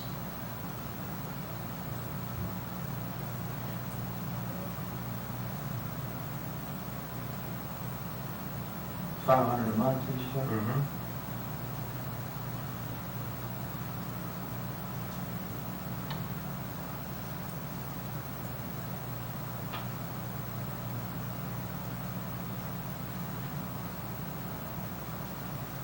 So Friday morning, you guys get up what time? I usually get up in between 6 and 7, depending on what I have going on. Anywhere between that time. Sometimes I start a little bit earlier, sometimes I start a little bit later. Usually on the weekends, we don't get up that early, but Monday through Friday, it's consistent for me to do that. She sleeps quite a bit later than I do. She goes to bed a lot later than I do. So what time would you say you got up on Friday? Friday morning? About 6:30. And she was still in bed? Mm-hmm. And so do you normally leave out of the house before she gets up? Yes, I do. Yeah, she's usually still in bed. So were you gone Friday morning before she got up? Yes. Okay.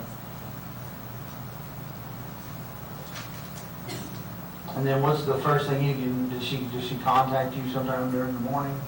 Or what time does she normally get up and start doing things? A lot of times, the baby sleeps later too, and he sleeps with us.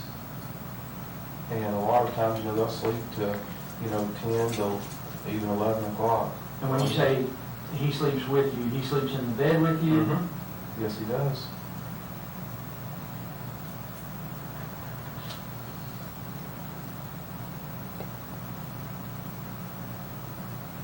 So any idea what time she got up Friday? I don't know that. Okay. Tell me about the rest of the day. Did you see her at lunchtime, or, I don't know what your normal, are you normally out of the house and working all day? Yes, or I usually don't come home for lunch, no. Okay.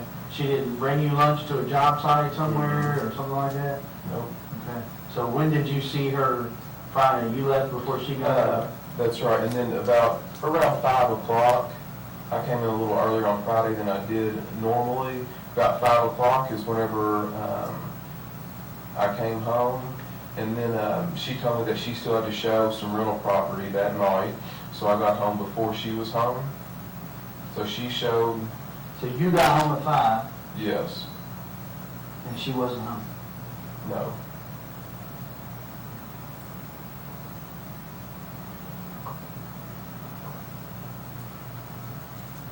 Do you know what rental property she was showing? I believe, I'm not certain on this, but I believe it was 107 Watts Court.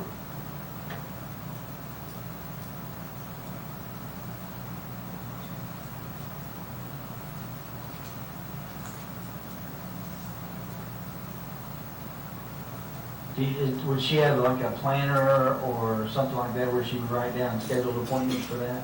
Usually when people call to put down, to look at a rental property, sometimes she'll make it the next day, but a lot of those people want to look at them now.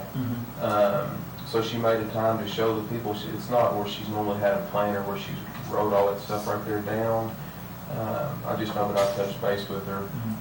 She went to show the property. I knew that I had a few minutes, so I got on, I have a small tractor in my driveway.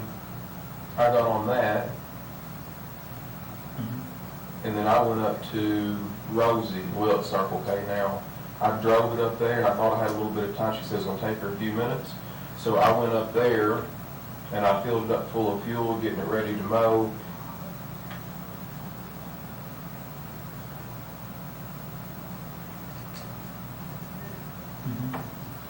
Where is Eli at this time? He's with Nick. I tried to call my mom, Rosemary. No. When you're you got home. He's with her. He's with her. Yes. Does she normally have him with her when she's showing property?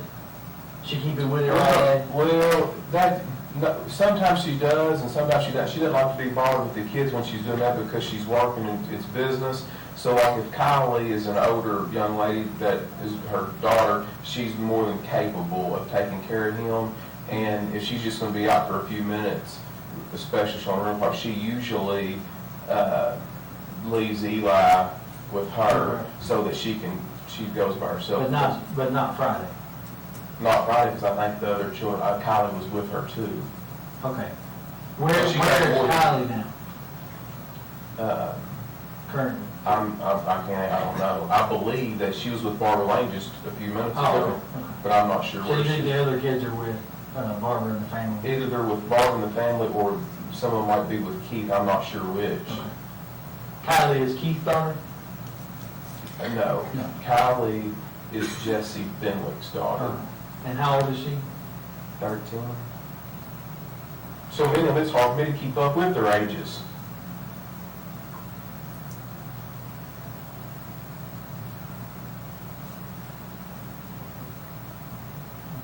All right, so she showed the property, you went and gassed up the mower, you go back to the house and start mowing? And then it's a tractor that you don't mow your yard with. It's to mow vacant lots and things, to building lots. Finish mower or? It's actually a belly mower on a little international tractor. Okay. So you filled it up and went back to the house, or you? I knew that I had about probably 20, 30 minutes, and I just didn't want to waste that time. Did you all have plans for Friday night? Yeah, I knew that we were going to, whenever I told her I was going to be there by about 5 or so, I get home, that's earlier than most of the time, and she said, we'll take Eli out there and show him we're going to feed the cows. He's got 2 new baby calves on the farm. Okay. And he hollers for them and they run to him.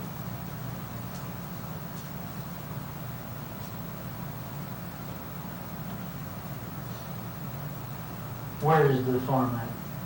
It's on Pascal Ballard Lane. And if you go straight out 49,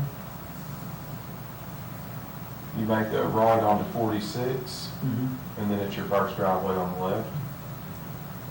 And then they call that is that an actual county road, Pascal Ballard? And then is it the only place on that road? You got to go back there to the very back of it. Very back. It's like a chip seal, like a rock with some tar in the road. And so, what time did she get to the house Friday night? It was right at 5:30. I mean, within a few minutes, I didn't look at the clock and all this, you know. Yeah, It's right, yeah, approximate 5:30. So like I said, she was about 20 to 30 minutes right behind me. And then, did you all go out to eat, or did you eat there and then go to the farm, or did you just go there? No, we didn't leave right then. She had dropped Tori and Trenton off earlier that day, not sure what time, earlier that day to their father. That's Keith. Keith. Okay. And then Kylie, the older girl, was still there at the house.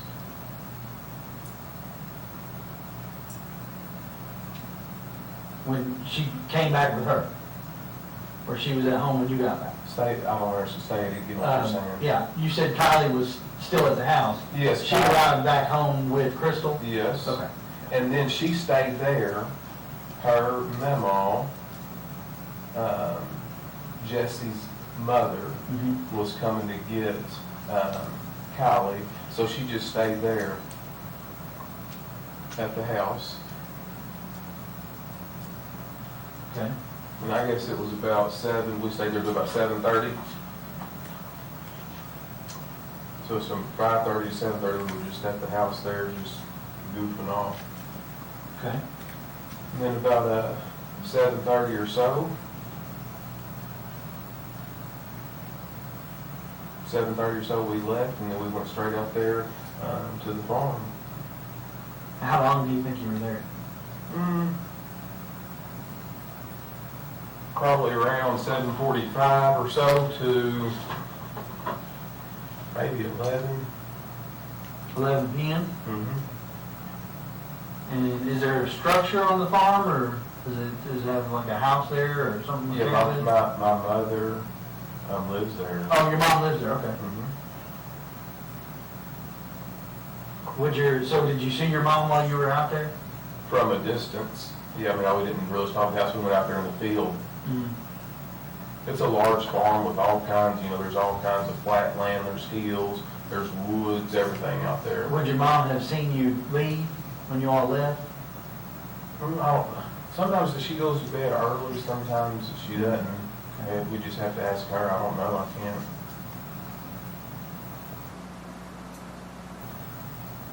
So you left there about 11 o'clock Mm-hmm. and came, so I'm trying to think what route you would take. You'd come out 49 Mm-hmm. and hit Bloomfield Road to come home? Hit Stephen Foster and then to Bloomfield Road? No, well, sometimes if I've got a trailer, it changes my route because that road's more challenging. It'll strain my truck how much it weighs. More often than not, I'll take one of two routes. If I'm getting fuel, I'll go up to Walmart, and then I'll go across Spencer Mattingly, and then I'll get on Woodlawn Road, and then I make a right on the Bloomfield Road right there at Nelson County High School, and then just Creek Chase just right up there on your left. And then if I don't do that, I'll go make a left at the light there at McDonald's, and then I'll pick up Guthrie Drive and hit Bloomfield Road there. Okay. Go straight shot there. Do you remember which way you went Friday night?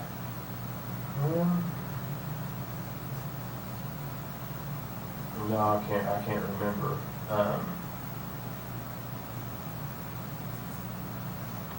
Were you pulling a trailer? I probably, I bet I went by Walmart. I bet I did. Were you pulling a trailer Friday? No, I was not pulling a trailer. But if the light's green where I don't have to stop, sometimes I turn left. But if it's not green where I can yield on red, sometimes I'll turn right. But no, I was not pulling a trailer. And so were you all in your vehicle or her vehicle? Yeah, I was driving. You were driving. Anytime we usually go to the farm, usually I drive. You drive a truck? Yes, sir. What color is your truck? It's a great big truck. You can't miss it. It's a F-350. It's brown. It's got a ladder rack on it, and it's got tools all over it. Right, because you're new construction. Mm-hmm. And that's, Does it have decal on the side of it with your company name or anything, or is it just? no, sir. So you all were in your truck, you left there about 11, so that put you getting home 11:20, 11:25, something like that? Yeah, probably somewhere around in there. 11:30, something like that.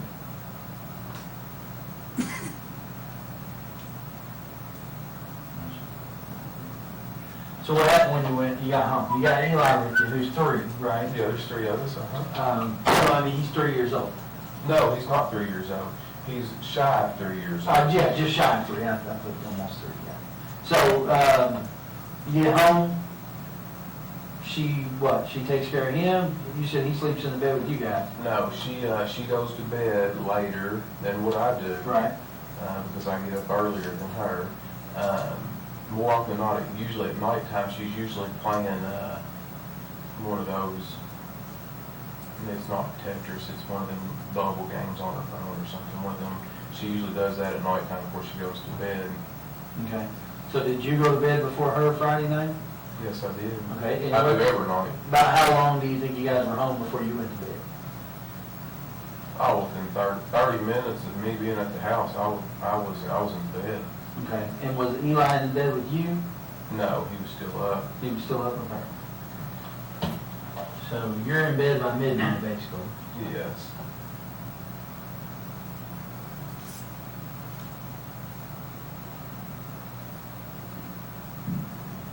Do you remember what time Eli came in there? No, I mean, I'm a pretty heavy sleeper.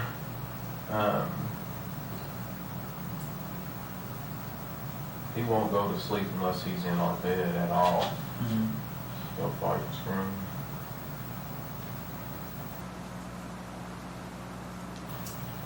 You all have a home phone or just a cell phone? Yes, sir, just these phones here. And both of the cell phones, are they in your name, her name, or both your names, or how's that? Yeah, I use my name on the paperwork. Okay. So I'm responsible for the deal. Right. And who's that through? It's Bluegrass Cellular. And I apologize, I've never been to your house, but would you have heard her phone ring if it rang, or do you think you sleep hard enough to? No, if I was in my bedroom asleep and she's up there, I wouldn't. And a lot of times she doesn't always keep her ringer on either. Sometimes she turns it down or leaves it on vibrate mode. Sometimes it's on, you know.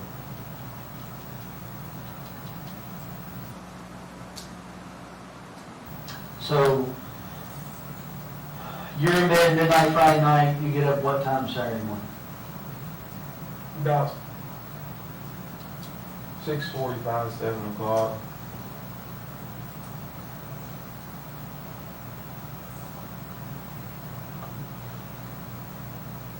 And how long is it before you realize that she's not there?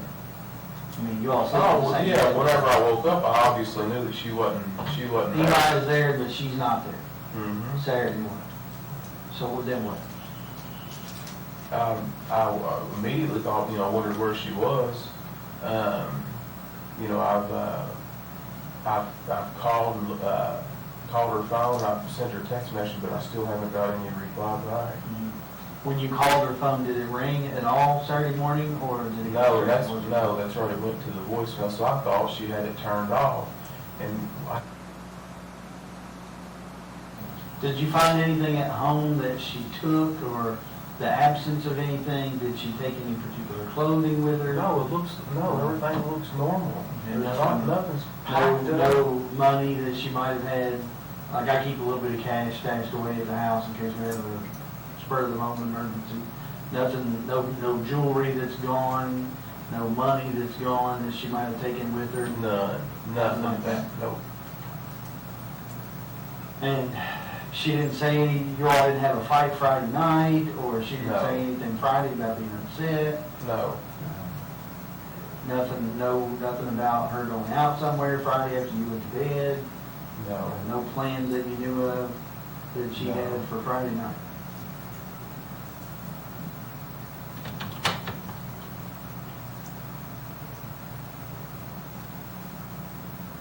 Any suspicions? You get the impression that she was seeing somebody else, or? No, that's not her. She dating somebody else, going out with her girlfriends, then.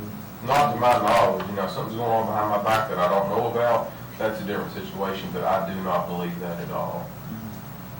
I don't even have the slightest suspicion. It wouldn't even cross my mind. Did you all stop anywhere Friday night when you came out of the farm to go back home, stop and get gas or get something to drink? No, usually I try to. Drive-through McDonald's or? Where did you all eat dinner at Friday night? We ate something there at the house. I don't know what it was there before we left, but we didn't stop anywhere. Was Kylie still there when you all left? Yes, that's what. Yeah, that's all to be sure. Kylie was still at the house when we left. But she wasn't there when you got home? No, but we knew that her mama was picking her up. Jesse's mother.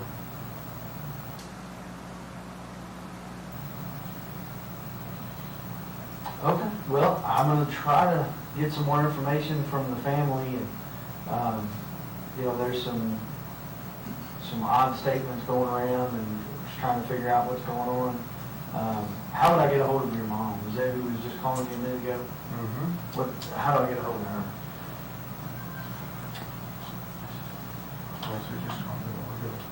Her cell phone is 349-2594. And what's her name? Rosemary.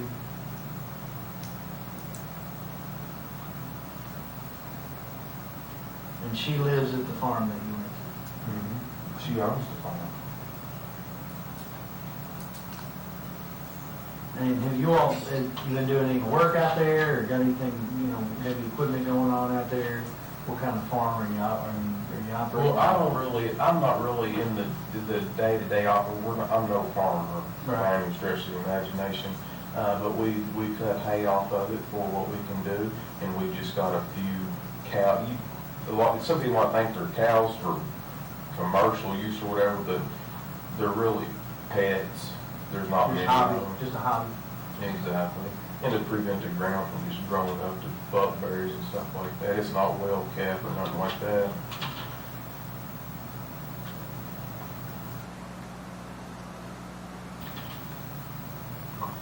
Do you mind to give me? I'm gonna take her phone and have it analyzed. I won't be able to do that until tomorrow. Essentially, what they do is they hook it up to a machine and they download all the information from it. It would give us things like call logs, text messages, location services if they're turned on, where it was at, when it was there, if it was turned on, if the location services were turned on, and absolutely a particular app. So what I want to do, I've got a form for that. Let me go get that form and get you to sign the form.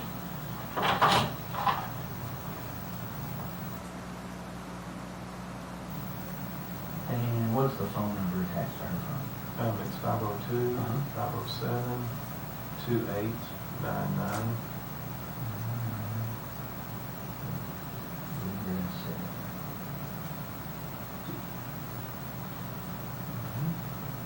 And if you'll give me consent, just sign it there and today's date is the 5th.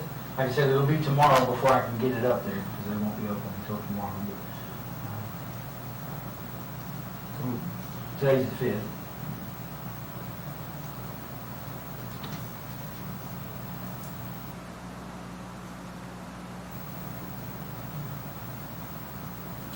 When has she ever, when you said sometimes when she goes for a day or a day and a half, has that ever happened where you woke up and she was gone?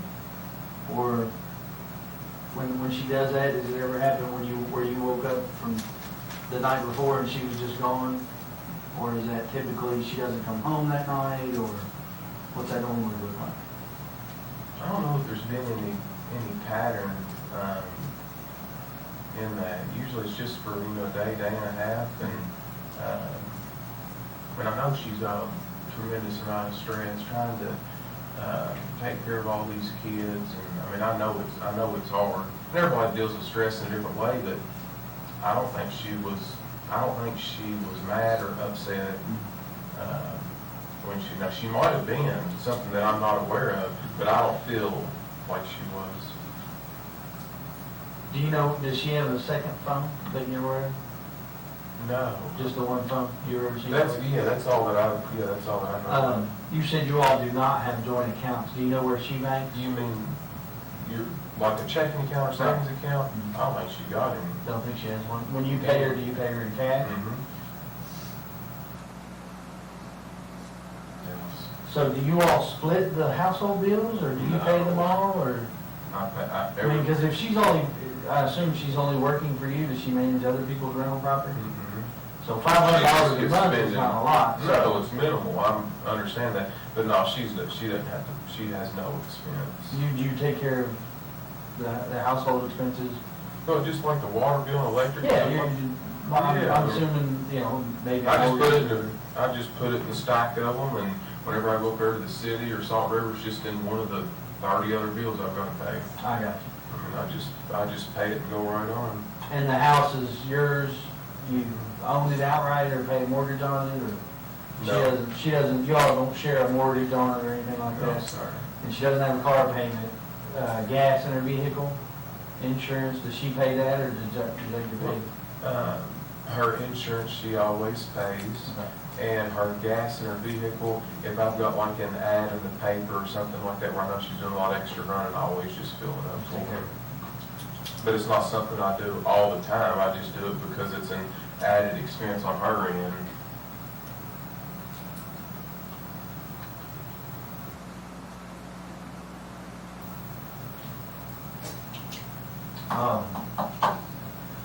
Glenview is a pretty populated street.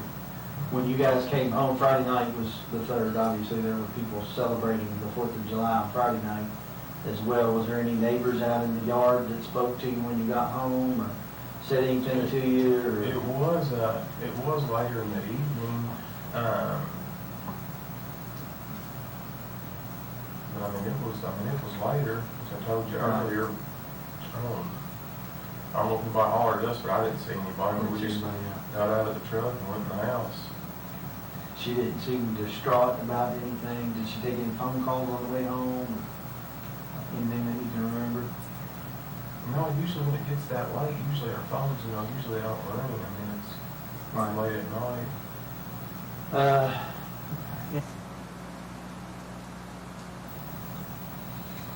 What have you all found out? You all found the car. I mean, what can you tell me? Well, really all we know is that the car was out at the Bluegrass right around the 14-mile marker. How far is flat that? Tire. Well, the New Haven Road exit is the 21. The Boston exit is the 12, I think. So it's, between New Haven and Boston. New Haven Road and Boston exit. On the BG going toward E-Town, that's why I asked if maybe she knew somebody in E-Town or something. We visually inspected the vehicle. I didn't want to mess with it too much for if we need to get a forensics team in there to comb over top of it, to verify any foreign fingerprints or DNA or anything like that, but everything looked to be okay with it, other than the keys are in the ignition. We checked the trunk. There's a little red wagon in there and a small cooler with some high-C drinks with some water that's presumably melted ice. Nothing that appeared to be out of the way. It doesn't look like she attempted to change the tire on the vehicle. None of her family reports her calling to ask for assistance. Excuse me, we're changing the tire, so... She's got AAA. Okay. Well, and her, her phone and her purse were in the car. That's a little unusual. Why most women would not leave their purses. But most women also wouldn't leave in the middle of the night and leave their child, just leave their child and go without telling someone where they were going. So, I don't know.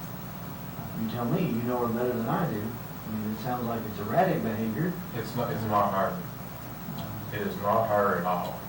When you got up the next morning, did anything in the house look out of place? No, it looked normal.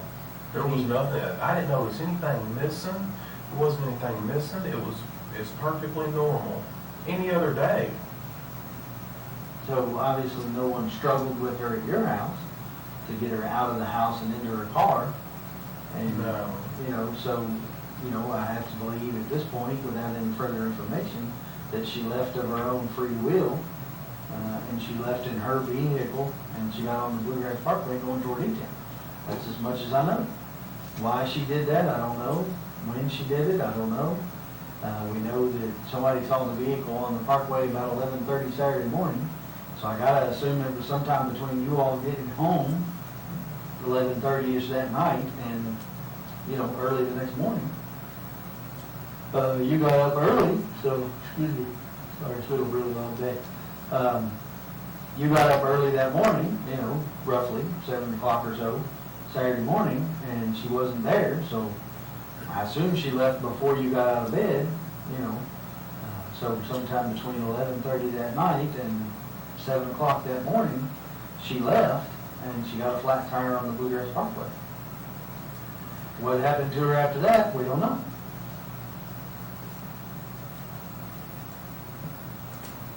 That's what we're trying to figure out.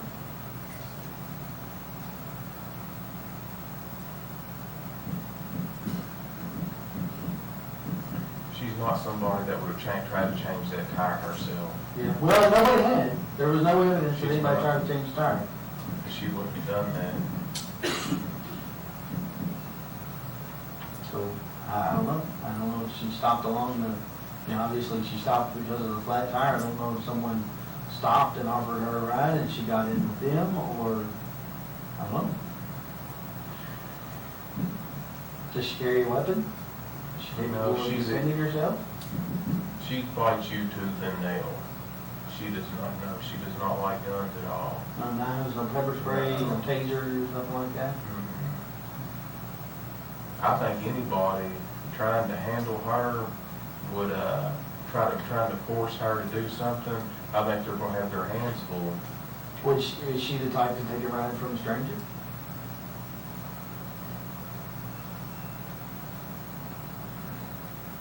I think it's possible, yes. If she was distressed and by herself and had a flat tire and somebody was courteous, she'd be very cautious and very standoffish.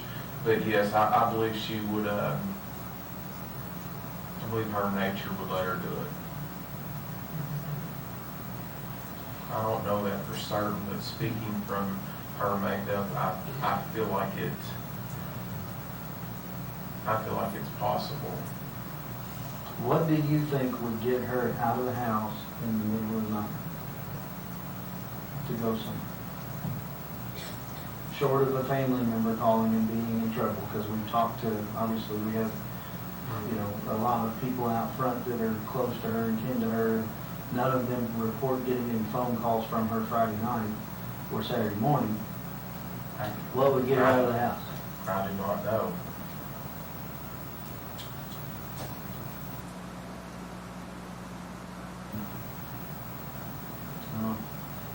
Obviously, you know, there's concerns on the part of her family about your all's rocky relationship. And I understand that. I mean, you're going to be the first suspect, obviously, if something has happened to her. In their minds, because you're her boyfriend and you all live together and you had issues in the past, you know, their first inclination is going to be to point the finger at you. Don't take offense to that. It happens every time. That's not really, you know, it's not really surprising that they would not. I mean, every time I work a case where something is like that, it always ends up to the spouse or the paramour, particularly if they've had a rocky relationship, which it appears you all have had somewhat of, not consistently one, but obviously there's been some times of some trouble and some disagreement. So they, you know, they have some concerns about whether or not you did something to her. At this point, I don't have anything that leads me to believe that you did, or we'd be having a different kind of conversation, you know. Just keep your phone on, I may call you. If I have further questions, just try to get more information, or if I find something out, I can let you know. And then I'll certainly do that. Okay? All right. Very good. Thanks, sir. I appreciate it. As soon as I know something, you'll know something. Thank you. You can go right back out that door there.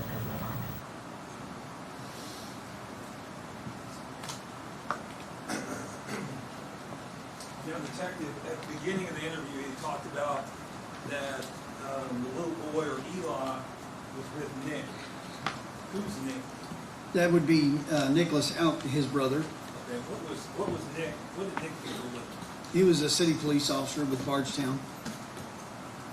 Okay, I'm going to go ahead and cover that real quick. Go ahead. Okay. The defendant had stated to you that the little boy, or Eli, was with Nick. Who's Nick? That would be Nicholas Houck, his brother. Okay, and what did Nick do for a living? He worked for the Bardstown City Police Department at the time. Okay, and was he living with anybody at the time? He was living with Amber Bowman. We would find out later, yes. Okay, and where did they live in the same neighborhood as the defendant? At that time, they lived on the same street. They were in the process of moving. Okay. And it's my understanding, based on that interview, that the defendant stated that Crystal ran his entire rental operation. Is that correct? That was my understanding. She handled collecting payments, doing leases, showing properties, and advertising properties, correct? Yes. Okay, so she was the sole caretaker of that. That was my understanding. Okay. And you had asked the defendant, this was on Saturday evening, correct? Or Sunday evening? Sunday evening. Sunday evening. And you had asked him which way he come home a little bit after, or sometime around midnight on the 4th, is that correct? Yes, on the 4th, correct. Late the 3rd, early the 4th, Right. and this is on the evening of the 5th, is that correct? Yes. And it's my understanding, based on the interview, he did not know which way he come home, is that correct? He was not certain, that's correct. Okay. And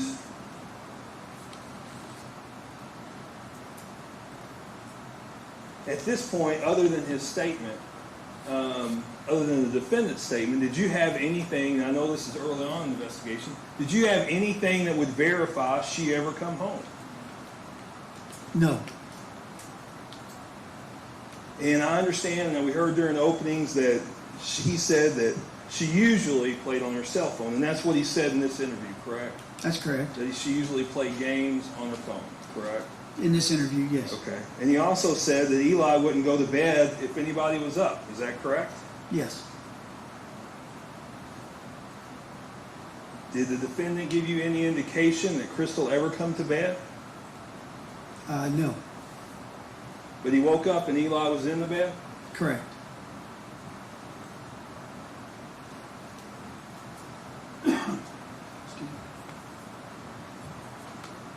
Now, in that interview, and we just listened to it, was there any mention, he said they didn't get calls late at night, correct? That's correct. Okay. And less than 36 hours earlier, did you verify that he received a call after midnight? I would verify that later, that he, by his phone Correct. records, that he received a phone call shortly after midnight on the 4th, yes. Okay. And did he bring that phone call up in his statement to you? No. Okay. And who was this phone call from? It would have been from Stephen Lawson. And it's also my understanding, based on the interview, that the defendant's statement is that it was Crystal Rogers' idea to go to the farm. Is that correct? That's what he said, yes.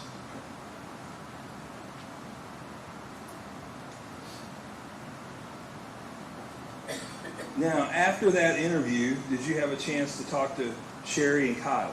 I did. Okay. And did you learn that Kylie did in fact leave with her grandmother? Yes. Okay. And did you get a time on that when she left?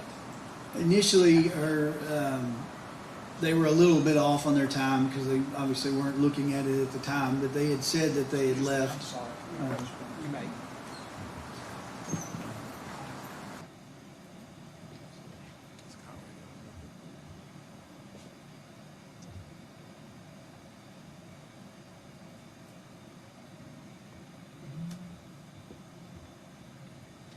Judge, I'm sorry we let some of it go, but we're going to object to it. I'm sorry, we're going to object to the hearsay. She said she didn't know what time she left. That's why I was just trying to put it on there what time she said she left.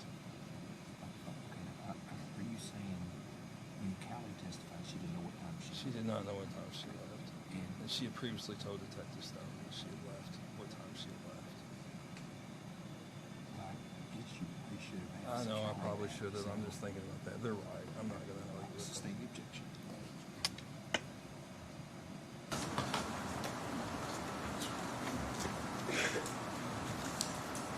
Were you able to get any surveillance footage of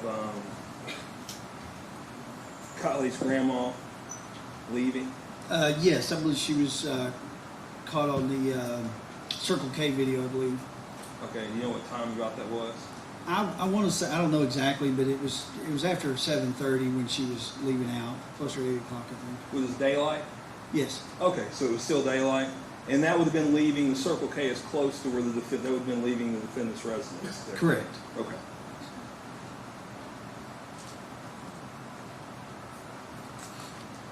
Now, did you all receive any calls that evening from a Stacy Cramner? I got a note on my desk that I wrote where I had taken a voicemail message from Stacy with a phone number attached to it. That's correct. No?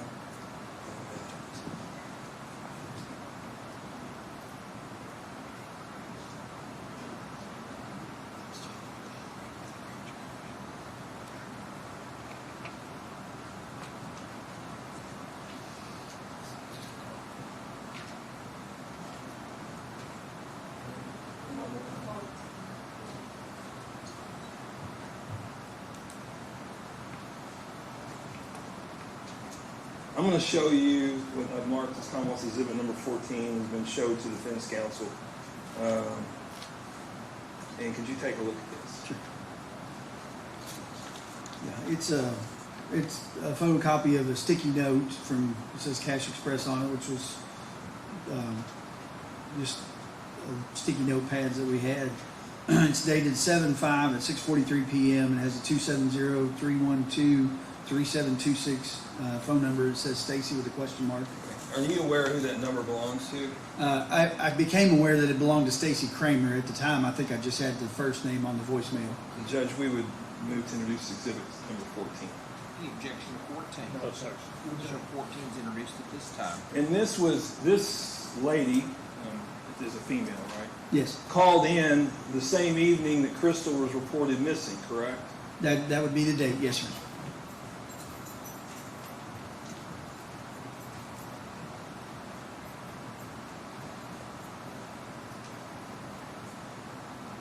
Now, let's move on to the next day, July 6th. Okay. Did you go into the office on July 6th? I went in early that morning. Okay, and were you able to inspect Crystal's cell phone? Yes. Okay, and could you tell me what state it was in? It was still off. When I tried to power it on, it would not power on, so I had to plug it in. Is that the first time you had attempted to power it on? Yes. And it was off when you found it, correct? That's correct. Okay. Now, and you previously testified there was a cell phone charger in the car? Yes. Okay, and the only mechanical malfunction that you're aware of with the car was a flat tire, is that correct? As far as I know, yes. At some point, did you go through the contents of her purse? Yes, sir. Okay, and let me show this defense counsel.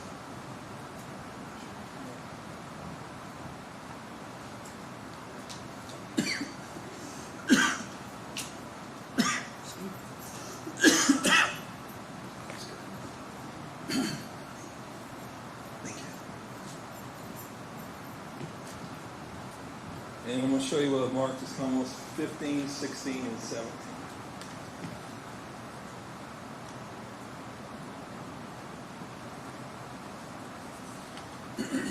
Can you take a look at those?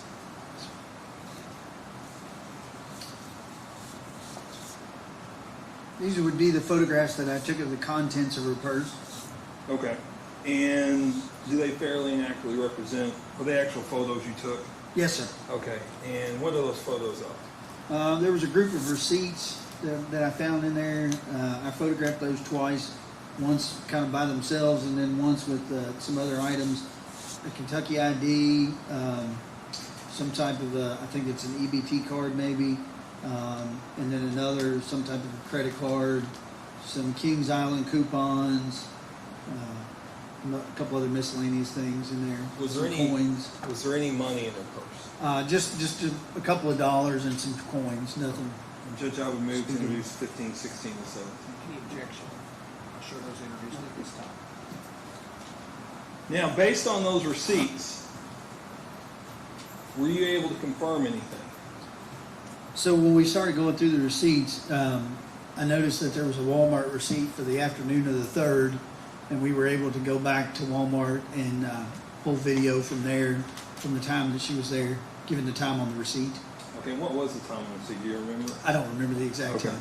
Okay, and I did you all think it was pull- around 4:30 when she checked out, I believe.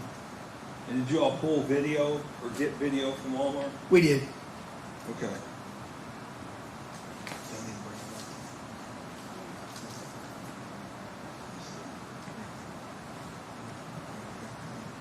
I'm going to show you what's marked as Commonwealth's Exhibit number 18.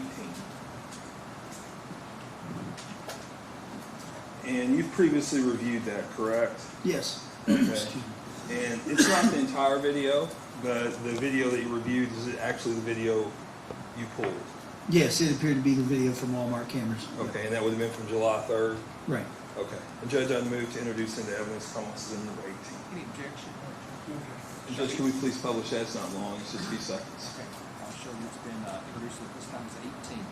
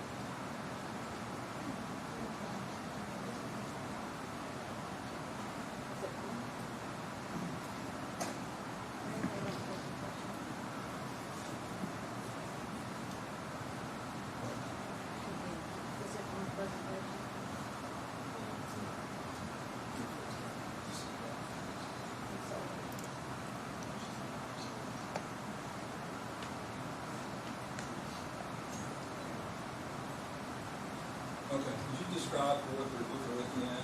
Yeah, that's the camera angle from the parking lot at the Walmart.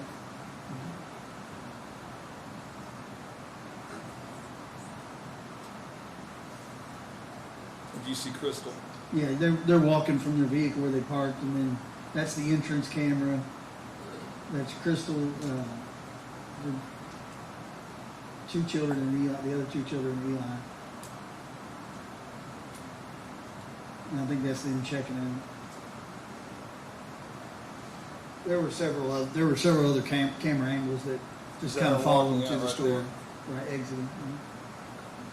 About 20. Did it give you a time for that? Like I said, about 4:39 p.m. All right. Now, were you also looking for other video? Yes, we just dispatched several guys from our agency.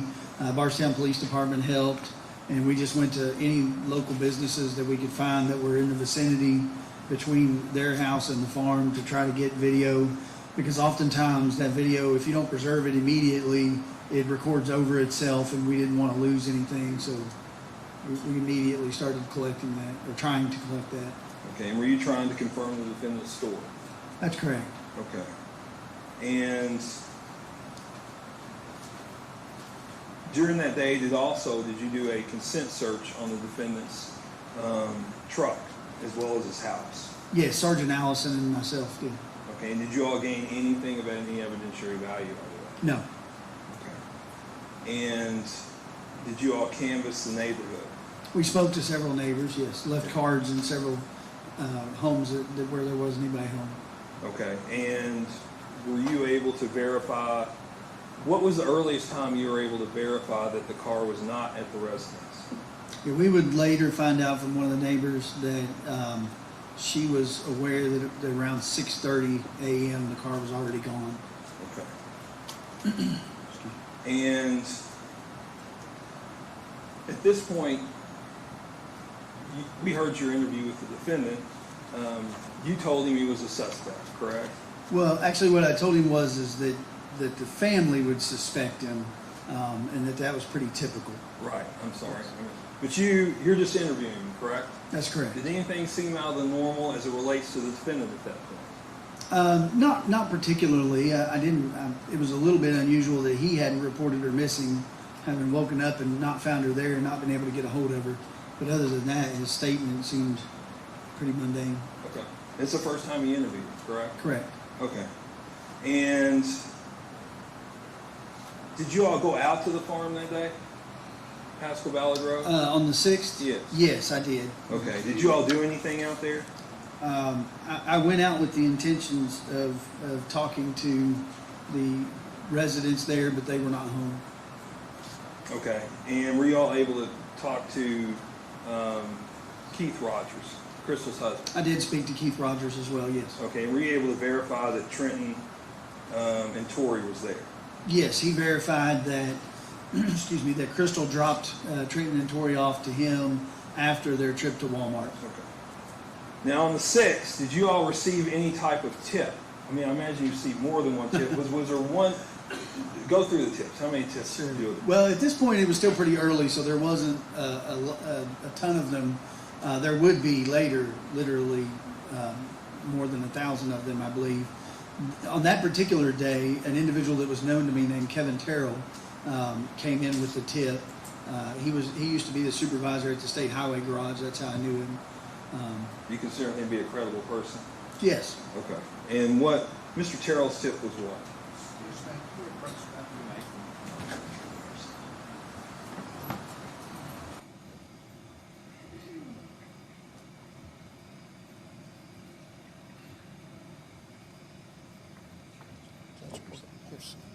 We're not offering it for the truth of the matter asserted. He's getting ready to say that the tip was not good. It was false. The tip was false. It was a false tip, not an intentional false tip. It was just not a tip that was. I guess I don't understand why we're putting it in as a false tip. Well, and I'll get to it. It is relevant. Go ahead. Okay. I thought Teresa was poking me for some reason. They're going to discuss this tip. I can't hear you. I'm sorry, Judge.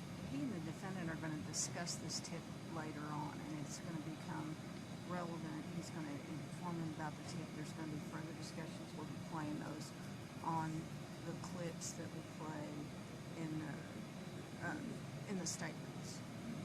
Help me out. What is the tip? The tip is that he and his wife talked to Crystal on Sunday out on the bridge. That's it. That's it.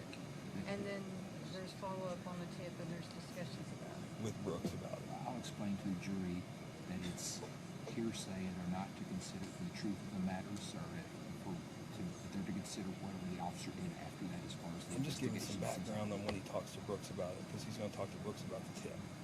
Right now, I'm just going to tell him it's hearsay. It's not to Yes, sir. consider the truth I of the matter. appreciate It can be considered for why he did whatever he did thereafter. Yes, sir. Okay. Yes, sir.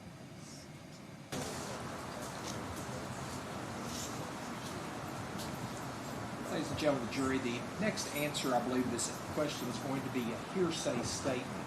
You are not to consider it for the truth of the matter asserted, but you can only consider it for the reasons why the officer may have done something after receiving this tip, okay? Okay. So you received this tip from Mr. Terrell, correct? Correct. And what was the tip? He came in and he said that he and his wife were driving down 49, and he believed that he had encountered Miss Rogers next to a vehicle. I can't remember if he said it had a flat or if it was broke down. But at any rate, a stranded individual that matched Miss Rogers' description near Avon Fogle Bridge on Highway 49. Okay. All right. And I think he said it was about around 1 o'clock on Sunday afternoon, between 1 and 2, that he encountered this female. Okay. And did you all have a chance that day? Did you all process Miss Rogers' vehicle? So Sheriff Mattingly requested Bardstown Police Department's forensic person to assist us with processing her vehicle. We also requested the Kentucky State Police to send someone from APHIS to check the vehicle for fingerprints. Okay, and the individual who processed the vehicle, who was that? Her name is Katie Hartman. Okay, and do you know Ms. Hartman's background? I believe she retired from Louisville Metro Police Department as an evidence technician and came to work. I think she was part-time for Bardstown Police Department. I'm not certain about that. And were you there when the vehicle was processed? I was there for the beginning of it, yes. I didn't stay the whole time. Okay, and are you aware that they swab it for DNA and did hair tape lists? Yes, her report indicates that she swabbed it for DNA in several locations, did tape lifts, collected some hairs, some chewing gum, some other things from the vehicle. Okay.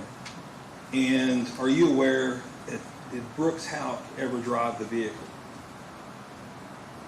I believe he told me that he did drive it on occasion. Okay. And did you all submit that evidence to the Kentucky State Police Laboratory? Yes. Okay. And did you all gain any helpful information from that lab that was submitted to from the evidence that was submitted to the laboratory?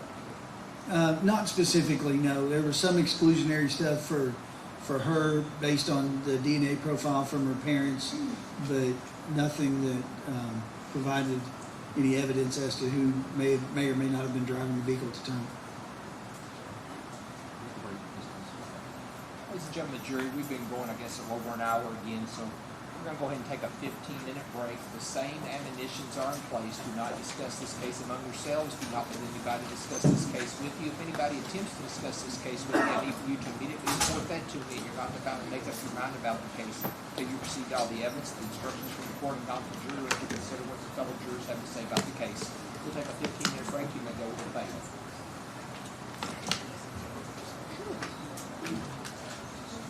Fran, if you could get that. Thank you. Make sure you get that off. I just want to kind of. That's one thing I don't like about this court. This is he's darn like I don't like him either. I'll finish him today, but I'll probably run us all the way to the end. I'm just going to be honest with you. 'Cause we got another long video I got to play. You got what? Another long video that's Okay. the defendant's interview and just a couple of short things, but it'll probably take just to let you know scheduling wise and let them know. You think you'll probably finish around 5 with it? Yeah. Okay. And then I'll do move. Blue Cross in the morning then. That's fine. Yep. That's fine. Let's knock it out. Thank you guys. Okay, Fran.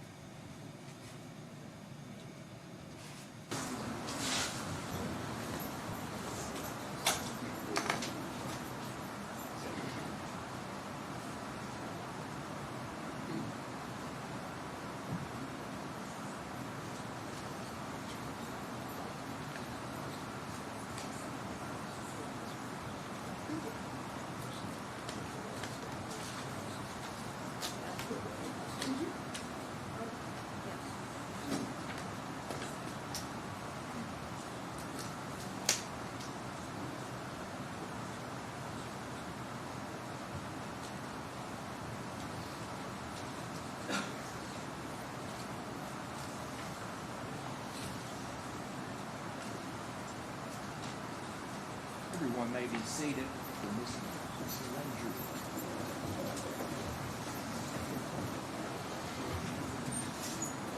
Right, at this time, all 15 jurors have returned to the courtroom. Counsel waived the call. Yes, sir. Thank you. Please proceed. Okay, Detective.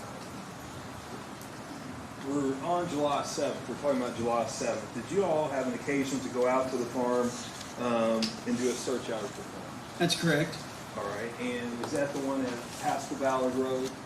Pascal Ballard Lane, I believe it's called. I'm sorry, Pascal Ballard Lane. That's where Miss Rosemary Houck lives and where the defendant stated they went the evening of July 3rd. Is that correct? Yes. Okay. And what all did you all search while you were out there? We tried our best to cover the whole farm, but it's a pretty good sized farm. Specifically, we had some interest of a burn pile, a barn that's on the property. I believe we did what we might call it like a cursory search of the residence. And was there a large burn pile out there? There was. Okay. And what was it mainly consist of, the burn pile? It seemed to me that it mostly was construction debris that had been put there to burn. Okay. And were you all able to locate anything? We were not. Okay. And I'm going to show you what's marked as Commonwealth 19, 20, and 21, and previously been shown to the defense counsel. And I want you to take a look at those for me.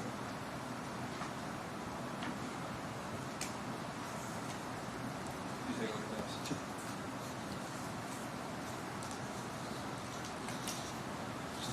And are those of the burn pile you all searched? That's correct. Okay. And what were y'all looking for when you're searching them? Well, just evidence that perhaps something had been disposed of there. That maybe something had been burnt there that might be of interest to the case that we were working on, the missing persons. Okay, and now we're on to July 7th, 2 days after she's reported missing, correct? Yes. And have you all been able to verify at this point that she's returned home? No. Okay, Judge, I'd move, these fairly accurately represent the pictures you have. So. Yes. Okay, Judge, I'd move to introduce Commonwealth 19 through 21. Any objection to 19 through 21? No, sir. Show that's introduced at this time may be published to the jury.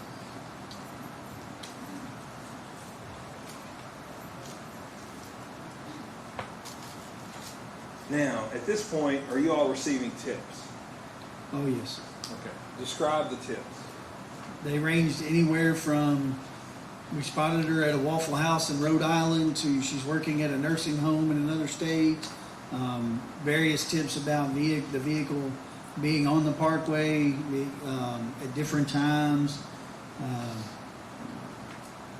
Some of them were psychics calling in, wanting to give information. And just lots of different stuff. Is it still you and Detective Comiskey working this? For the most part. We had other agencies, but on the tip side of things, it was mostly Detective Comiskey did most of the follow-up on the tips, as well as Sergeant Allison did help him some with that. The defendant stated they had went out to the farm that night. Is that correct? The 3rd? Yes. All right. And are you aware of what the weather was that evening? It was raining. Okay. And were you able to collect video from around different areas in the Bardstown, Nelson County area that showed what the weather was that evening? We got video from multiple different sites, from his residence all the way to the farm. And yes, in all of them, you can see what the weather pattern's looking like during the evening hours when they went there.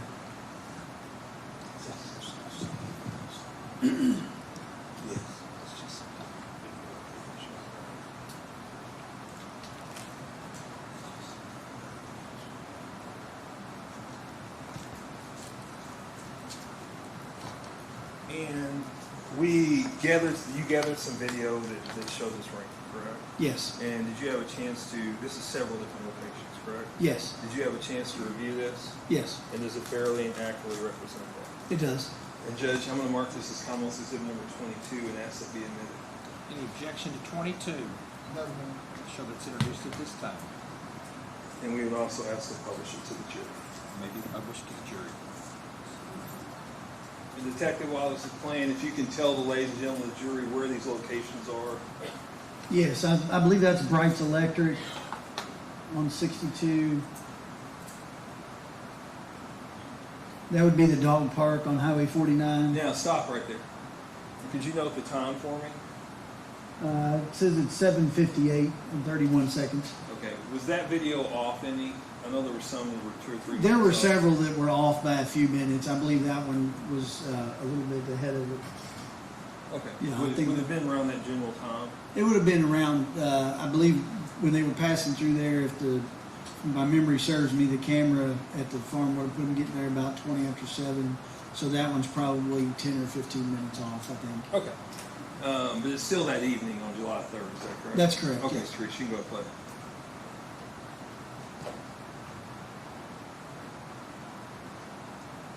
Was that an individual walking with an umbrella? Yes.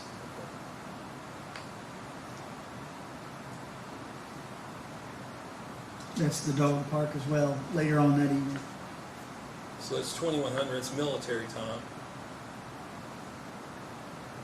And could you tell ladies and gentlemen, juries, just if they're not familiar with 2100 is? 2100 would be after 9 o'clock. Okay. And where is that? That's the Circle K, just up from Glenview Drive. Okay.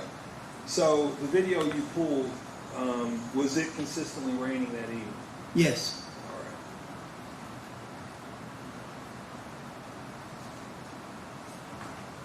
right. Now, you also pulled video. Were you able to confirm the defendant's departure time and arrival time, meaning when he left the Glenview, his house, on the 3rd, and when he arrived back?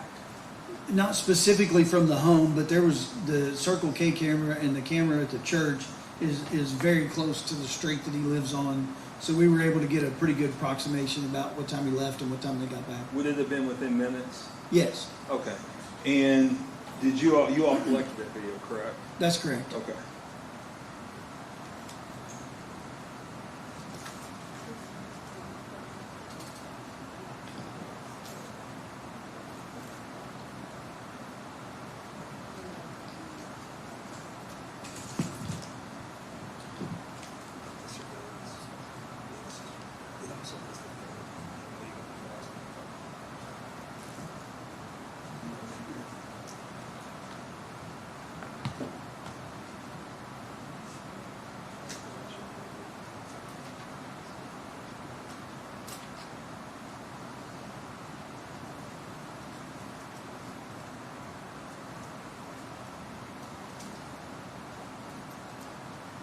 Okay, Detective. You've reviewed, this is a thumb drive of the surveillance you have, is that correct? It is a partial. Partial. Yes, partial. Yes, you yes. took the clips with actually the defendant's vehicle in it. Correct. Okay, you got a lot longer time, but. We have a lot more. Okay, but this is the time, these are the times where you observed the defendant's vehicle. Is that Correct, yes. Okay, and does it fairly and accurately represent what you collected? It does. Okay, Judge, I'd move to introduce an evidence, Commonwealth Exhibit number 23. Any objection to 23? That show's introduced at this time. Yes, sir. Yes, ma'am. Okay. And John, I want you to get up if you can and talk and kind of tell ladies and gentlemen of the jury. I think the first one we're going to look at, Did you go? I think the first one we're going to look at is going to be July 3rd.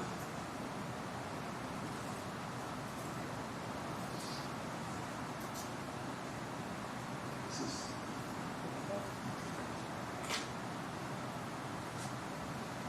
I'm sorry, let me go here. Okay, stop real quick. Okay, in that, can you tell me what time that is? That looks like 1609 would be just after 4 o'clock. Okay, and this is the dog park camera? Correct. Okay, and you said it was about 10 to 15 minutes off? I don't remember exactly, but it seems to be off a little bit with the camera that was at the corner of Pascal Ballard. And what day was this?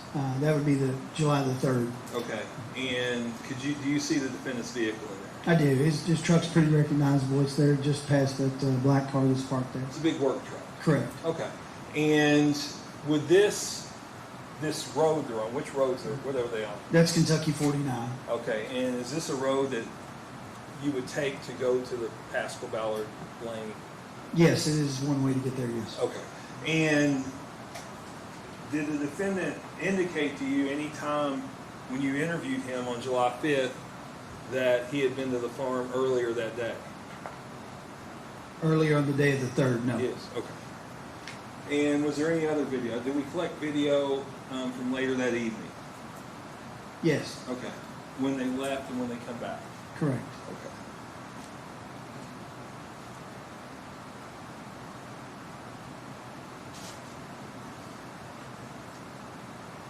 So this is the church, just outside of their subdivision. You can see his truck entering view just to the left of the TV. It just catches a little bit there, and then it'll show back up here.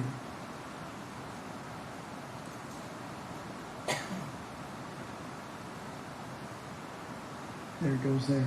And is this one going to the farm? Yes. And I can't read the time on there. Yeah, I can't either. But was it that evening? Yes. Okay, and what time is that? That one is says 17:14, so it's a little after 7 o'clock. 1914. Or 1914, sorry, yes. Okay. That would have been A1 storage. This is the Circle K at Woodlawn Road and Woodville Road. That's the dog park again. Okay, stop it, All right, is that the road that we saw, the same road we saw the defendant going out of at 4 o'clock? Yes, Okay, and this is them going the direction towards the farm? toward Is the that farm. correct? That's Okay. correct.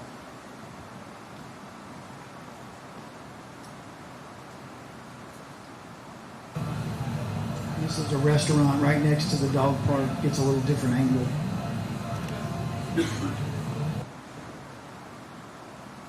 And that would be Heaven Hill Distillery's camera. Okay.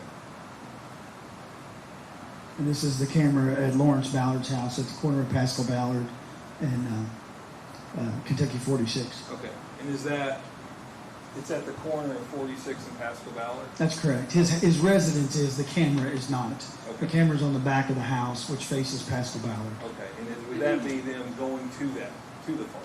Correct. Okay, so what the defendant told you about timing-wise, about going out to the farm, was that accurate? Reasonably, yes. Okay.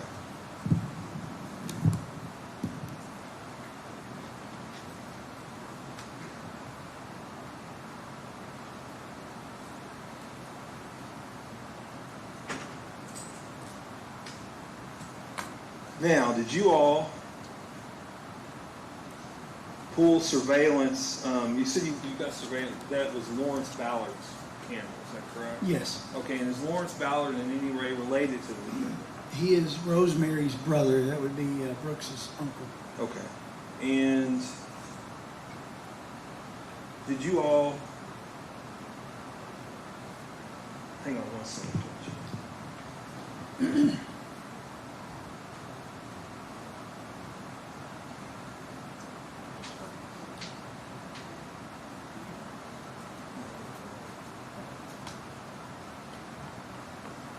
So you all were also able to obtain video of him going back home that night, is that correct? Yes, sir.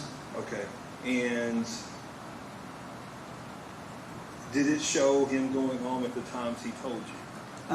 With some difference, obviously, he was off by a little bit, but as he said, he wasn't really looking at his watch.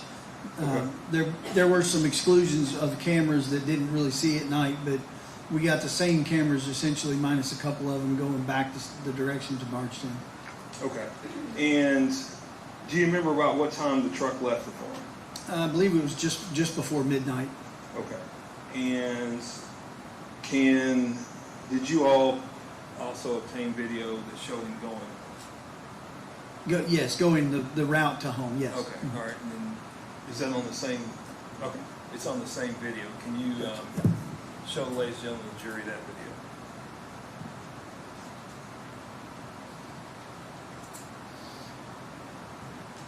So a little harder to see there, but that's the Pascal Ballard video going out.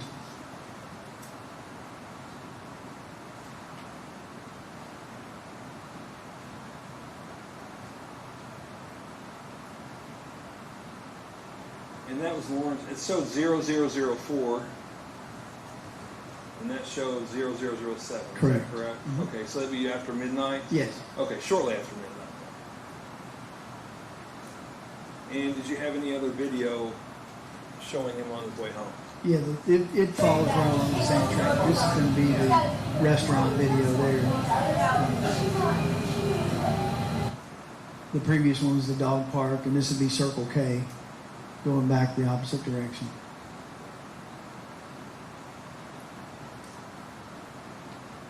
And that's A1 storage.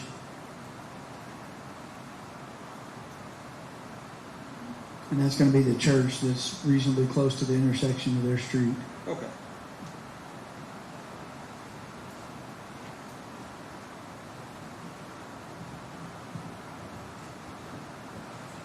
So the defendant's story at this point,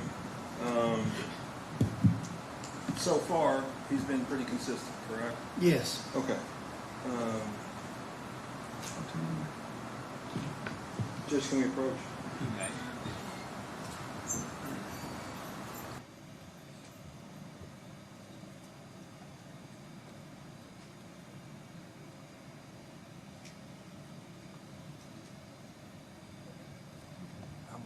I think this is a good place to stop, because the next thing I got is this hour and a half video, or hour, whatever video.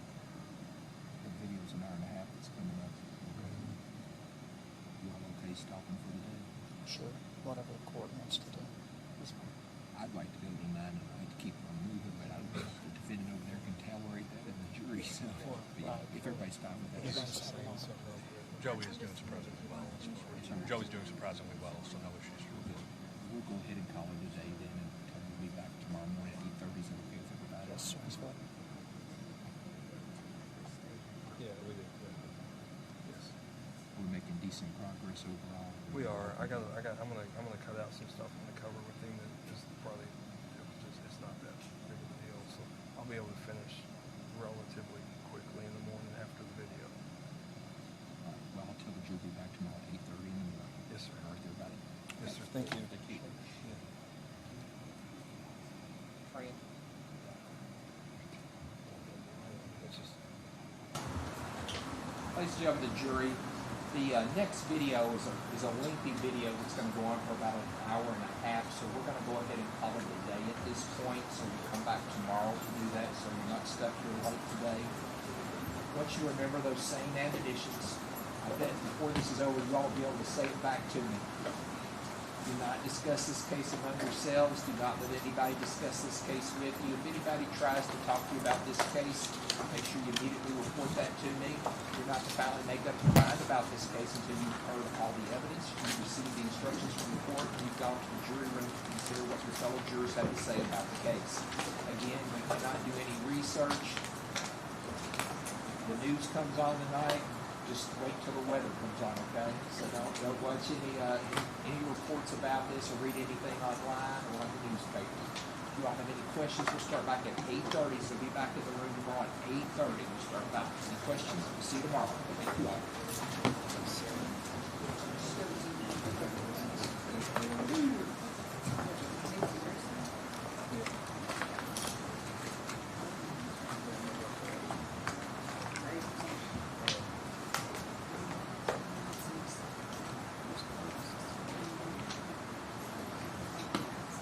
Court's in recess till tomorrow morning at 8:30.